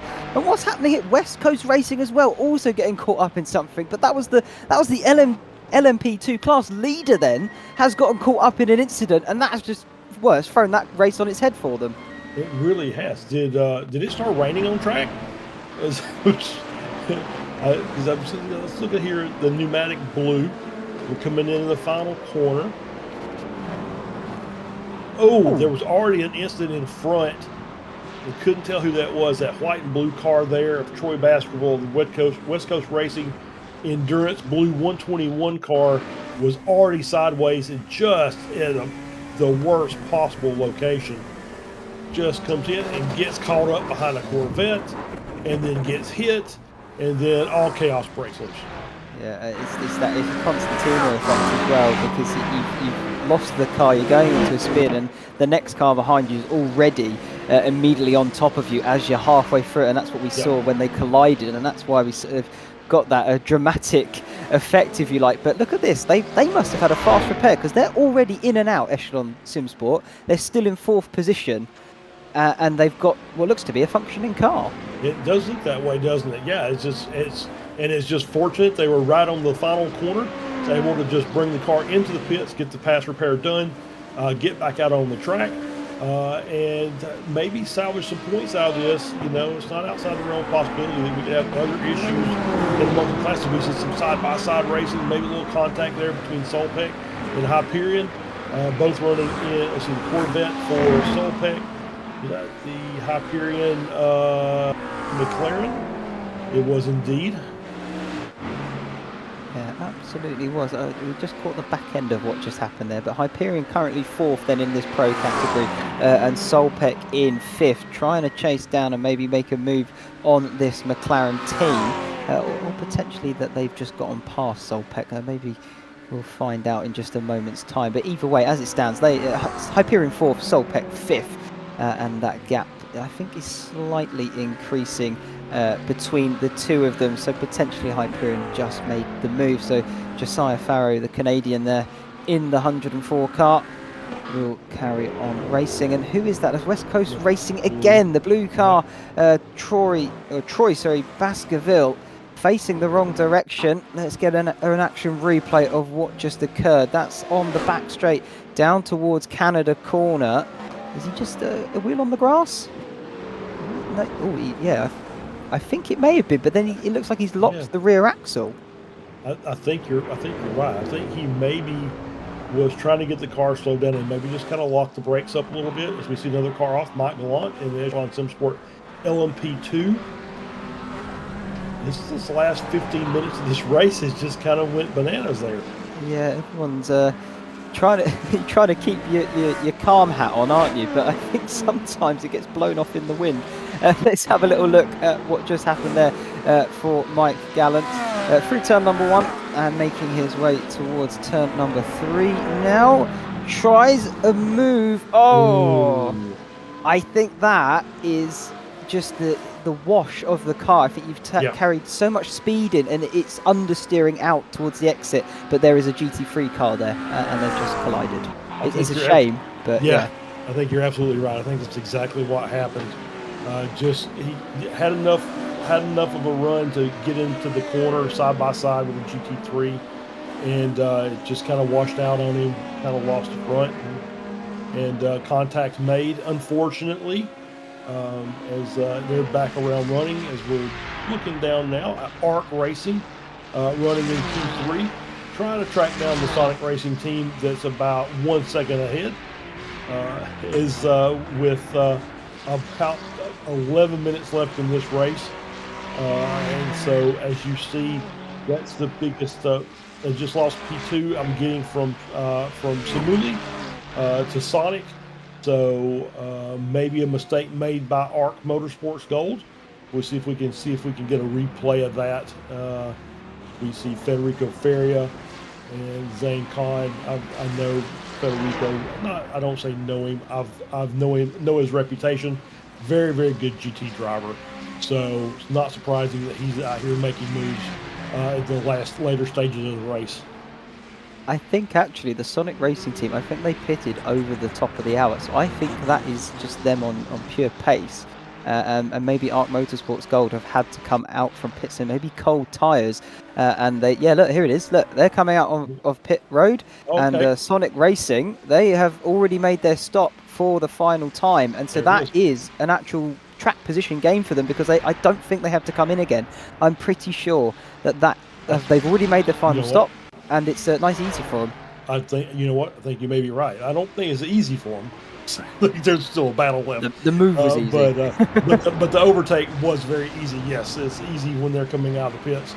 So we're going to see if there's Art Motorsports has got anything for Sonic in the last 10 minutes of the race here. Obviously, Penguin RC Pro, I think is going to stay out. And we were watching a battle earlier. I can't remember who it is because it's been a long race, and I was curious as to maybe if somebody's maybe underfueled the car, because we expect them to come out, you know, pretty close to each other. Oh, it was the car that overtook in the pits. So on their final pit stop, they came in together. That might have been the LMP2 battle. Maybe. I think you're referring to CRF Motorsport. I think it's the LMDH, CRF, fourth yes. and fifth. Yeah. I think those two, and it was RD Sim Sport, I want to say, what you're referring to there. Yeah, so I'm just wondering if they were able to make that pass under pit stop conditions, if they maybe underfueled the car a little bit, or maybe the other car overfueled. So that's kind of another one of those things that we haven't really talked about, but people taking chances on the fuel strategy by underfueling, just trying to keep the car, keep the pit stop as quick as possible. So I've seen lots of events here on Apex where people were running out of fuel on the very last lap of the race because they took a gamble that didn't pay off. Yeah, absolutely. We'll see how that one unfolds. What we did just see unfold, though, was Arc Motorsport Gold did get the move done on Sonic Racing Team down at turn number 5, and then had to immediately pass a back market GT3 car. So they're both having to make overtakes as well. And I think quite rightly, Sonic Racing Team, it looked aggressive, but I think they needed to make that aggressive move in order to not lose touch with second place then, because they are still in this battle. The gap has just opened up to a second. But it's still very much there for the taking. It just takes one small slip up, just like that then, as Federico does make that slip up. Unfortunately for him, it wasn't on that Arc Motorsport Gold team. He's just found the gravel and dipped a wheel in it, and I think that may be challenge over then for that spot. I'm curious, did Penguin RC need to make a stop, or is that where they are? I honestly don't know, unfortunately. Last stop on 83 is what we're hearing from Samuli, so they may have to come in for a splash. They may have to come in for a splash. I think they could be right there. Yeah, I'm not going to do the maths in my head. I think it'll take me far too long. It'd probably take me the length of this race to do it. So by that point, we definitely would have run out of time. Either way, I think you could be right. I think they may need to do a splash and dash. At 30 seconds, I think that's about what it will take them, won't it? So maybe they are still in this race for the win as well. Maybe it's going to be very, very close. Just kind of watching, keep an eye on their lap times in comparison to Arc and Sonic to see if they start giving up, like, you know, seconds at a time per lap. They're trying to fuel save to make it to the end. As we see another car off, that's Dalbert Bark again off into the wall. That is coming out of Canada corner. Once again, car looks like it's okay. Don't see any real major damage on it, so glancing blow off of the tire barrier, and we'll continue on and try and get this race done and dusted, as we're in there with Fendi Racing 327 running in P9. And then back to Penguin RC leading the GT3 Pro category. Gap between them and Arc Motors Gold is just over 30 seconds, which we're not too sure is going to be the time needed for that splash and dash at the end, but he's going to probably try and leave it as late as he can to make sure that that stationary time is as short as feasibly possible. So we will keep an eye on it, because we have only got just over 5 minutes left in this race before we see that checkered flag fly, and that is a drive-through penalty for RD SimSport 3 for erratic driving on corner exit resulting in contact. Penalty to be applied post-race. Ah, interesting. Well, we never saw that. Time penalty involved for RD SimSport 3.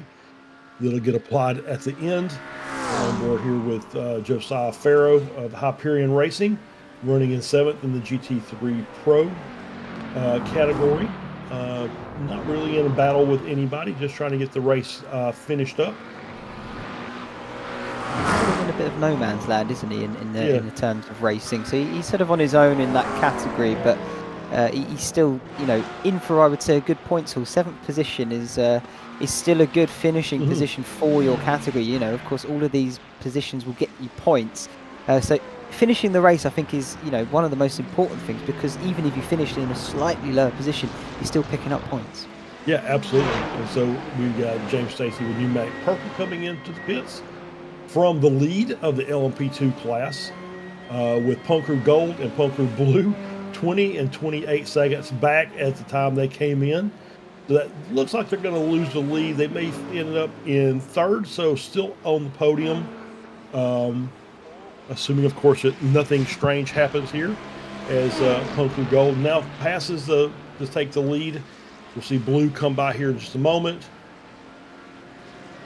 There we go. And you just saw on the right-hand side, Motorsport, you can see them there, exiting the pits. So very close, but unfortunately no cigar for them at the moment. They'll have a bit of racing to do to catch back up. But yeah, you're quite right. Penguin in and now leaving once again. Let's keep an eye on that gap between him and Arc Motorsport Gold. Maybe we could jump to Arc Motorsport. Whereabouts are they on circuit? Here they come up the rise of the start-finish straight. This is going to be quite tight on pit exit then, isn't it? Over the start-finish line. Where is that Penguin RC car? There it is. They're going to be pretty much neck and neck on pit exit. I think Arc Motorsport Gold, though, is going to have it and swoops on through for the net lead for the lead then of the category. Penguin RC back in 2nd position, but probably crucially ahead of that backmarker car and Sonic Racing team. So he's got 1.5 seconds roughly to close. I mean, it's doable. You've got 3 minutes, couple of laps to do it, but it's doable. Yeah, absolutely doable. Yeah, and he's already started closing that gap down. It's down to 1.5 seconds. So it's going to be, you know, if I'm sure his tires kind of cooled off a little bit, so it's going to take a little bit just kind of get those back up into the optimal temperature. But yeah, so he's going to have about 2 laps left or so in order to get this done, and he's going to have to deal with traffic coming through, worst possible time in the tightest part of the track. You got LMDH traffic that's going to work their way through as well. That's going to make things that much more difficult.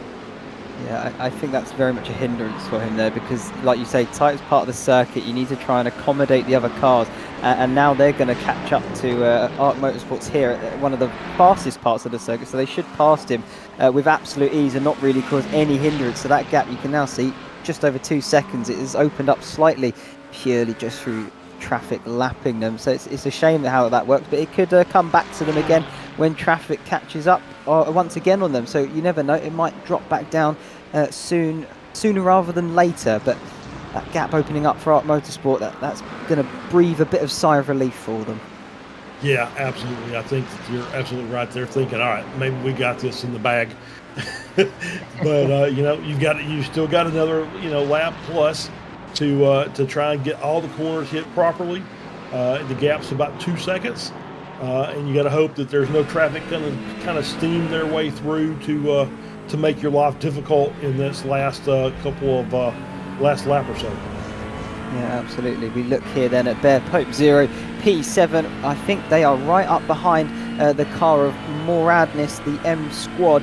And once again, Moradnis able to bring you that lifestyle performance brand, motivated by Motorsport themselves, bringing you some brilliant accessories such as gloves and appeals such as that t-shirts I think I saw in as well, and simwear socks. That's something new I've actually seen. You've got the little grips underneath to stick to the pedals. But yeah, we're getting into the very much closing stages now. Just under a minute left in this race, and maybe Bear Pope Zero can pick up another position. Yeah, we'll see. It's trying to get this one more spot. You know, obviously they had they were in the driver's seat for the class win until tragedy struck. Not of their own doing, but they had the strategy just absolutely nailed down. That had the contact. So now it's just a matter of getting the best of what you can get. So he's got a little bit of time left to try and get this one more position over the Moradness M Squad team. And I'm sure he'll be looking to make that move anytime right now. Yeah, go on the grass, sure, no problem. Well, around the outside as well, late on the brakes. Is he going to be able to hold this? He's just about kept it on the tarmac, but that has allowed Moradness to sweep back through, take 6th position back from them, as we have hit the 4-hour mark. So I wonder where Solpeck, the leader at LMDH, is. Oh, he's right there. He's right behind these guys. Is this the white flag or is this the checker flag? We'll find out very shortly indeed, as he makes his rise up to the hill and the start-finish line. It is the checker flag. So Solpeck is going to take the inaugural win here for Season 5 then of the iRacing Team Endurance Series.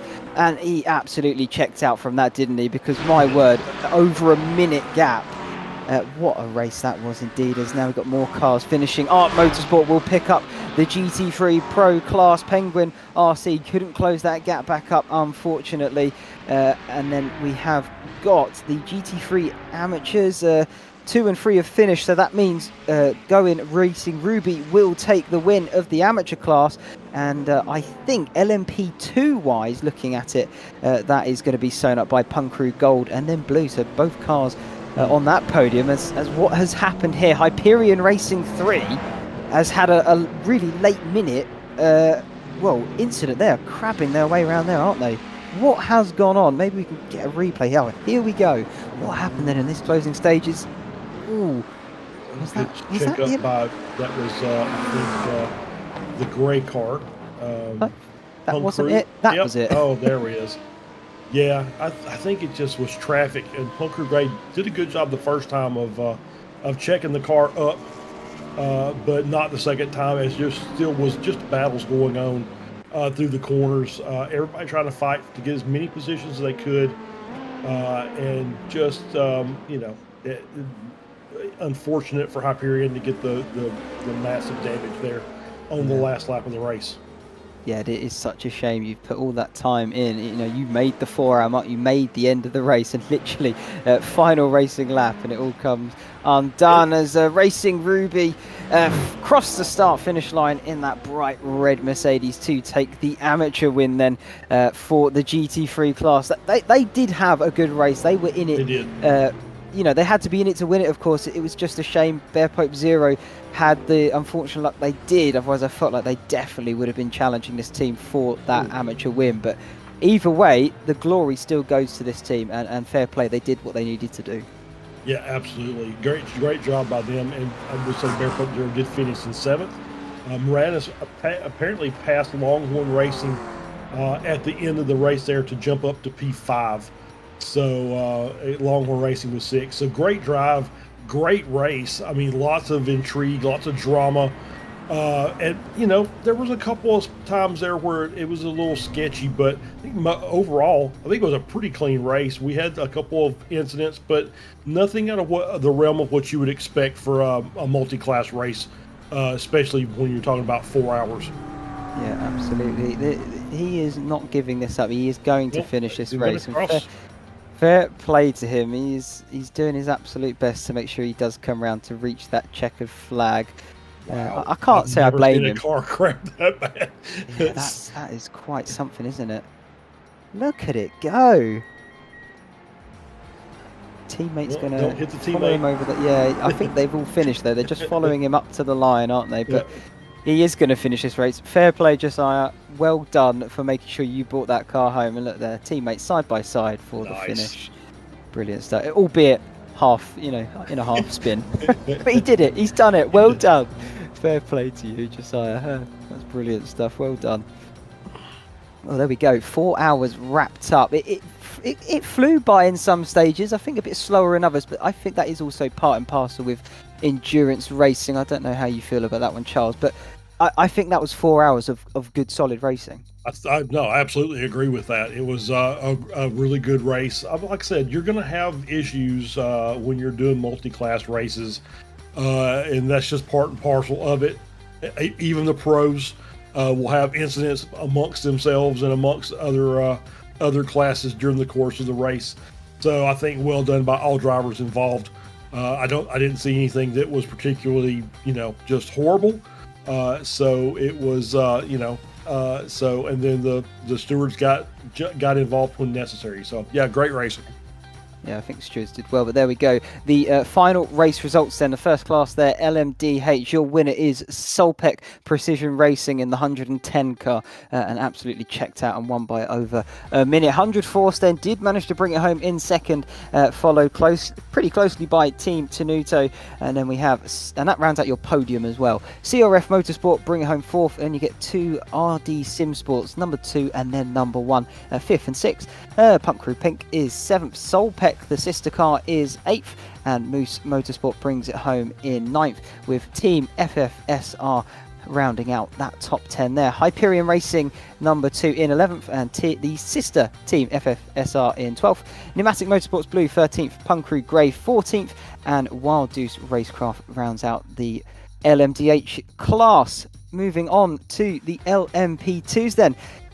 Punk Crew Gold managed to get the win from their teammate of Punk Crew Blue by 8 seconds in the end, and then Pneumatic Motorsports Purple bring home the podium.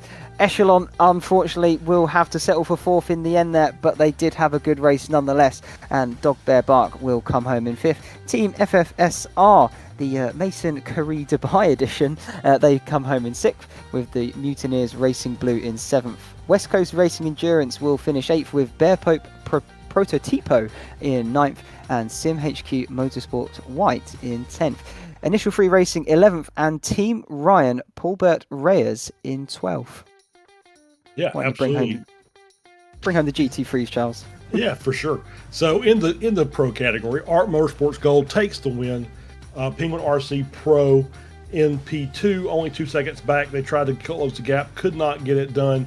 Sonic Racing Team in 3rd, Solpec Precision Racing in 4th, Hyperion Racing 5th, Bear Pope Workers Union in 6th, Bear Pope Enduro in 7th, Team Tenuto 144 in 8th, Hyperion Racing 3 in 9th, Fendi Racing 327 in 10th, Echelon Simsport GT3 in 11th, RD Simsport 4 in 12th, Fendi Racing 396 in 13th, PCA Sim Racing in 14th, Tectonic in 15th, RD Simsport 3 in 16th, Solpec Precision 111 in 17th, and it was many laps down. In the AM category, Going Racing Ruby takes the win. The Penguin car, the AM car, takes P2. Fendi Racing 38T gets 3rd. Back Pain and Eye Strain gets 4th. Moretta's M Squad with P5. Longhorn Racing in 6th. That's Carbon. Bear Pope Zero, great strategy, just didn't work out for him, in 7th. Punk Crew White in 8th. Solpec Precision 112 in 9th. CMRSRacing.com Titanium in 10th. Lunatic Racing in 11th. Sim Racing Endurance. CMSRacing.com Endurance in 12th. Fendi Racing 283 in 13th. Going Racing Sapphire in 14th. Longhorn Racing Chrome in 15th. And CRF Motorsports GT3 is P16th and the last car. And I did a little research. Turner Schroll of Hyperion Racing, car number 44, GT3, 0x on 51 laps. Wow, that is actually very impressive indeed. I know I would struggle to get 0x on that many laps, especially going at the speeds these guys are. But we've got a massive flood of people waiting then for some interviews here, Charles. Is there anyone in there that maybe stands out that you'd like to have a chat with first? I think we might need to get what team that they were representing, because there are so many people in this series. Who would you like to chat to first? Oh, I have no idea. Let's pick Nicholas Gowen, because I'm going to guess that Nicholas is one of the Gowen racing drivers, who I believe took the victory today in the AM class. Is that right? We'll find out. Why don't we Yeah. get him in and we can see which Yeah. team, because there was two. There were two Gowens. There were two Yep. Goins, exactly. So why don't we find that out first? Am I correct in moving him there? Here we go. Nicholas is in the There we chat. go. Why don't you take it, Charles? Nicholas Gowen, congratulations. I'm going to guess that you were in one of the class winning cars. Is that correct? Yes, I was in Going Racing Ruby. All right. Amateur What- with Jack. Cool. Well, congratulations. So talk about your race. It was it looked pretty busy out there for the vast majority of that race. Lots and lots of traffic to deal with today. Yeah, it was it was definitely interesting. Because we joined the series last week and we didn't really know what to expect traffic-wise. I mean, to get in onto the grid and see a full lineup of 60 cars is pretty overwhelming at first, to be honest with you. But a lot of us were definitely just trying to keep track of the faster prototypes coming out from behind us and kind of like learning who's going to do what and just managing mistakes and trying to minimize incidents throughout the race. So who was busier in the car, the driver or the spotter? Honestly, it's about 50-50. I mean, I would say the seat's definitely hotter being in the driver's seat versus spotting. But we were both pretty busy, either in the spotter's booth or the driver's seat. Well, congratulations again on your class win. We have Le Mans coming up next. What do you think, or your initial thoughts of that? I look forward to Le Mans. We have a good history there. I think we've podiumed a couple the 24-hour races that we've done there before, so it'll be pretty familiar to us. So I know we got a decent lineup. So now that we kind of see where we are as far as like the amateur division, I think we're feeling pretty good for Le Mans. All right. Well, Nicholas, thank you very much, and we'll look forward to seeing you in the next round. All right, thank you so much, guys. Thank you. Nicholas Gowen with Gowen Racing Ruby, taking the class win in the GT3 Amateur. Yeah, good stuff. Yeah, it's nice to hear from a class winner straight away. Yeah, absolutely brilliant racing from him and his teammate as well. Why don't then, I have seen it, Patrick Pelchat, I think he's the overall race winner. So I'm going to bring him in and have a quick word with him. Patrick, welcome here, of course, first of all, and do correct me if I'm wrong, but you did just win that race. How are you feeling after that one? I'm feeling good. Yeah, it's a much better start this season than the start we had last season. Yeah, it was a good race, to be honest. Car was on rails. Traffic was good, and just everything went smooth. Everything did just seem to click out there for you. I mean, when you sort of feel you were building that gap, did you really sort of takes the pressure off your shoulders, doesn't it? How were you feeling at that point once you knew you had that gap in the bag? Well, it was pretty hard during the first stint to pull the gap, because traffic first on the traffic really went my way, but the rest after that was pretty rough. I know I had pace, but it was hard to stretch the gap. After a little while, I don't know, I think a couple of people got drive-thrus and stuff happened behind, but it took us a good hour and a half into the race before we really started to stretch the gap and be able to exploit the pace of the car that we had. Yeah, absolutely. Well, exploit it you did, because that gap in your back pocket, I'm sure would have taken the edge off somewhat. But yeah, coming to Le Mans next time around, how are you feeling about that circuit? It's gonna be interesting. I think with the rain that's on the forecast, is gonna be a pretty intense race. We're gonna have to put a lot of practice and make sure the car works well in the rain and in the dry, depending on the conditions. So yeah. Absolutely. Well, look forward to seeing you for Le Mans in about a month's time. Congratulations to you and your teammate again today. You very much checked out from that race and very much had a dominant win by the end of it. So no, well done, Patrick. Well, thank you very much. I want to thank our sponsor real quick, Salpec, Broadsea, and the Precision Racing League for supporting us day in, day out. Yeah, we're doing this because of them. Lovely stuff indeed. Well, yeah. Well Thank done. you. Thank you once again, Patrick. Some lovely words and good to hear from our race winner. Charles, back to you. Who would you like to have a word with then? I'm going to try this. I don't know how well this is going to work, but we're going to try this. I'm going to bring in 3 drivers at the same time because they're Okay. all teammates.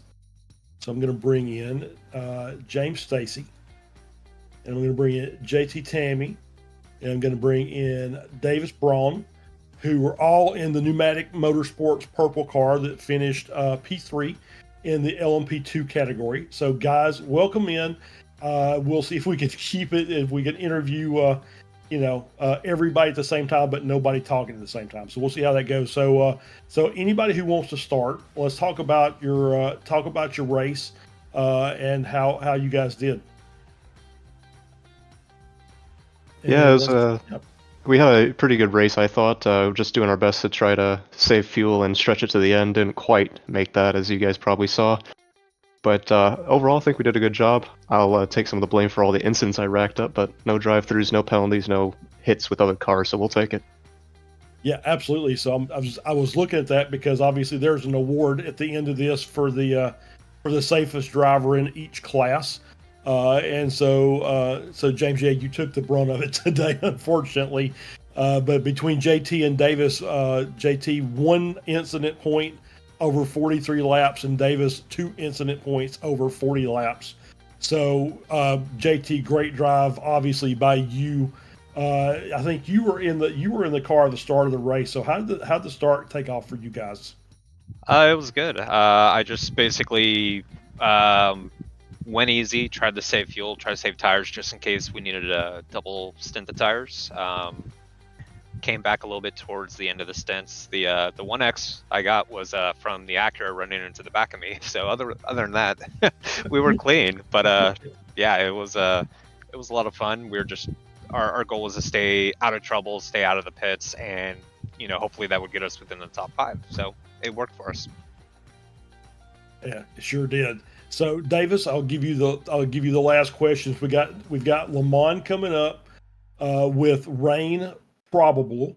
Obviously, we know that the as tight as the lap times are here between the 2 top classes, the GTP or the LBH and the LMP2, you throw the rain in there and it becomes even much closer. So, what are your thoughts about that, just initially? I mean, I think the rain's always fun, right? Luckily, I think with Le Mans we have the very long straightaways, so hopefully that helps out the gap between the LMP2s and GTPs on that front. But yeah, we'll just kind of run our race similar to today, keep it clean, keep going, and have fun with it.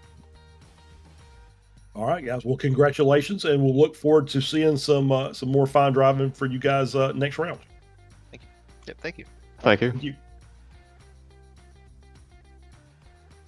And that was the Pneumatic Motorsports team, the purple. Yeah.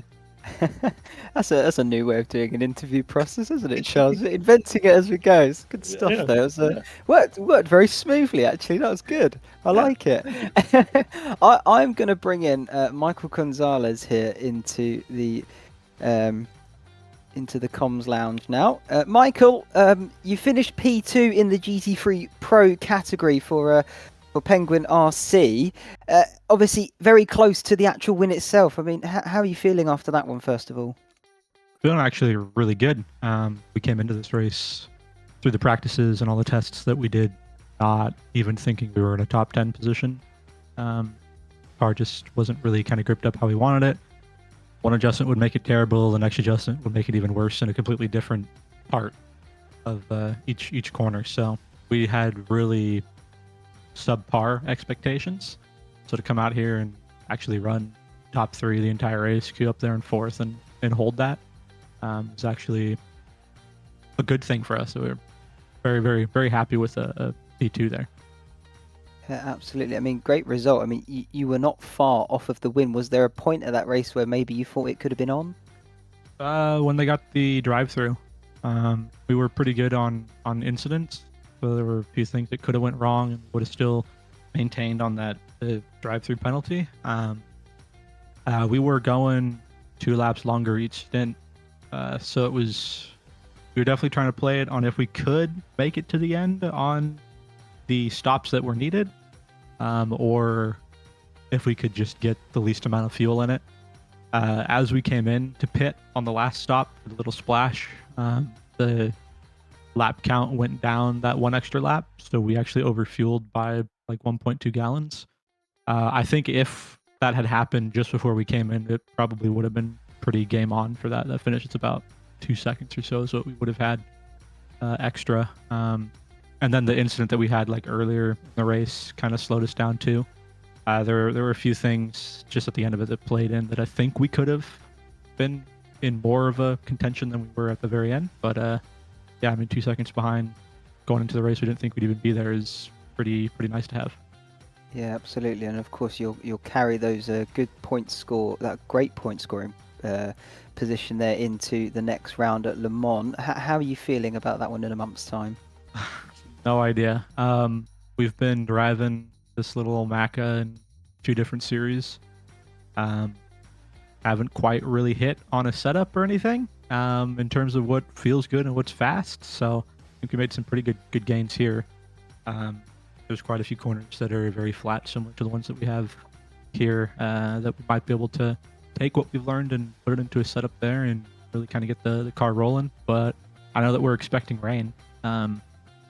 I have yet to drive this car in the rain. I don't know how it handles, but it'll be very, very interesting. It's 3 hours next time around, so I don't know. It'll be a challenge that I'm not quite sure how it'll play out. No, that's all right. Absolutely, it'll be a challenge. Yeah, I think you are right. It's 3 hours, and with changeable conditions, just to throw things off a little bit more. But it sounds like you haven't quite hit the nail on the head in terms of setup, but still got a great result and performance out of the car. So well done, fair play. And just before we let you go, is there anyone you would like to thank as well?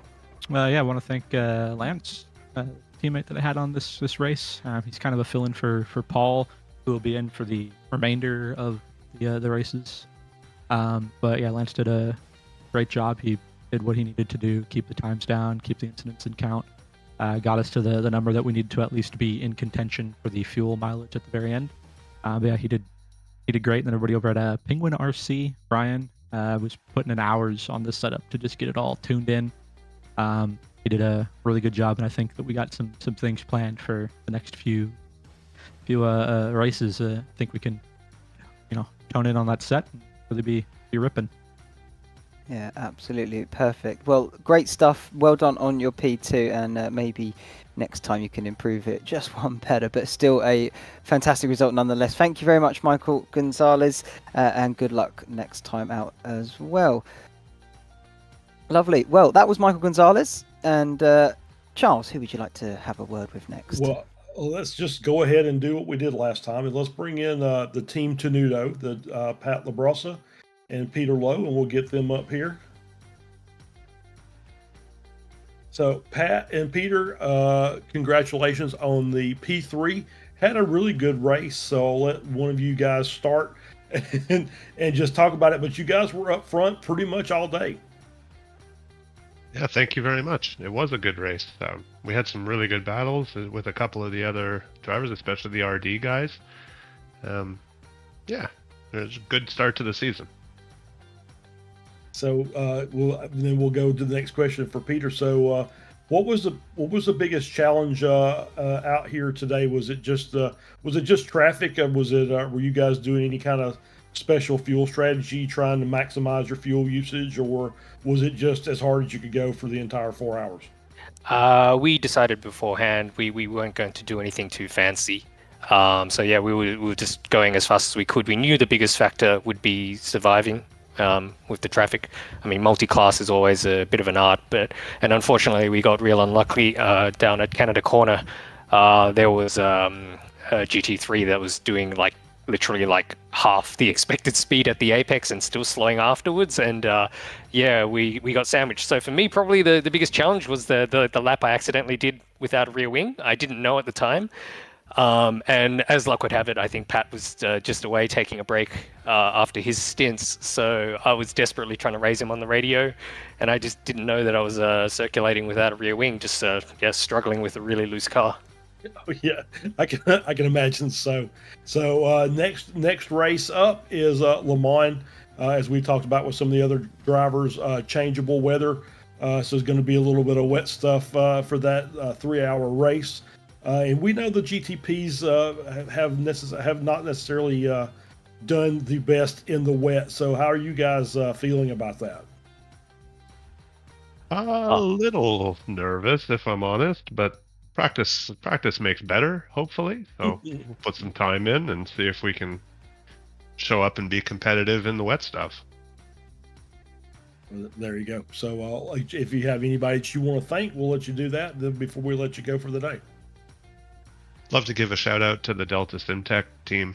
They've been really supportive to us, and just nothing but grateful to them. So they make great products, and we're really grateful for their support. And as usual, big thanks to Pat for being a great teammate. And right back at you, Peter. And thank you guys for the broadcast. Look forward to watching it. Cool. Thank you guys very much, and we'll look forward to seeing you at Le Mans in about a month. Thank you. See ya. All right. Take care. All right, that was Team Tenuto 233 with the third place in the GT or the LMDH category. Lovely. I'm just having a look. Who would I like to? I think I might bring the GT3 Pro class winner here, Zane. I'm going to bring him into the chat and see how he thought that race went. Zane, hi, nice to have you here. First of all, congratulations on your class win. You just about won over the Penguin RC team. First of all, how do you feel the race went in general? I think it went good, besides the drive-through. A few mistakes here and there that I could definitely have tidied up on. But overall, I think a good race. Nick did really well, stayed consistent, did his job. Yeah, just trying to manage the traffic correctly, and very different levels of experience out there. But it was interesting to contend with. Yeah, absolutely. I mean, you were looking almost like class of the field in a way, because you were pretty much at the front of it for the majority of that session. Of course, the RC Penguin RC, sorry, nipping at your heels at the end there. Was there maybe a bit of doubt in your mind? Of course, maybe the penalty bringing a bit of that into play as well, or were you pretty confident you had the pace to tough it out? We're very worried because we were genuinely thinking that they were going to make it to the end, and if they'd saved just one lap more of fuel, then they would have made it. So then we would have been stuffed. But yeah, we was very, very close. Good fun. They drove a really good race and did a great job of the fuel saving. Absolutely. I will also jump in. We saw you and RC Penguin again. Some brilliant overtaking and defensive moves between the two of you. You know, how close was it, sort of sitting in the car itself, or watching as the spotter potentially? Because to us, looking on as spectators, it was very touch and go for some of those corners. Yeah, Nick, he did an amazing job. He drove really well. He managed it really well. He stayed with them, which is what he needed to do. And then he overtook, passed, and got a little bit of a gap. So he drove brilliantly. Yeah, he did a really good job. And for him also being a bit ill, so he couldn't do 2 stints, he did an amazing job. Fair play. So a win, even with some illness on board. So no, good stuff. Brilliant result. Le Mans next time around. How are you feeling about that one? I was feeling good until I heard there was a bit of rain, which sparked a bit of doubt, but I think it should be good fun. Good fun indeed, I'm sure. Well, make sure you get your practice in, and well done on the win today, and we'll see you in about a month's time for Le Mans. Is there anyone you'd like to thank real quickly before we let you go? Yeah, I'd like to thank our sponsor, Faro Short Engineering, for supporting our racing series. I'd like to thank Nick for persevering through his illness. I'd like to thank Craig for managing it and entering us into the series. I'd like to thank CMS for hosting, and I'd like to thank you guys for giving a good broadcast. Lovely. Thank you very much, Zane, and have a good rest of your day as well. Brilliant. So that was Zane Khan, GT3 Pro winner this evening. Charles, who would you like to chat to next? Let's talk with Federico Feria of the Sonic Racing team that finished P3 in the GT3 Pro category. Bring him in. There you go. There we go. Thank you very much. Federico, congratulations. It was a good battle. We were kind of curious with those last little splash and dashes, how everything was going to try, kind of work itself out. But the top three, I think, finished within like 5 seconds of each other. So pretty good battle overall in the GT3 field today. We just had the battle at the end. Our race went for 3-stop only, no splash. So it kind of went a bit short at the end. After the last pit stop, we wasted quite a few more seconds in the last stop that could have gave us a bit of a gap. We still had to save though at the end because we were short on fuel, but luckily, or like for the McLaren guys in P2, it got 1 lap less, so it was 1 lap extra fuel that we saved almost. So that was quite a bit of saving this race. But yeah, that was our plan from the beginning.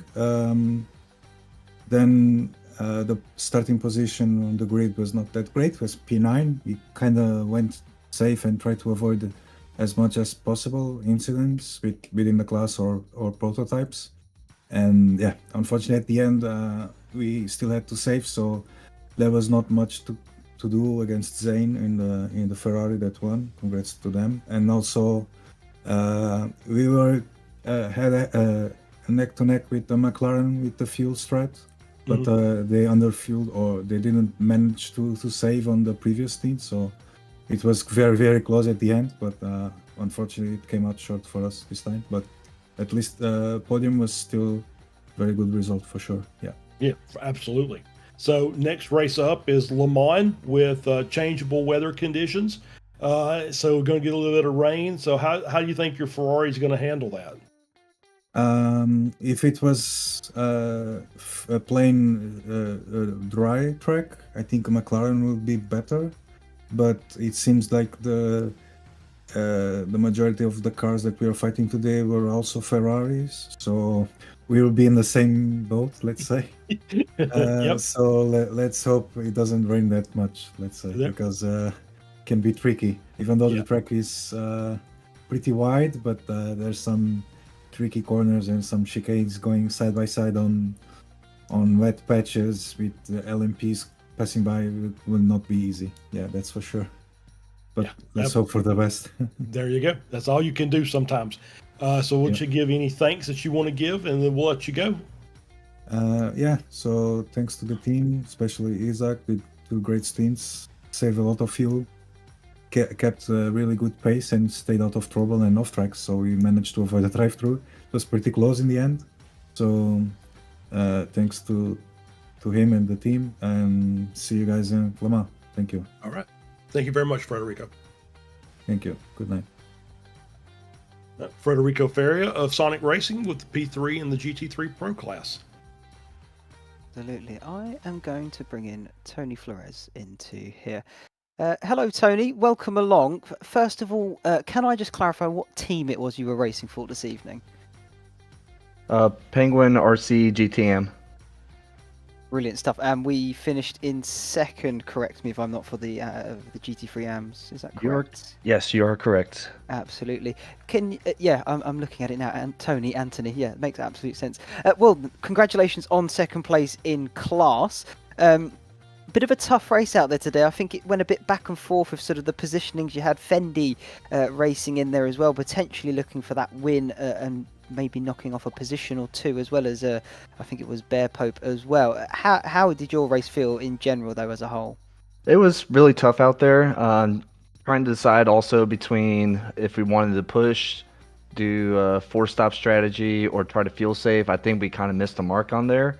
So we kind of short pitted on our 3rd pit stop and try to move up from there. It kind of worked out for us with Fendi with their black flag. So all in all, it was a really tough race, a lot of fast drivers, and a couple few mistakes that we made. I don't think we could have done more than what we had. No, I mean, well, second place is still a very good result indeed. I mean, maybe you can give us a little bit of insight then into the endurance side of this racing. How was it having the faster cars trying to get past you as you went around? Of course, you have to navigate it, so on a fine edge, if you like. How was that during this race? It was really tough to judge. Having driven this track with multi-class before, but everybody drives a little differently, so you don't really see these drivers all that often if it's your first time, like myself. So really tough to like navigate and have people come through, especially the GTP drivers. Yeah, all in all, it was a good day. We didn't really get into any real big mess, but it was a lot of fun.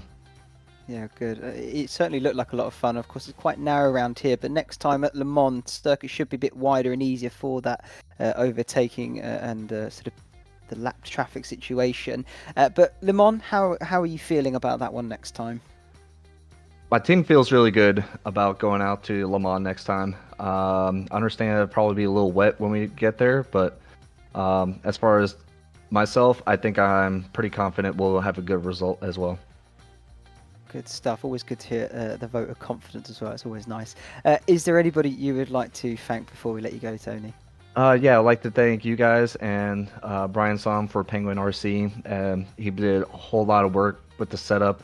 Mike Gonzalez and my teammate Matt Kingsbury. Really good team, and it's a lot of fun. Good stuff. Well, lovely to have you here, and congratulations once again on a good point scoring second position in class. So thank you very much, Tony. Thank you. Lovely. Well, that was Tony Flores, second in GT3 AM category. Charles, who would you like to talk to next? I think that's it's time to wrap, I believe. Not got time for one more. Not even one more. Not even one more. Oh, well, there we go. Anyway, but that's all right. You know what? We're going to have a whole new, I bet we'll have a whole new cast of characters after the race next month. So we'll have plenty of more opportunities to speak with folks. And I will say this, I really enjoyed having Jason Taylor come in during the race, and maybe we can get a couple more drivers come in and give us a chance to clear our throats occasionally for the next round.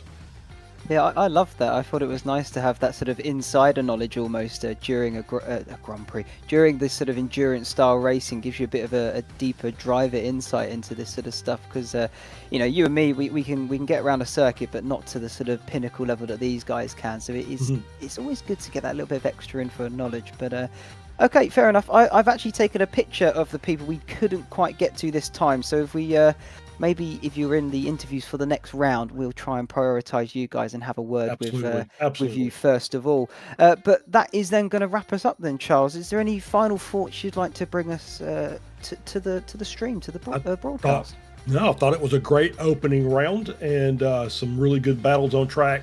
We're going to have, I think that's going to be continued for the next race at Le Mans. Weather notwithstanding, I think there's going to be some people that are going to, we have some people that are going to surprise us as well. Yeah, I think you're quite right. I am seeing Amir. Maybe Somali can confirm. Do we have just enough time to get a quick interview with the LMP2 winner? He is quite right there. That's Amir just sort of waiting. Somali, do we potentially have a quick word with him? Yeah, I think so. Brilliant. All right, we'll have a quick word. Sure. We're shaking up the. We're shaking it up, but either way, it does make sense to have a quick word. Amir, LMP2 winner. Sorry, we didn't quite get to you so early on, but brilliant result. Brilliant result. Thank you. And how did it feel? It felt really great, man. It felt really great. It was an amazing race, and in a point there in the beginning of the race, I was like, oh my god, we're not gonna have the win or even get a podium, because we were. I accidentally brake late, and we got that spin, and then we got a bit of a damage. Not too much, but optional damage for that GT3, black GT3 Porsche. And but from there on, we were last in our class, and it was like, okay, this is gonna be very difficult to get back. And we also got the drive-through, but I had no idea how we got there, because all I had to say is my if it wasn't for my teammate, for the strategy he pulled, we would never be up here. That's no chance. It's all thanks to him to begin with. Well, it sounds like you've had quite a hectic race. I don't think we caught all of that by what you're telling us, but yeah, It was it's hectic. well done. All I Thank could you, say. thank you. It was amazing.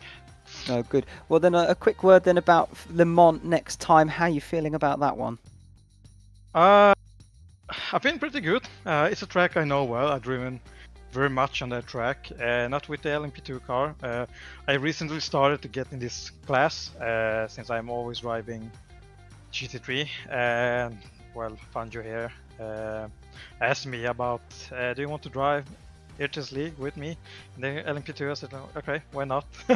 See how it goes." And 1 month of preparation, and yeah, we got what we needed, as you can see. But I think Le Mans is going to be a better race actually than this one. That's what I think. Can't tell for sure, but I'm hoping for that. Yeah, well, it sounds like you're going into the next round with a bit of confidence to you, and rightly so. You just won the class category that you're participating in, so no, well done on that one. Final quick one then. Is there anyone you would like to thank, Amir?